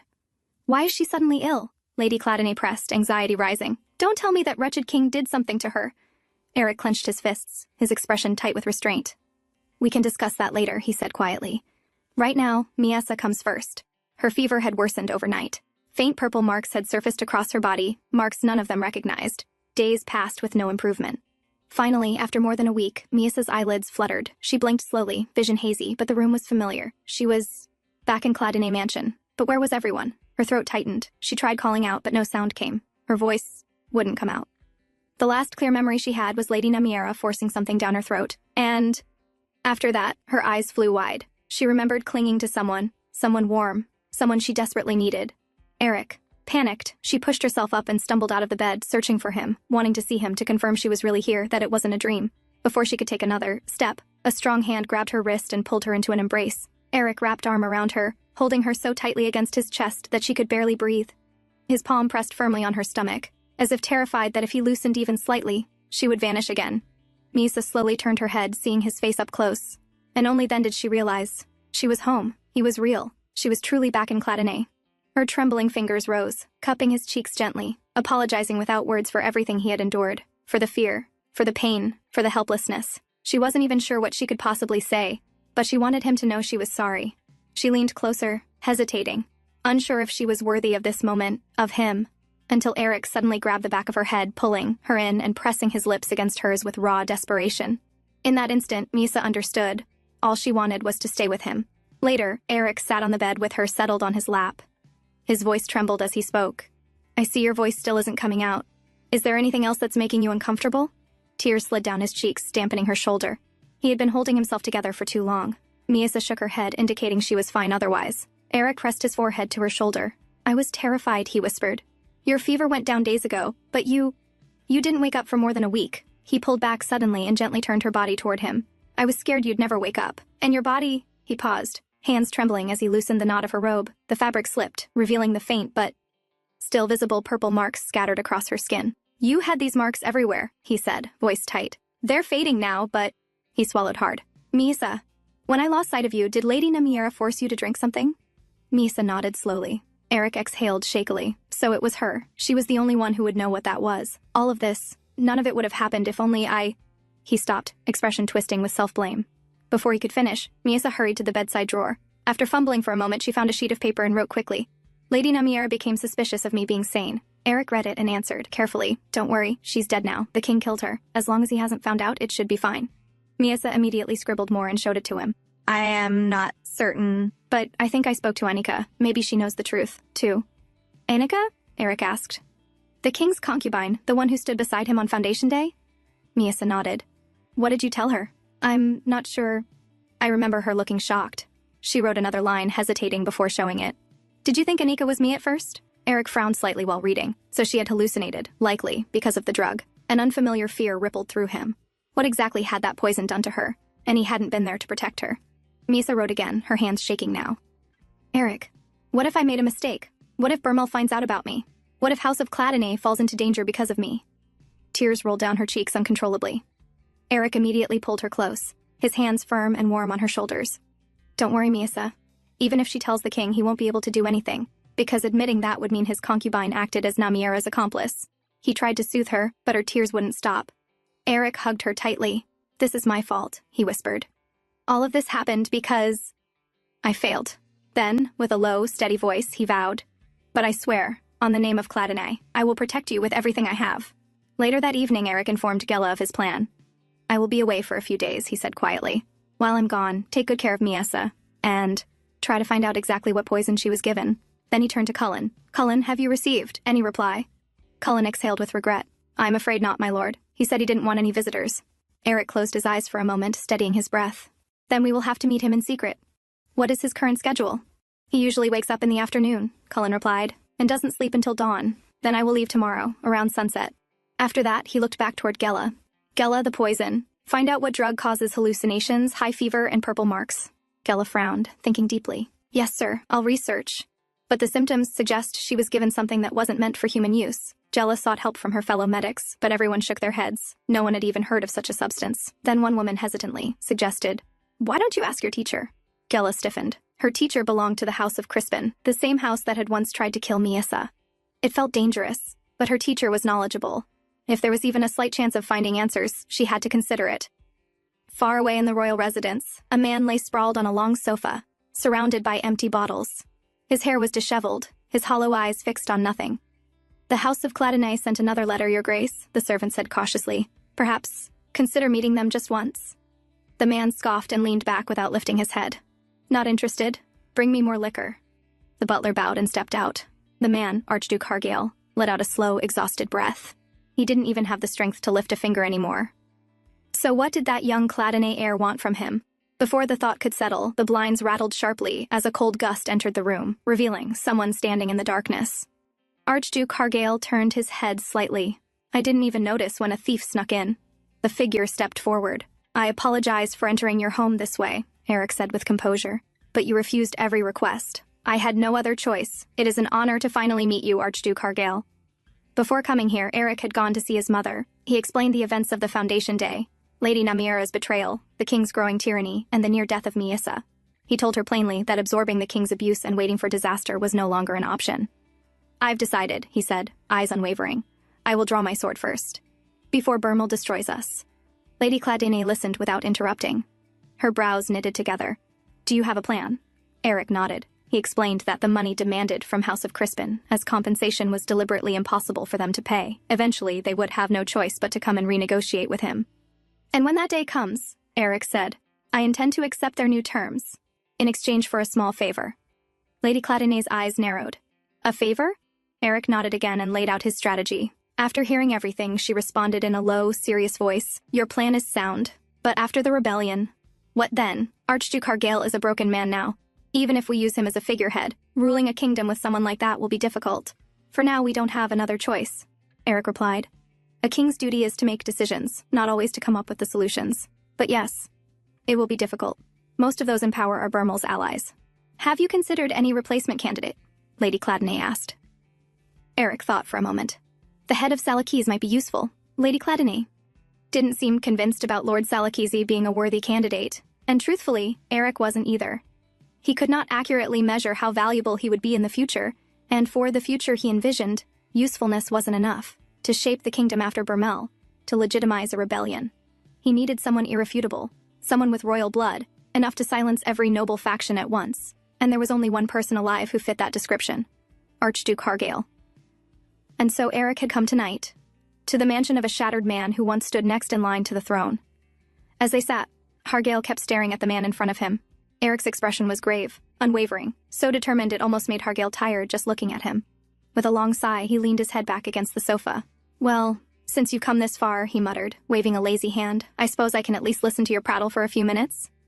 At his cue, the butler, silent until now, stepped forward and placed a sand clock on the table. Lord Cladine, His Grace cannot maintain conversation for long. Please finish before the sand runs out. Hargale snorted. It's not that I wish to be disagreeable. I simply can't sit still in one place for long. If I do, the horrible memories start drifting back, especially when I'm sober. Eric nodded, acknowledging the warning, then began immediately. Why did you reject my proposal? Oh, straight to the point, are we? Hargale replied, reaching, clumsily, for another bottle. You look at me in this state and still think I can cooperate? I barely have the strength to exist, let alone scheme. His hand trembled as he tried to open the cap. Eric rose and began unsealing it. Hargale eyed him. Thank you, but I was referring to my ability to commit treason, not my ability to open a damn bottle. I understand, Eric said calmly, but I didn't want to waste any of the little time you're allowing me. Hargale exhaled, sinking deeper into his seat. Fine.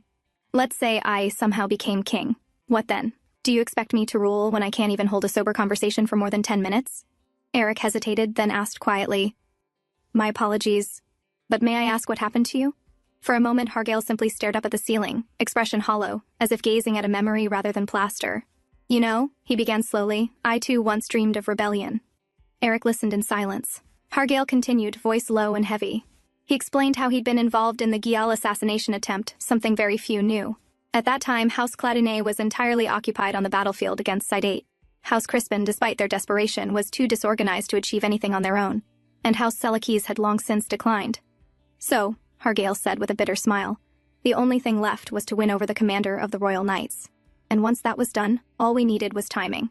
They tried 5 times. 5 attempts on Burmel's life. On the last attempt, they made it as far as the king's bedchamber. Hargale's jaw tightened, and then Tilburig betrayed us.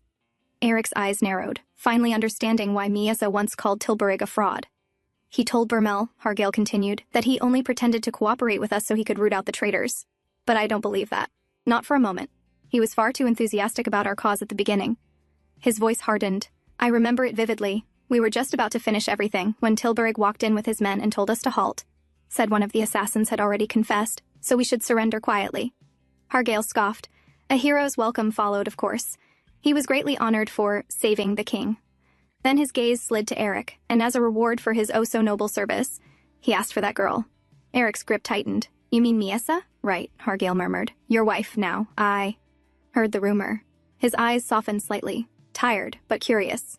So she managed to become the mistress of House Cladine. Tell me, Lord Cladine, how is she doing? Seeing the look on Eric's face, Hargale let out a short, humorless laugh. So, you really must care for her. He tipped his chin toward the empty bottle on the table, then added, that girl was far too useful to simply hand over as a reward to a loyal dog. Naturally, the king refused Tilburg's request on the spot. Hargale's eyes slowly lowered, his voice dimming. The king killed everyone who put their trust in me, and through that, I learned something very clearly. There are many ways to kill a person. They were pulverized, mutilated, crushed. The main hall reeked of blood, and always sitting in the corner of that carnage was that girl. Eric's eyes widened at Miasa's mention. Hargale continued, as the woman carrying my child died in agony. That girl giggled with unrestrained delight. It was a revolting sight. I knew she had been driven mad long ago, but still, I couldn't help feeling repulsed. His voice cracked faintly, because the woman she laughed at was the woman who would have become queen if my rebellion had succeeded. The first love of my life, a woman I cherished since childhood. He drew in a shuddering breath. But later, when I learned the king's favorite method of killing people, I finally understood her madness. What she lived through was far more horrific than anything I experienced. Horrific? Eric asked quietly, bracing himself. Hargale's gaze met his. The king's preferred execution, he said, each word heavy, was to release birds of prey, to let them tear apart his victims. Eric stiffened. But what does that have to do with Miasa? For a moment, Hargale didn't answer. Then he spoke. Very slowly, because the first people subjected to that method were the residents of Celia Palace, including Miasa's own mother. Eric felt the blood drain from his face. So that was why. Her terror at the mere sight of birds, her screams, it all made sense now. But Hargale wasn't finished. He revealed, piece by piece, every cruelty Miasa had endured, how she sat in the corner giggling in madness after witnessing her mother's death, how she survived on things no human should ever eat, how her sanity was chipped away day after day inside that palace. Eric's blood boiled. He shot to his feet, fury twisting across his face. But Hargale was not doing well either. Blood began to drip from his nose. The butler rushed forward, pressing a cloth to his master's face. My lord, please. Perhaps you should rest. Hargale shook his head weakly, then looked at Eric with an expression strangely lucid. Lord Cladonnet, he said, his voice thin but firm, I'll give you a few pieces of information I've gathered over the years. Don't ask why. I don't know myself. I just feel like doing it. Seleth, the court palatine. You must be wary of him. I've heard he's been secretly gathering extra soldiers. Eric frowned. But everyone knows he played a crucial role in making Burmal king. He's cunning, yes, but why gather forces behind his back? To strengthen the kingdoms. Military power, Hargale scoffed. That is the surface reason. But something about it feels different this time, as if he's planning something else entirely. Are you suggesting, Eric asked, that he intends to go against the king? Hargale, still holding the cloth to his nose, nodded slowly. As he controls the military, it is entirely possible. One day, he may aim to seize the throne himself. Eric leaned back, thinking hard. What you say is not unreasonable, but he isn't of royal blood. He has little chance of becoming king. Hargale's grip on the cloth tightened. There is another member of the royal family who could inherit the throne besides me. The implication struck immediately. Eric's hand slammed against the table, rage erupting across his face. I don't know what you mean by that. But I will not let her be dragged into such schemes. He was already determined to send Miasa far away from danger. The idea of using her royal blood for political maneuvering made him sick. Calm down, Hargale said wearily. Let me finish. After a breath, he continued. Back when Miasa's mother was alive, that filthy court palatine lusted after her. I prayed my suspicions were wrong. But now, I fear they aren't. Eric's expression darkened. He has recently been asking many questions about Miasa. Too many. And she's no longer a child. She resembles her mother strongly. Hargale exhaled slowly. He is building a private force to crush the House of Cladonnet. Once he has enough power, he will take Miasa for himself, make her queen, and become her consort. After that, he looked Eric dead in the eye. He will use her inability to rule to slowly take control of the crown's authority. In the end, he will claim the throne for himself, exactly as he always desired. Back at the House of Cladonnet, in Eric's absence, Lady Cladonnet personally took care of Miasa. She sat beside her, gently reading aloud from a book about the kingdom's history, while Miasa lay quietly, absent-mindedly nibbling on the edge of the bedsheet. After a while, Lady Cladonnet closed the book. Miasa, she called softly. When I heard what happened at the palace, for a moment I felt as if my heart had stopped beating. She paused, her voice steady but heavy. You are not only my son's wife, you are a member of the House of Cladonnet. I can no longer stand back and watch them abuse you. She looked at her with quiet resolve. So you too must learn to cherish yourself. Her gaze softened. When I look at you, I am often reminded of my sweet daughter Rosier. She stood and walked toward the window, her reflection faintly visible in the glass.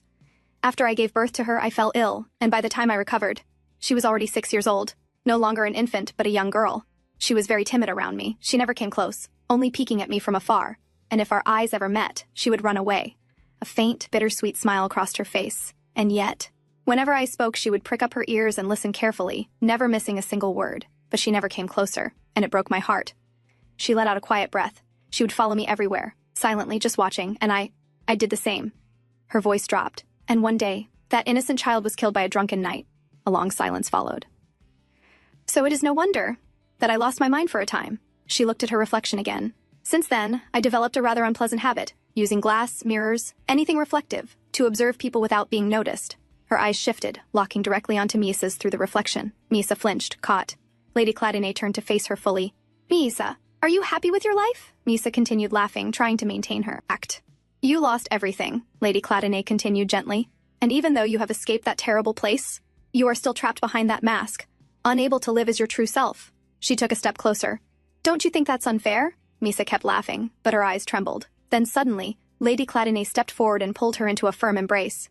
Misa, I cannot even begin to imagine what you went through. Her voice softened.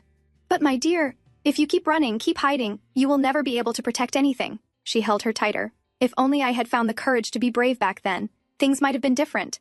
She pulled back slightly, looking into Misa's eyes. So don't repeat my mistake. You are no longer chained to Burmel, you can break free from him. Her voice turned firm, unwavering. Yes, there will be moments when you feel afraid, moments when you will want to give up. But when those moments come, she placed a hand over Misa's. Remember this, no matter who you are, the House of Cladine will stand with you until the very end. We will always be your ally. And this house will always be your home. So please, Misa, find the courage to be brave. There was silence. Then, Lady Cladine, Misa spoke. Her voice was soft, hesitant, but real. I want to escape from Burmel, she swallowed. And I want to protect the House of Cladine. I don't know if there is anything I can do, but I still want to try. Lady Cladine's expression softened with warmth. I was wondering what your voice would sound like, she said with a faint smile. I'm delighted to finally hear it. You have a beautiful voice, she continued gently. Physical strength is not everything, Misa. Sometimes a single person's intellect can save many lives. Misa hesitated. But I don't know much. I will teach you everything I can, Lady Cladine assured her calmly. Misa thought for a moment. I do know some things. I've learned from reading Eric's documents. She hesitated again, then looked slightly shy. But Lady Cladine, could you also teach me the hand signals of the Cladine Knights? Her fingers fidgeted slightly. So I can surprise Eric, Lady Cladine laughed softly. Well, surprising Eric won't be easy. After a few days, Eric finally returned to the House of Cladine. Where is my wife? He asked the moment he stepped inside. She is upstairs, my lord. I'm happy to report that she has greatly recovered, the attendant informed him. Eric let out a quiet sigh of relief and immediately made his way upstairs. Young master, Gella's voice rang from above. Eric looked up, and there, standing behind Gella, was Miesa. Miesa slowly raised her hand. Then, using the knight's hand signals she had learned from Lady Cladine, she gestured. Welcome back, Eric. I missed you. Eric's eyes widened in surprise. Later, the two of them walked quietly through the garden. Mother taught you how to use the hand signals? Eric asked. Misa turned back toward him, smiling brightly. Yes, she did. Lady Cladine said I'm a fast learner. She also taught me how different organizations are structured, and said that if I want to gain allies, I need to learn how to read people. She continued. A little more animated now, she said every person requires a different approach if you want them to follow you. Eric listened, then asked carefully. But Misa, what I meant was, why would Mother be teaching you all of this? Misa paused, then answered honestly. It turns out, Lady Cladine has known I was sane for a very long time. Oh, she has? Eric said, surprised. I never knew that, Misa nodded. At first, I thought she was testing me, but after hearing her, I felt more courageous. She lowered her gaze slightly. Until now, I only cared about surviving, because I only had myself to protect, but now, she looked back at him. Now there is so much I want to protect, and to do that, I need strength. I can't just stand by and do nothing anymore. Eric fell silent. He couldn't help but be amazed. The king had forced her to live like a pet, crushed her, broke her, stripped her of everything. Even Archduke Hargale, who once tried to overthrow the king, had lost all hope and drowned himself in alcohol after facing that same terror. And yet, this small, fragile woman still stood before him, saying she wanted to protect what she loved. Eric stepped forward and pulled her into his arms. Thank you, Misa, for holding on, he said quietly. And I'm sorry. I was too harsh on you. I should have been more considerate. Misa slowly looked up at him. Then you don't hate me anymore? Eric let out a soft laugh. Of course not, as if I could ever hate you. Misa smiled, relieved. Then, as if suddenly remembering something, she asked, By the way, Eric, where were you? I went to meet Archduke Hargale, he replied. Now that we've decided to take down the king, we need to plan everything carefully. He paused for a moment, then looked at her. Misa, this is just a thought, but would you be interested in sitting on the throne? Later, Misa sat quietly, chewing on her cake, as she told Gela everything she had learned from Eric. Gela's face darkened, her anger rising. "That old man," she muttered through clenched teeth. Misa nodded slowly. "Eric told me he wants to use me to become the next king." Her thoughts drifted. When she was younger, Count Palatine used to visit her mother often. Was it because he wanted to take me even back then? She wondered silently. "My lady," Gela said, her voice filled with disgust, "he is a twisted, sick man. Even if you are the prettiest girl in the whole kingdom, you are still like a child. How could he even think something like that?" Misa blinked. "Am I pretty?" "Of course you are, my lady," Gela answered immediately. Misa hesitated. "Then, can you explain how exactly I am pretty? The only people who have ever told me that. Are you and the maids?" Gela paused, then turned toward her in disbelief. "Wait, are you telling me that the young master has never told you that you are pretty?" Misa flinched slightly. "Why? Do most married couples say that?" "Well," Gela hesitated, choosing her words carefully. "Not everyone, but couples who get along well usually act more affectionate. I know the young master can be a bit stiff, but I thought he would soften around you." Misa tried to lift her spirits. "Eric once told me I was cute, when I spoke in the Kazan accent." "Just once?" Gela blinked in surprise. "I'm honestly shocked the young master is still so reserved even with you." She stopped mid-sentence. Misa's gaze had dropped, her eyes trembling, as if she might cry at any moment. Gela panicked. No, don't cry, Mistress Cladine. He's just shy. You know how much he cares about you." On the other side, Eric received a letter from the House of Crispin, more specifically from Lacane Crispin. Back in the room, Gela opened the window, letting in fresh air. Then she turned back. "Are you still feeling down?" she asked softly. Misa lay quietly on the sofa, staring blankly. Gela walked over and crouched beside her. "You know how much he loves you," she said gently. "It shows in everything he does. You don't have to worry." Misa pouted slightly. "It's not love." Gela blinked. "He's just good to me. Because I'm his family." Gela waved her hand dismissively. "Of course that's not true. I know how passionate you two are as husband and wife." Misa sat up, confused. "Passionate? As husband and wife? What does that mean?" Gela hesitated, then awkwardly explained. Misa's face flushed red instantly. "What? A couple's love is measured by how often they sleep together?" Gela quickly gestured. "Mistress Cladine, not so loud. And no, that's not the only way to measure love." Misa hesitated, then spoke softly, "But lately, Eric has barely touched me at all, even when we consummated our marriage. I had to beg him for a long time." "It's all right," Gela reassured her gently. "I'm sure the young master is just being careful. Especially after what happened," she continued, her tone turning serious. "Your condition became unstable after you were drugged. I've been researching the substance you were given, and there's a high possibility it was a mixture of different drugs. I'm worried there might be side effects." She glanced at Misa's hands. "But since your skin has been itching, it seems the poison is slowly leaving your system." Misa fell silent for a moment. Then she spoke again, quieter this time. "But Gela, what about the drugs I was forced to take before?" Gela looked at her sharply. "Remember when I told you? Back at the palace I was often drugged?" Misa continued. "Namira had an entire collection of strange drugs. Sometimes they made me bleed. Sometimes I felt dizzy. Once, I was unconscious for 2 days." She paused. "And before the wedding, they made me drink 2 bottles of sedative." "What?" Gela shouted in shock. "Are they insane? That amount could knock out a full-grown horse." Her hands trembled with anger. "They're unbelievable." She quickly pulled Misa into a tight embrace. "My poor little miss, I'm so sorry for everything you went through." Misa gently shook her head. "No, Gela. What matters is that I survived. So you don't need to feel sorry for me. Please don't cry." On the other side, Eric sat across from the vice-captain of the House of Crispin. The man had arrived on behalf of the Crispin family to offer compensation, but something about it felt off. Instead of sending a family member, they had chosen a mere vice-captain. Eric found that strange. The man placed several gold bars on the table, along with a written memorandum. "The House of Cladine will not be charged for the use of the port of Nias for the next 50 years, he stated. Eric picked up the memorandum and read it carefully. Then his gaze shifted back to the vice-captain. This man held only minor influence within the Crispin family, and yet he had been sent as their representative. Does that mean Lacane Crispin is now the one holding all the power? Eric thought. "I am concerned," Eric said calmly, "about how the House of Crispin intends to provide the remaining compensation. When there are only 3 years left." His tone sharpened slightly. "I hope they are not planning to gloss over it." The knight quickly raised his hand. "Of course not, my lord. The amount we brought today is small only because it had to be prepared on short notice." He hesitated briefly, then added, "Lady Lacane also sent me with a private message." Eric's eyes narrowed slightly. "She wishes to negotiate with you, if you are willing to reduce the compensation. We are prepared to agree to whatever you demand." Eric leaned back slightly, letting out a quiet sigh. The people of Cladine have been quite restless lately. The war has ended, and the soldiers have returned. But the harvest has been poor. His gaze remained steady. That means many people in our estate urgently need new ways to make a living. The vice captain listened, carefully, tension building in his expression. So, Eric continued, if they seek new work and new places to live, I imagine the port of Neas would inevitably be filled with many young men from our estate. And since all they know is how to wield a sword, I suppose they would be carrying some basic armor and weapons with them. Silence fell. The implication was clear. The port of Neas was only a day's ride from the capital. A large group of armed men passing through would normally be reported to the crown.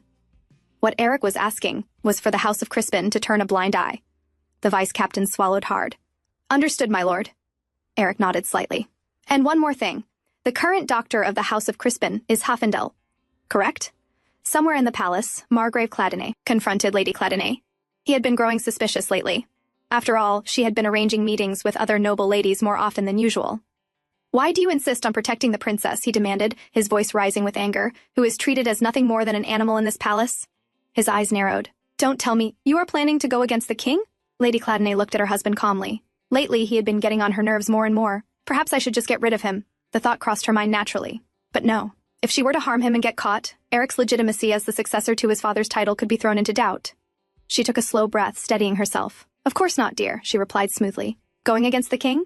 As if I would ever do something so dangerous. Until Eric's succession was finalized, they needed to remain a faithful couple, at least on the surface. Her expression softened instantly. And more importantly, she added gently, shifting her tone, would you like to have dinner with me today? She looked every bit the lovely, docile wife. Margrave Cladonay blinked, clearly surprised. Then he coughed lightly, almost embarrassed. I was merely surprised, he admitted. You've been siding with our son, treating me like a hindrance. He paused, then turned slightly. Then, how about we eat outside? Lady Cladonay smiled without hesitation. Yes, that sounds wonderful. Then let us go to that restaurant you always liked, the Margrave suggested. For a brief moment, Lady Cladonay's gaze sharpened as she looked at him. When is the next royal event? That would be the perfect time to execute her plan. She already wanted to avoid seeing the king anyway, and surely, no one would blame her if she declined an invitation under the excuse of mourning. At the royal palace, Salath knelt before the king. He lowered his head respectfully as he began reporting. Your Majesty, there have been rumors spreading among the public, he said calmly. There is a shortage of food in the capital, and prices are rising rapidly. Because of that, people have started saying that the scarcity is due to you going against the goddess's will and incurring her wrath. The king scoffed immediately. How dare they attempt to slander their own king with such ridiculous nonsense? Silath's lips curved slightly into a faint smile. I have yet to confirm it, he continued, but I have heard that there has been a rather unusual increase in gatherings among the nobles. He paused, then added meaningfully, I believe someone is intentionally organizing these gatherings, with some kind of purpose in mind. Bermel's expression hardened. Silath lowered his gaze further. To restore your Majesty's rightful honor, allow me to find the source of these rumors. By the time Eric finished his meeting and returned to take Misa with him, she was already asleep in Lady Cladonay's lap. Eric gently lifted Misa into his arms. As he did, Lady Cladonay spoke. By the way, the meeting of the house's vassals will be held next week. Eric paused slightly. And if we are to prevent any legitimacy issues from arising with your succession, she continued, it would be best if your father is the one to call the meeting. Eric blinked in surprise. Father? Then you must have... Lady Cladonay rubbed her temple lightly. Yes, she said with a sigh. It took some effort to appease him. She waved her hand slightly. So let's call it a night. I am tired as well. Eric nodded. Good night. With that, he turned and began walking toward his room. Suddenly, Misa stirred in his arms and lifted her head. Why were you so late in coming to get me, she asked, pouting. Eric looked down at her, surprised. I hadn't realized you were awake, he said. I had some renegotiations for compensation with the House of Crispin. Misa's pout deepened. Then, does that mean you were with Lady Lacan all this time? Eric blinked. No, he answered calmly. Only the vice-captain visited today. As he continued walking, he explained further. I think that since Lady Crispin sent the vice-captain with her message, it means she is now the one holding power. He paused slightly. After all, she wishes to become the head of the house. Eric sat on the bed. Misa pouted slightly, then nodded. I see. Well, I am glad that it will be good for us to get the help of the House of Crispin. She averted her gaze as she spoke. Eric noticed it immediately. He reached out and gently patted her cheek. You don't look glad, he said softly. Did something happen today? It seems you are unusually cold. Misa pushed his hand away. I am not cold. Then why are you avoiding looking at me? Eric asked, leaning a little closer. Misa bit her lips, then suddenly shoved him away. I am going to sleep. She didn't want to seem petty. They had decided to take Bermel down together, so how could she behave like a sulking child? But before she could get away, two arms wrapped around her, pulling her back, she fell onto the bed on her back. I believe we agreed that there would be no more secrets between us, Eric said, meeting her eyes, so I would appreciate it if you would tell me why you are acting like this again. Misa quickly covered her face with her arms, embarrassed. Why are you questioning me like this? She muttered in a low voice. Eric watched her quietly, then spoke again. You see, I came to realize that having doubts between husband and wife is more painful than I imagined. He leaned a little closer. So from now on, if there is something I want to know, I plan to ask you about it. Very, very persistently. He paused. So what has upset you? I can't tell you. It's too embarrassing, Misa whispered. Eric looked at her for a moment, then slowly reached out. Then I have no other choice, he said calmly. I'll just have to tickle you until you answer me. Misa immediately burst into laughter as he tickled her. Wait, that tickles, she protested, trying to pull away. But Eric didn't stop. In a hurry, she grabbed his collar and pulled him closer. He paused. Their faces were suddenly close. Eric looked straight into her eyes. Misa couldn't bear his gaze. She turned her eyes away, her voice soft and hesitant. I wanted to ask you something, she swallowed, then finally said it. Why won't you sleep with me anymore? Eric just stared at her, as if he had heard something he never expected. Pardon me? He asked. Misa flushed instantly. Stop pretending that you don't understand what I mean, she burst out, embarrassed. I know now that couples sleeping together isn't just to consummate their marriage. It's also a way to measure their love for each other. Eric blinked, listening, then started to respond. Misa, who on earth told you such? But before he could finish, Misa grabbed him by the collar and pulled him closer. You are always so kind to me, Eric, she said softly, almost trembling.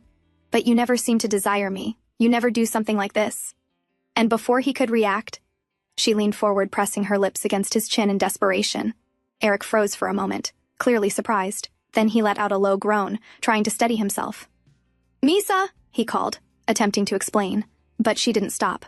Her lips brushed along his neck, restless, searching, as if trying to find something he hadn't shown her. Eric finally caught her gaze, leaning closer. Misa, why are you suddenly acting like this? He asked. He sighed, then spoke carefully. Engaging in physical contact and sharing a bed aren't reliable ways of measuring affection. Many people indulge in such things without feeling even a shred of emotion for each other. Tears welled up in Misa's eyes. But you never even tell me I am pretty, she said, her voice breaking slightly. Eric froze. Am I nothing more than a family member to you? She continued softly.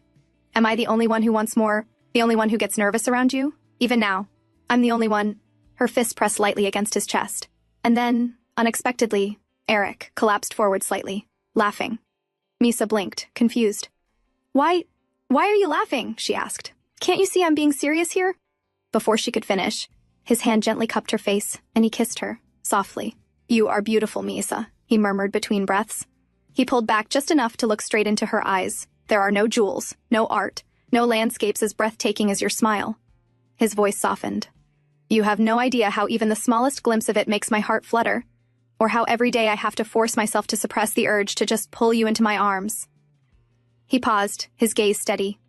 But Misa, you haven't fully recovered yet, so when you regain your health... Before he could finish, Misa wrapped her arms around his neck, pulling him closer. But Eric, she whispered softly, I want you to hold me right now. Eric looked at her for a long moment, then swallowed. He leaned close to her ear. Misa, he whispered, then tell me what you want to do. What Misa wanted was not just his gentle, careful touch. She wanted more. She wanted him to desire her, just as fiercely as she desired him. That look in his eyes, that heat beneath his skin, the intensity she had never seen before, it made her dizzy, filled with a strange, thrilling warmth. And finally, Misa felt it, the affection she had been longing for. She turned her face toward him. I love you, Eric, she whispered. Eric silenced her with another kiss. I love you, Misa, he murmured quietly, the words echoing softly in his heart. After an affectionate night, as they lay in bed, Eric pressed light kisses against Misa's skin. Eric, she called. Yes, he whispered back, his voice low and hoarse. Misa swallowed, then spoke hesitantly. About Lady Lacane. You said she now holds the power of her house, right? But you also told me that it is very difficult for a woman to become the head of a house. Eric opened his eyes slightly. Yes, he replied, especially since until now there has been no precedent of a female head. Each house already has a son who is meant to inherit. He paused, then added, so if a woman becomes the head, it means there will be twice as many opponents to fight against. Naturally, they are reluctant to create such a precedent. Misa nodded slowly. I see. She hesitated for a moment, then continued. But if a powerful family like Cladine were to support Lacane, that would put her in a position of great advantage, right? Eric listened quietly. So instead of suggesting that she lower the amount of compensation, Misa went on. If you emphasize that you would help Lacane become the head, you might also be able to align yourself with her supporters. She looked at him. And through Lacane, you would be able to wield the name of Crispin as well. Eric remained silent, listening to every word. The House of Cladine is powerful, Misa added softly. but it cannot take down the king on its own, right? That's right, Eric replied gently, lifting her hand and pressing a kiss to it. I will make sure to remember your suggestion and act upon it. The House of Crispin was one of the 3 pillars of the kingdom. If it were to be ruled by a female head, then maybe one day, Misa herself could become queen. And perhaps someday, the people would accept her more easily. But Eric still couldn't shake his doubts. Was it right to lead her down a path filled with such danger? The next week, Margrave Clattenay held a meeting. Standing before the gathered vassals, he spoke solemnly. Thank you all for coming. He paused, his voice steady but tired. My body has long grown frail, and I am no longer the man I once was. A brief silence filled the room. So I intend to pass on my title and step down. He lifted his head slightly. Let us begin the succession immediately. Inside the room, Gela arrived carrying a dress for Misa, but she froze the moment she saw her. Her eyes widened in shock. Misa immediately spoke, a little flustered. It's not what you're thinking. I asked him to do it and Eric obliged. Gela blinked, then shook her head. No, that's not what I'm worried about. Misa quickly added, don't worry, I made sure I wouldn't get pregnant. After getting ready, Misa and Gela stepped toward the door and opened it, only to flinch when they saw someone standing there. It was the head maid, Edel. May I ask what brings you here? Gela asked, her tone cautious. Edel hesitated for a moment, then replied, Lady Clattenay asked me to bring a book to read to Mistress Clattenay, but it seems I forgot it and left it behind.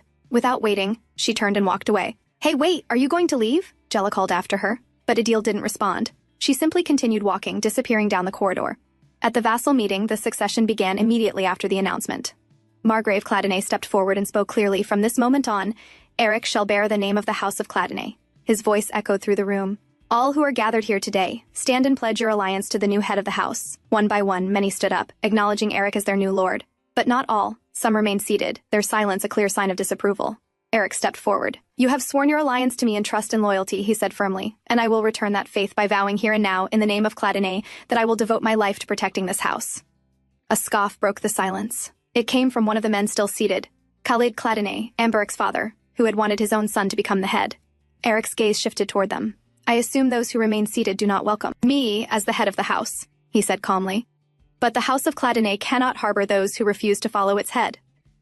Khalid stood up abruptly. Why were we not informed about the succession beforehand? He demanded, his voice filled with irritation. His gaze swept across the room. Do none of you feel even the slightest doubt about this? A tense silence followed, but Eric answered without hesitation. I am the son of the previous head, he said firmly. So it is only natural that I inherit the title, as I possess no major disqualifying issues. His eyes settled on Khalid. And you are aware of this, uncle, that if something happens to the current head, the title automatically passes to his heir. Khalid's expression darkened. He couldn't argue that. Fine, he said at last. Let's say you are the proper heir. His tone shifted. Then let me ask you, what do you intend to do about your wife? He used Misa as his weapon. Though she will be the commanding lady of the house, she is unable to fulfill her role. Eric had expected this. He remained calm.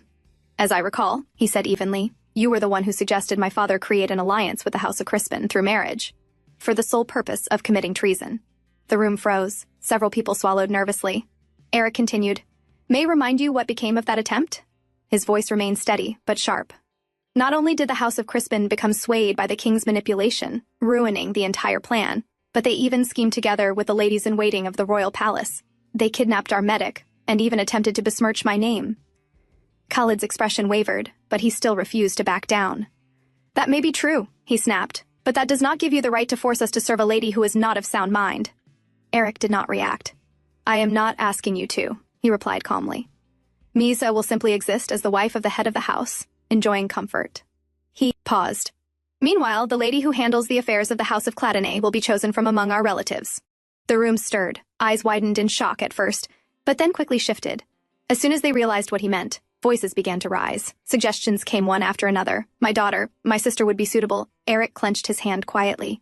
He did not want this, but he had no choice. Then raising his voice, he spoke firmly. If there are any among you who cannot trust my decision and judgment, then return to your territories. The room fell silent again. I assure you, he continued, aside from no longer being recognized as our vassals, you will face no punishment. His gaze hardened. And even if all of you leave, I and my knights will remain and fight for our land. He paused. So I ask you to consider only one thing. His voice dropped, cold and absolute. Those who return to their territories now will be remembered forever as pathetic. Whether we succeed or fail, they will remain cowardly traitors. Khalid clenched his teeth. This time, he had no argument left to make. Later, Eric returned to Misa and Lady Clattenay and informed them how the succession had gone. It went as we expected, he said. Khalid opposed with everything he had, but in the end, everything was handled. He paused, then added, And since we cannot reveal Misa's secret, I told them that I would choose the lady of the house from among our relatives. Misa blinked, confused. The lady of the house? What is that? Lady Cladonay turned toward her and explained calmly. The lady of the house is responsible for managing the estate, entertaining guests, and attending social gatherings. Social gatherings? Misa repeated softly. So it mainly involves dealing with other people? Lady Cladonay nodded. Are you interested in that? She asked. Now that I think about it, you have never made an official debut in high society. Misa shook her head. No, I never have. Her expression dimmed slightly. Now that Eric is the head of the house, and yet there is nothing I can do for him. She lowered her gaze. If only I could become the lady of the house, and at least stand before others as a sane woman. Her voice softened. Then I could proudly stand by Eric's side at official events and assist him in any way I can. Eric and Lady Cladonay listened to her quietly. Then suddenly, Lady Cladonay spoke. Misa, don't feel pressured. Take things one step at a time. Her tone was gentle but firm. We all know you are far more capable than simply becoming the noble lady of the house. She paused, thinking, but it is a shame that your opportunities to interact with others are so limited. A faint smile appeared on her lips. I have rather an interesting idea. Both of them looked at her. How about this? She continued. If we disguise Misa and let her attend a social gathering with me? Eric blinked in disbelief. You are joking, right? He asked. Lady Cladonay's eyes sharpened slightly. No, she replied calmly. I am actually quite serious. Later, Eric argued with Lady Cladonay. What you are suggesting is too risky, he said, his voice tense. Lady Cladonay, however, remained calm. To prepare Misa, it is important that she stands in front of others, she replied evenly. We can teach her many things, but some things can only be learned by meeting different people. Eric let out a quiet sigh. I understand that. But the truth is, I am still not sure if this is the right choice. She will merely be attending a party in disguise, Lady Cladonay said. And more importantly, Eric. This is Misa's decision to make. Her gaze sharpened slightly. Do you think, after everything she has gone through, she made this decision lightly? Of course not, Eric murmured, knowing she was right. Before he could say anything further, the door opened. Jella stepped inside, bringing Misa out with her. Eric froze. Misa stood there, completely transformed. Her hair was a different color, styled differently, and her clothes gave her an entirely new presence. I tried my best with what I could do, Jella said. Lady Cladonay smiled warmly. You look pretty, Misa. Eric's eyes remained fixed on her. Really? Misa asked shyly, a faint blush rising on her cheeks. Yes, Lady Cladonay nodded. You look good even with black hair. Keep your back straight and your posture upright, Jella added, adjusting her slightly. Thank you, Lady Cladonay. And Jella, Misa said softly. Then she turned to Eric. Eric, what do you think? Eric smiled gently. Yes. You look beautiful, Misa. He understood her decision now, and how could he stop her? See? I told you he thinks you are beautiful too, Jella whispered playfully into Misa's ear. Misa's cheeks flushed even deeper. Lady Cladonay, she said, a hint of excitement in her voice. I wanted to go into the city like this first, and practice talking with strangers before I go to the party. She hesitated slightly, then added, and I also want to go to a store and buy things myself. But Eric's expression immediately changed. Absolutely not, he said firmly. I cannot be there with you, and people will recognize me. Lady Cladonay sighed softly. Was he even listening earlier, she thought? Misa's expression fell. She lowered her gaze. You mean, I can't go outside, she whispered, her voice small. And you won't even let me go to the party. She sniffed quietly. Eric's face paled. How could he say anything to that face? Guilt washed over him instantly. Gela and Lady Cladonay immediately stepped in, patting Misa gently. Oh, poor thing, Lady Cladonay murmured. How horrible of you, Eric, to forbid her from stepping out even for one day. I didn't mean it like that, Eric tried to explain. But it was too late. The two women had already cornered him. I suppose this is a little better, Eric said, gazing at his wife. Behind him, Gela nodded. But to be honest, Eric added under his breath, I would rather cover your face entirely with black paint. He had already tried to hide Misa behind a veil, and still wasn't satisfied. Or perhaps I should just go with you, he added. That would only raise unnecessary suspicion, Gela replied calmly. Why don't you let Sir Cullen act as her bodyguard? He's not the type to blab, even if he finds out she is Mistress Cladonay. 3 days later, Eric finally allowed Misa to go to the city. But not without conditions. Only go to the stores I approved, he said seriously, and do not remain in any store for more than an hour. Misa couldn't help but laugh at how worried he looked.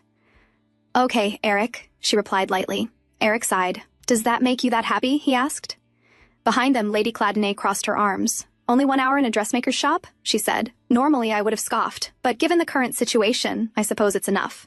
Eric turned back to Mieza. Before I forget, Mother has already made a reservation. When you are there, choose the dress you like for the party. Misa glanced at Lady Cladonay. Lady Cladonay nodded with a soft smile. Misa's face lit up. Thank you, Mother. I mean, Lady Cladonay. She corrected herself quickly. Lady Clatinet's heart softened at the sight. It felt as if she was sending off her own daughter. Eric handed over a bag filled with gold coins. "If you need more, ask Cullen," he said. Then he stepped closer, gently cupping Misa's face in his hands.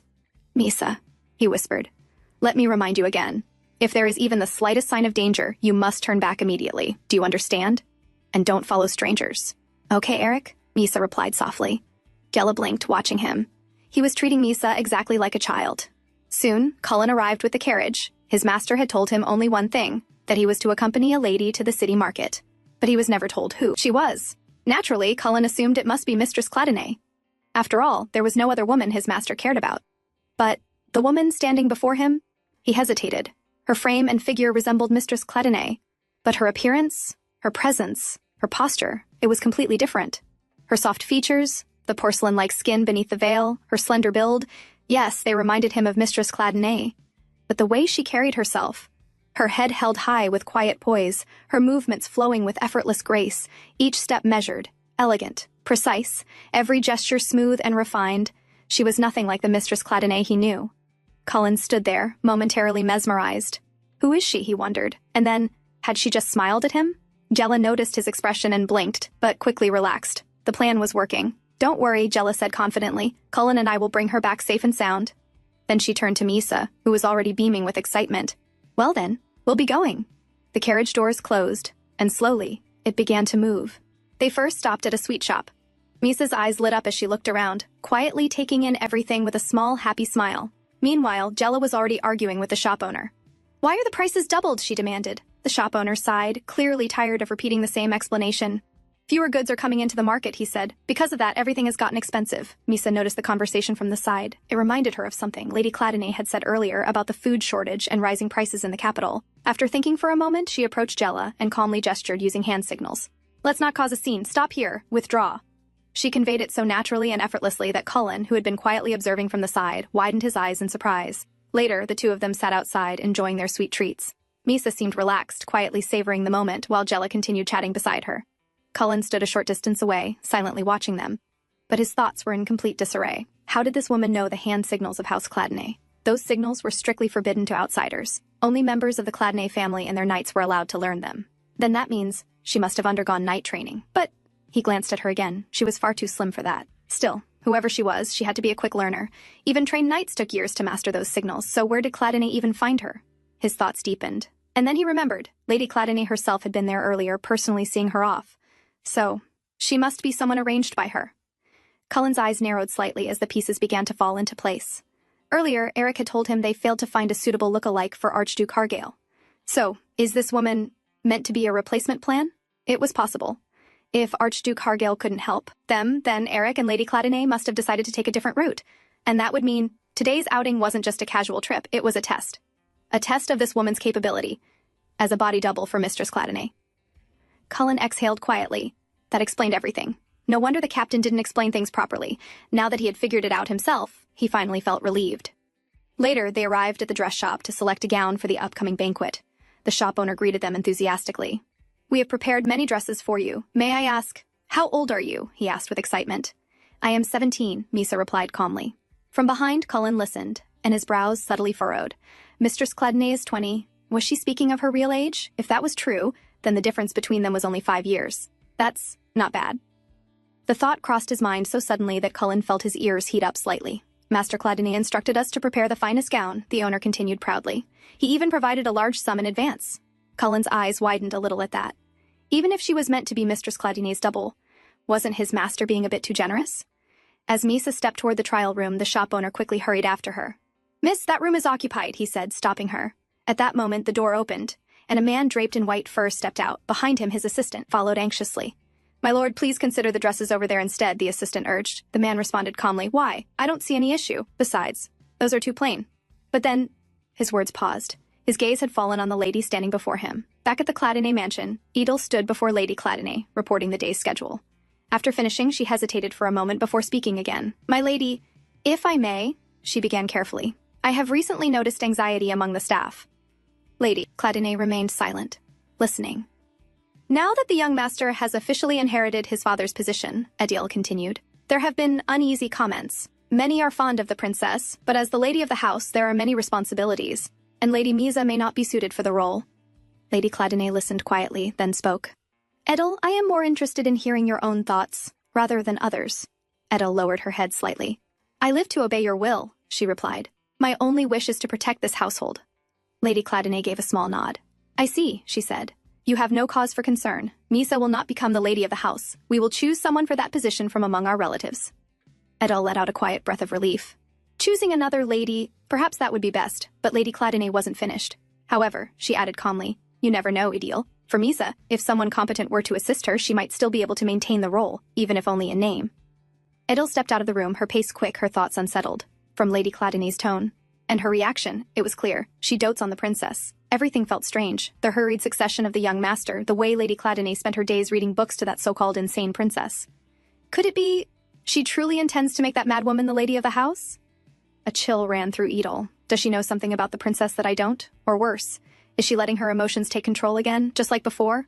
The memory surfaced. The time Lady Cladonay had massacred an entire family because of those emotions. If that happened again, this time her wrath might be directed at the king himself. Adil's expression hardened. I need to do something. Back at the shop, Lord Selekis's gaze settled on the woman before him. She looked familiar. Have we met before? He wondered. Then his eyes shifted and landed on Jella. Ah, he recognized her. One of the ladies-in-waiting from the Cladonay household. At the same time, Misa recognized him as well. He was the head of the Selekisi family, the man who had helped her at the last banquet. You are from the Cladonay family, aren't you? He asked, looking at Jella. Jella was caught off guard and was about to answer, but before she could speak, his attention shifted back to Misa. How odd, he said thoughtfully. Why are you with another lady? You usually attend to Lady Cladonay, don't you? He narrowed his eyes slightly, observing her. And now that I think about it, although Lady Cladonay has blonde hair, her eyes are the same. She is standing in for Lady Cladonay, Jella cut in quickly. Her voice came out a little too fast, but she maintained her composure. As Lady Cladonay is unwell, she continued smoothly, we decided to send one of her relatives, someone of a similar build, to select a dress on her behalf. Lord Selekis paused for a moment, then nodded. I see, he said lightly. I heard Lord Cladonay has inherited the position. In that case, I should present a small gift. He turned, scanning behind him as if looking for something suitable. After a moment, he picked something and held it out. A pair of matching brooches. Jella, Cullen, and Misa all looked at them, and their eyes widened slightly. The design was bold, very bold. But to Misa, her eyes lit up instantly. Matching brooches? For her and Eric. Wonderful idea, she said excitedly, her voice bright with genuine delight. It's truly a good idea. Such a unique design, it would be something special between the two of them. Lord Selekis laughed, clearly pleased. You have refined taste, he said. Finally, someone who appreciates my style. Meanwhile, behind them, Jella was internally in tears. All those books on proper lady education finally paid off. Oh, then tell me more. Lord Selekis leaned in slightly, intrigued. What do you think of my outfit? Misa tilted her head, observing him carefully. Oh, you look like an alpaca, she said sincerely. It's a magnificent creature with a soft and elegant sheen. For a moment, Lord Selekis froze. Out of all the animals they could have chosen to compare him to, why do people keep choosing a herbivore? First peacock and now alpaca? In the end, they chose another pair of brooches and thanked him politely. Lord Selekis, still in good spirits, offered one more token to Misa. I hope we meet again someday, he said with a smile. I truly enjoyed my time with you. With that, he took his leave. Misa smiled and bowed her head lightly. And finally, they made their way back home. On the other side, back at the Cladonay estate, Eric summoned Lady Manella. As per their agreement, if Eric could find a place for her troublesome brother-in-law, she would share what she knew about the affairs of the royal palace. And Eric had kept his word. He had arranged for the man to be sent far away, to a monastery under the House of Crispin. Now it was Lady Manella's turn to honor her promise. I heard Namiera often carried drugs around the palace, Eric began. Was there a specific reason for that? Or was it simply another one of the king's twisted hobbies? Lady Manella let out a quiet sigh. I suppose you could say that, she replied. Most of the king's closest aides are twisted and depraved. They desperately seek the favor of their bloodthirsty ruler. She paused, choosing her words carefully. They are obsessed with finding new forms of entertainment to satisfy him. They bring him torture devices, or whisper horrific schemes, urging him to persecute nobles who have fallen out of favor. And all of this is only possible because the people have unwavering faith in the scriptures, that the king's will is the goddess's will. Eric looked down. Then, do you mean Namiera was bringing various drugs into the palace to amuse the king? He asked. Not exactly, Lady Manella replied. She didn't need to bring them in. She made them herself. Eric's expression hardened. With the king's financial support, she continued, Namiera used her knowledge as a pharmacist to create drugs specifically for torture. And every time she created a new drug, she would test it. Eric's eyes narrowed. On the princess. Only small amounts, Lady Manella added, just enough to cause pain. The king is obsessed with the princess, as much as he enjoys inflicting pain on her, as not want her completely destroyed beyond repair. Her voice turned quieter. His aides understand that well. I believe he kept her alive, to use her as a pawn against the 3 noble houses that could threaten his throne. Eric exhaled slowly, anger tightening in his chest. Every time he thought he had heard the worst, they proved him wrong. He ran a hand through his hair, steadying himself. Then suddenly, a thought struck him. He looked back at Lady Manhwa. If Namira was the one administering all those drugs to Misa, then does that mean she was the only one who would know the side effects and the possible treatment? Lady Manhwa nodded. I'm afraid so. She hesitated slightly before continuing. It's possible that some after effects are still lingering in her body. They may not be severe enough to threaten her life, but they are still there. Eric's expression grew more tense. But the greater concern, she added, is the drug she was forced to take after leaving the palace. Eric's eyes sharpened. What do you mean? Lady Manhwa took a breath. Namira had been working on a certain drug for years, she said. And just a few days before the Foundation Festival, she finally completed it. And apparently, it was more potent than anything she had ever made. Eric's eyes widened. You mean the drug she forced on Misa during the festival? Yes, Lady Manhwa replied.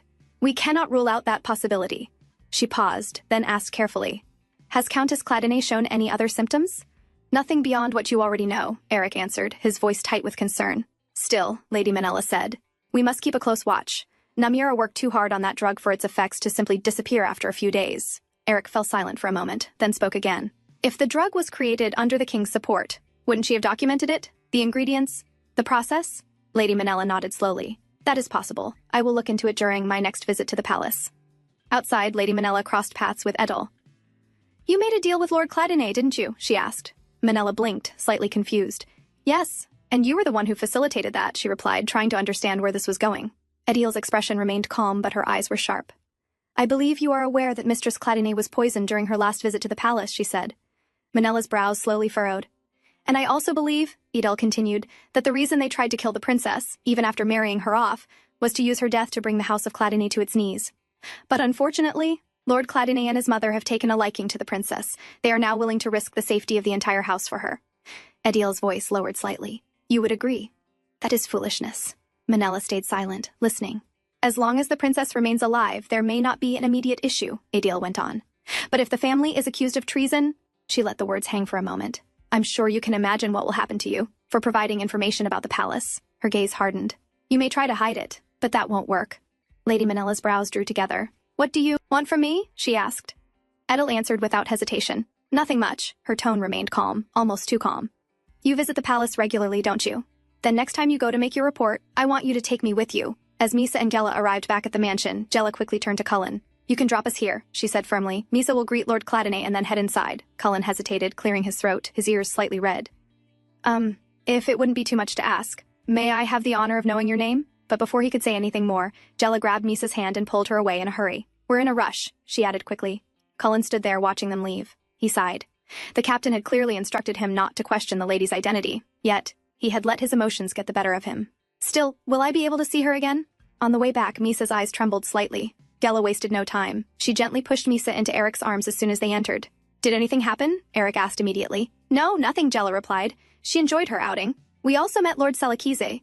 But Eric's gaze was already fixed on Misa. She was too quiet. A faint unease crept into his chest. Without warning, he pulled off her veil. Misa's eyes widened. She began hiccuping suddenly.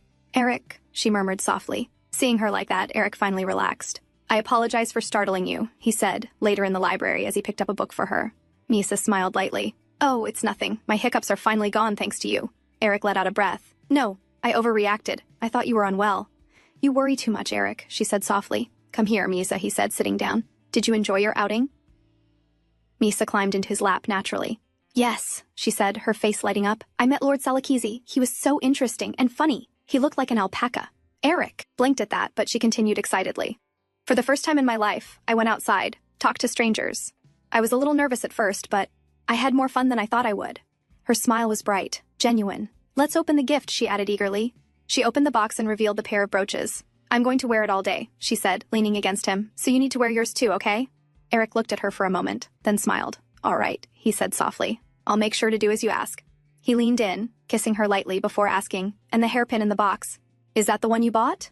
Misa shook her head. Oh, that? No, that's another gift from Lord Selakize. She smiled innocently. He gave it to thank me for helping him choose his clothes. Eric paused.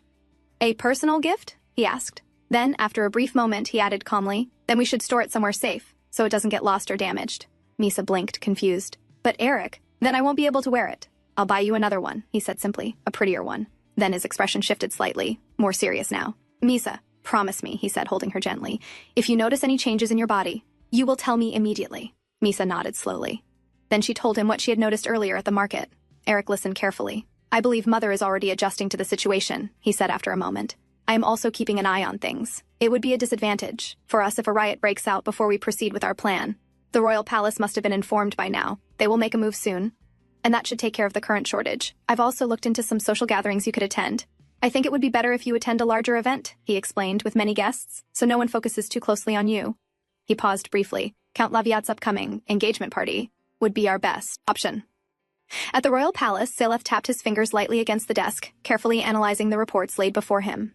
There was an uproar throughout the capital about the food shortage. Yet strangely, the amount of production and transportation had barely changed. His eyes narrowed slightly. Then does that mean someone is intentionally disrupting the supply chain? But if so, for what purpose? Saleth leaned back thoughtfully. Perhaps the answer could be found by observing the nobles more closely. He turned toward his assistant. There will soon be Count Laviat's second son's engagement party, correct? He asked calmly. When exactly is it? The next day, Lady Manella arrived at the royal palace. Sitting across from Saleth, the court palatine, she began giving her report. Saleth listened carefully without interrupting. Then, after a moment, he smiled faintly. I heard about the succession ceremony, he said. What wonderful news! I should offer my congratulations. Then his gaze slowly shifted, and on another note, his eyes landed on the woman beside her. I see we have a special guest today, the head lady-in-waiting of House Cladini, is it not? Edil bowed politely. Yes, she answered calmly. It is an honor to meet you, my lord. There are certain delicate matters that are difficult to address through writing, so, if possible, I would like a private audience. Lady Manella glanced sideways at Edil, unease rising inside her. What is going on? Why would Edil want a private conversation with the court palatine? After a brief silence, Saleth nodded. Then he ordered the staff and Lady Manella to leave the room. Manella bowed and rose quietly, but a bad feeling lingered heavily in her chest. She understood Edil had been anxious about the safety of House Cladine lately. But could she really be trying to send the princess back to the royal palace? No. That sounded ridiculous. Manella couldn't believe a mere lady-in-waiting possessed enough influence for something like that. More likely, Edil was trying to secure allies within the palace to protect herself. And honestly, whatever Edil was planning, Manella had no intention of involving herself further. She had finally managed to send her troublesome brother-in-law away. She could not allow him to return. Her priority now was protecting her child. Still, Edil's words from before echoed faintly in her mind. If something happens to the princess, you too will be accused of treason alongside House Cladine. Because of that, she needed to find those documents quickly. Her thoughts drifted back to the conversation she had with Eric the day before. Eric had pointed out the obvious problem. If you are caught searching the head maid's room, he had sighed, it will immediately raise suspicion. Manella had agreed.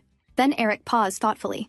If only we had someone inside the palace who could manipulate the guards for us. And after that, he suggested an idea. Now as the guards escorted Manella through the halls, another maid suddenly approached them in haste. You are urgently needed near the palace archives, she informed the guards. There has been an order to inspect the area immediately. Then she quickly added, I will escort Lady Manella to the palace gates in your stead. The guards immediately frowned. They were not fools. Who gave this order? One of them asked sharply. Both women visibly tensed for a brief second before answering. It is Commander Tilburg's order. Inside the room, so, Saleth said. What is this delicate matter you wish to discuss with me? Edil answered in an even tone. I am sure you have heard that the Countess Cladini recently fell ill. Saleth remained silent, listening. To be precise, Edil continued carefully, she became bedridden with a high fever immediately after returning from the Foundation Festival. Saleth's brows suddenly furrowed. What? For the first time, genuine shock crossed his face. Edil paused, confused by his reaction. Why does he seem surprised? She had assumed everything that happened to the princess was planned by the palace from the beginning, that they intended to kill her and use her death against the House of Cladini. Yet Saleth looked as though he truly hadn't expected this. Then, how is she doing now? He asked immediately. Edil's confusion deepened slightly, but she continued anyway. I assume you remember that the princess returned early from the festival, she said. It was because she had consumed something harmful during her stay in the palace, and I am afraid her condition has continued to worsen since then. She deliberately pushed the matter further. She has been unable to rise from her bed, and at this rate her life may truly be in danger. Saleth's eyes widened faintly. A memory surfaced instantly. Headmaid Namiera proudly speaking about the new drug she had created and how eager she was to test it on the princess. Back then, he had warned her clearly. His Majesty alone decides the usefulness of the princess. Obey his will and know your place, otherwise you will pay with your life. Saleth's jaw tightened. That foolish woman, so she really ignored his warning. Now everything made sense. The princess hadn't fled the festival simply because of the birds. It was because of whatever Namiera had done to her. What exactly did that idiot force on the princess? Meanwhile, Edil carefully observed his reaction. Then, finally, she presented the real reason she had come. My lord, she began calmly. I believe the princess's illness may be beyond the House of Cladinet's ability to treat. Seleth slowly looked back at her. So, for the sake of her health, Adele continued, I believe it would be best if the princess returned to the place that had been her home for many years, and took time there to recuperate. This was her chance. A chance to send the princess back to the royal palace. A chance to free the House of Cladinet from that madwoman. To Edile, it almost felt like an opportunity granted by the goddess herself. The royal physicians are far more capable, she added carefully, and familiar surroundings may soothe her condition. What do you think, my lord? She looked straight at Seleth. I would very much like to hear your opinion. Outside, Lady Manella received the keys to Namira's room from another maid. Tilburig had arranged it himself after hearing the matter involved the princess. He had informed them that the guards around the area would be diverted for 1 hour, which meant Manella only had 1 hour to search the room. She immediately began looking through everything, drawers, shelves, cabinets, but no matter where she searched, she could not find anything related to the drug. Manella let out a frustrated sigh. What should I do? She began searching again more desperately. This time, she crouched down to look beneath the bed, when suddenly, voices echoed from outside the room. Hey, did you hear that? Yeah, that sound definitely came from Lady Namira's room. The guards passing by stopped right outside the door. Manella froze. Her heart skipped violently. What should I do? She thought Tilburig had cleared the area. He said no one would come here for an hour, so why were guards already outside? Panic crept into her chest. If she got caught now, suspicion would fall on her immediately. Her eyes darted around the room frantically, searching for somewhere to hide. The wardrobe? She quickly stood and rushed toward it, but before she could move further, the wooden bookshelf beside her suddenly slid open. 2 hands shot out from the darkness, grabbing Manella and pulling her inside. Outside, just as the guards were about to enter the room, a calm voice rang through the hallway. What are the 2 of you doing here? The guards stiffened immediately. Commander Tilburig stood there. I believe I ordered everyone to inspect around the archives, he said coolly. The guards hurriedly bowed. Oh, our apologies, Captain. We had changed shifts, so we'll leave immediately. Without another word, they quickly rushed away. Tilburig watched them disappear down the hall. Then he glanced once at the closed door, before silently turning and leaving the area himself. Meanwhile, inside the hidden room, Lady Manella sat frozen in shock. Her eyes were wide, and her mouth was firmly covered by the woman who had pulled her inside moments earlier. At the House of Crispin, Lady Lacane Crispin was in a terrible mood. The training ground echoed with the sharp sound of metal clashing as she vented her frustration through her sword. Again and again she struck at the training dummy with fierce force. The knights standing nearby exchanged uneasy glances. Everyone could tell their lady was furious today, and the reason for her sour mood was the conversation she had earlier during lunch. At the dining table, her parents had calmly informed her about her new fiancé. This time, it would be Count Carlisle's second son. Since they could no longer simply stand by and allow Yahello to seize control of the house, they had decided to bring in Count Carlisle's son instead. They advised Lacane not to repeat the same mistake she had made before. There would soon be Count Laviat's second son's engagement party, and they intended to use that gathering to officially announce the engagement. It was unbelievable. How could they even consider allowing some pathetic second-rate house to touch the legacy of House Crispin? Lacane's grip around her sword tightened. Ever since she was born as the daughter of House Crispin, her value had always been the same: to bloom like a beautiful flower and bring as much wealth and power to the family as possible. That was the only path laid out for her. And she was sick of it, so sick and tired of sacrificing her entire life for the desires of others. Her strike faltered.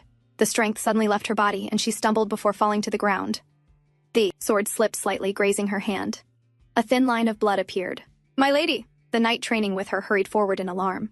Are you all right? My apologies. Should I call Hafendel to treat your wound? Lacane slowly raised herself from the ground. It's nothing, she said quietly. Then she paused. And have you forgotten, as of today? Hafendel belongs to the House of Cladinet now. So who was Hafendel?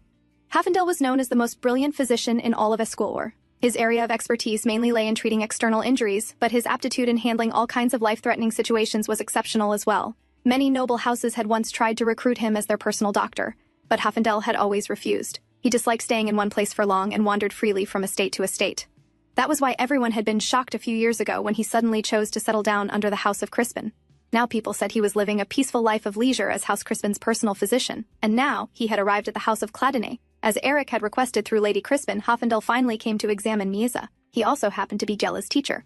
The moment he entered the room, his sharp eyes immediately landed on Miaza, who was quietly hiding behind Eric. So, this is Lady Cladini? Hafendel murmured while narrowing his eyes. Then he frowned. Are you sure she has been eating properly? At this point, poison seems to be the least of your worries. Anyway, I heard about what headmaid Namira did, Hafendel said while preparing to examine her. She truly used her knowledge in the worst possible way. He glanced at Jella first before proceeding further. Have you tried giving her wolf-eye mushrooms? He asked suddenly. Jella sighed. No, I've been searching for them everywhere, but I haven't been able to find any. Eric looked confused. What are those? Jella explained carefully. Wolfi. Mushrooms are capable of extracting almost any toxin from the body. They're especially effective in treating menstrual irregularities and poisons that affect the nervous system. But they only grow under very specific conditions, so obtaining them is extremely difficult. Hoffendel nodded slightly. That's right. Lord Cladine, could you please bring her out? He said. Misa, it's all right. Eric soothed softly.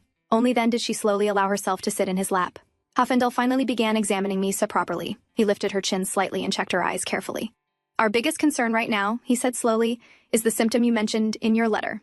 You suspected the lady experienced horrifying hallucinations under the influence of the drug. May I ask what made you come to that conclusion? I assume Lady Cladine herself was unable to explain it. Eric lowered his eyes slightly. Actually, Lady Crispin was the one who told me. He paused before continuing. On that day, she said Misa behaved as though something was attacking her. She always acts unusually, but that day, her screams, it almost felt as though she was being attacked by birds. Eric could not bring himself to say the rest, that Misa herself had later confessed how she hallucinated and mistook Anika for him. What is this about birds? Hoffendel asked. Jella answered this time. When Lady Misa was young, something happened involving birds. Ever since then, she's had severe trauma connected to them. That drug, it seemed to drag out her deepest fears. Hoffendel nodded thoughtfully. There is a certain herb that comes to mind, he murmured slowly, but it doesn't exist anywhere in this kingdom. He paused briefly before adding, and even in that country, it is kept under such strict regulations that I myself have never seen it in real life. Eric frowned slightly. That country? What do you mean? Hoffendel glanced toward him calmly. Oh, I suppose you could say it is the country that brought the two of you together. Eric's eyes narrowed slightly. Hoffendel continued. It is the country defeated by the House of Cladine, the very war where, as a reward for victory, you were given the princess as your wife. The Principality of Sidate.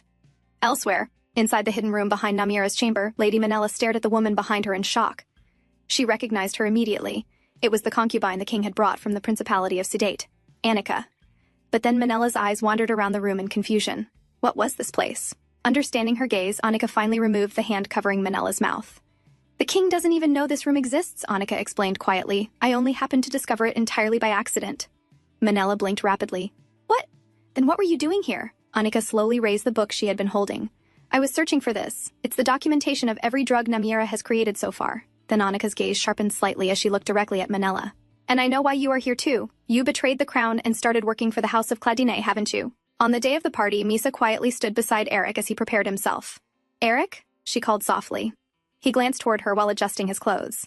I'm supposed to act like I don't know you there, right? She asked hesitantly. Eric looked at her calmly. Of course you can talk to me, he answered. You are attending the party as my cousin. But since this is the first party after my succession, I intend to spend most of my time forming alliances and speaking with nobles, Eric continued. So I will likely be busy, and perhaps it would be best not to draw too much attention to us together. I'll go ahead first and make sure everything is safe.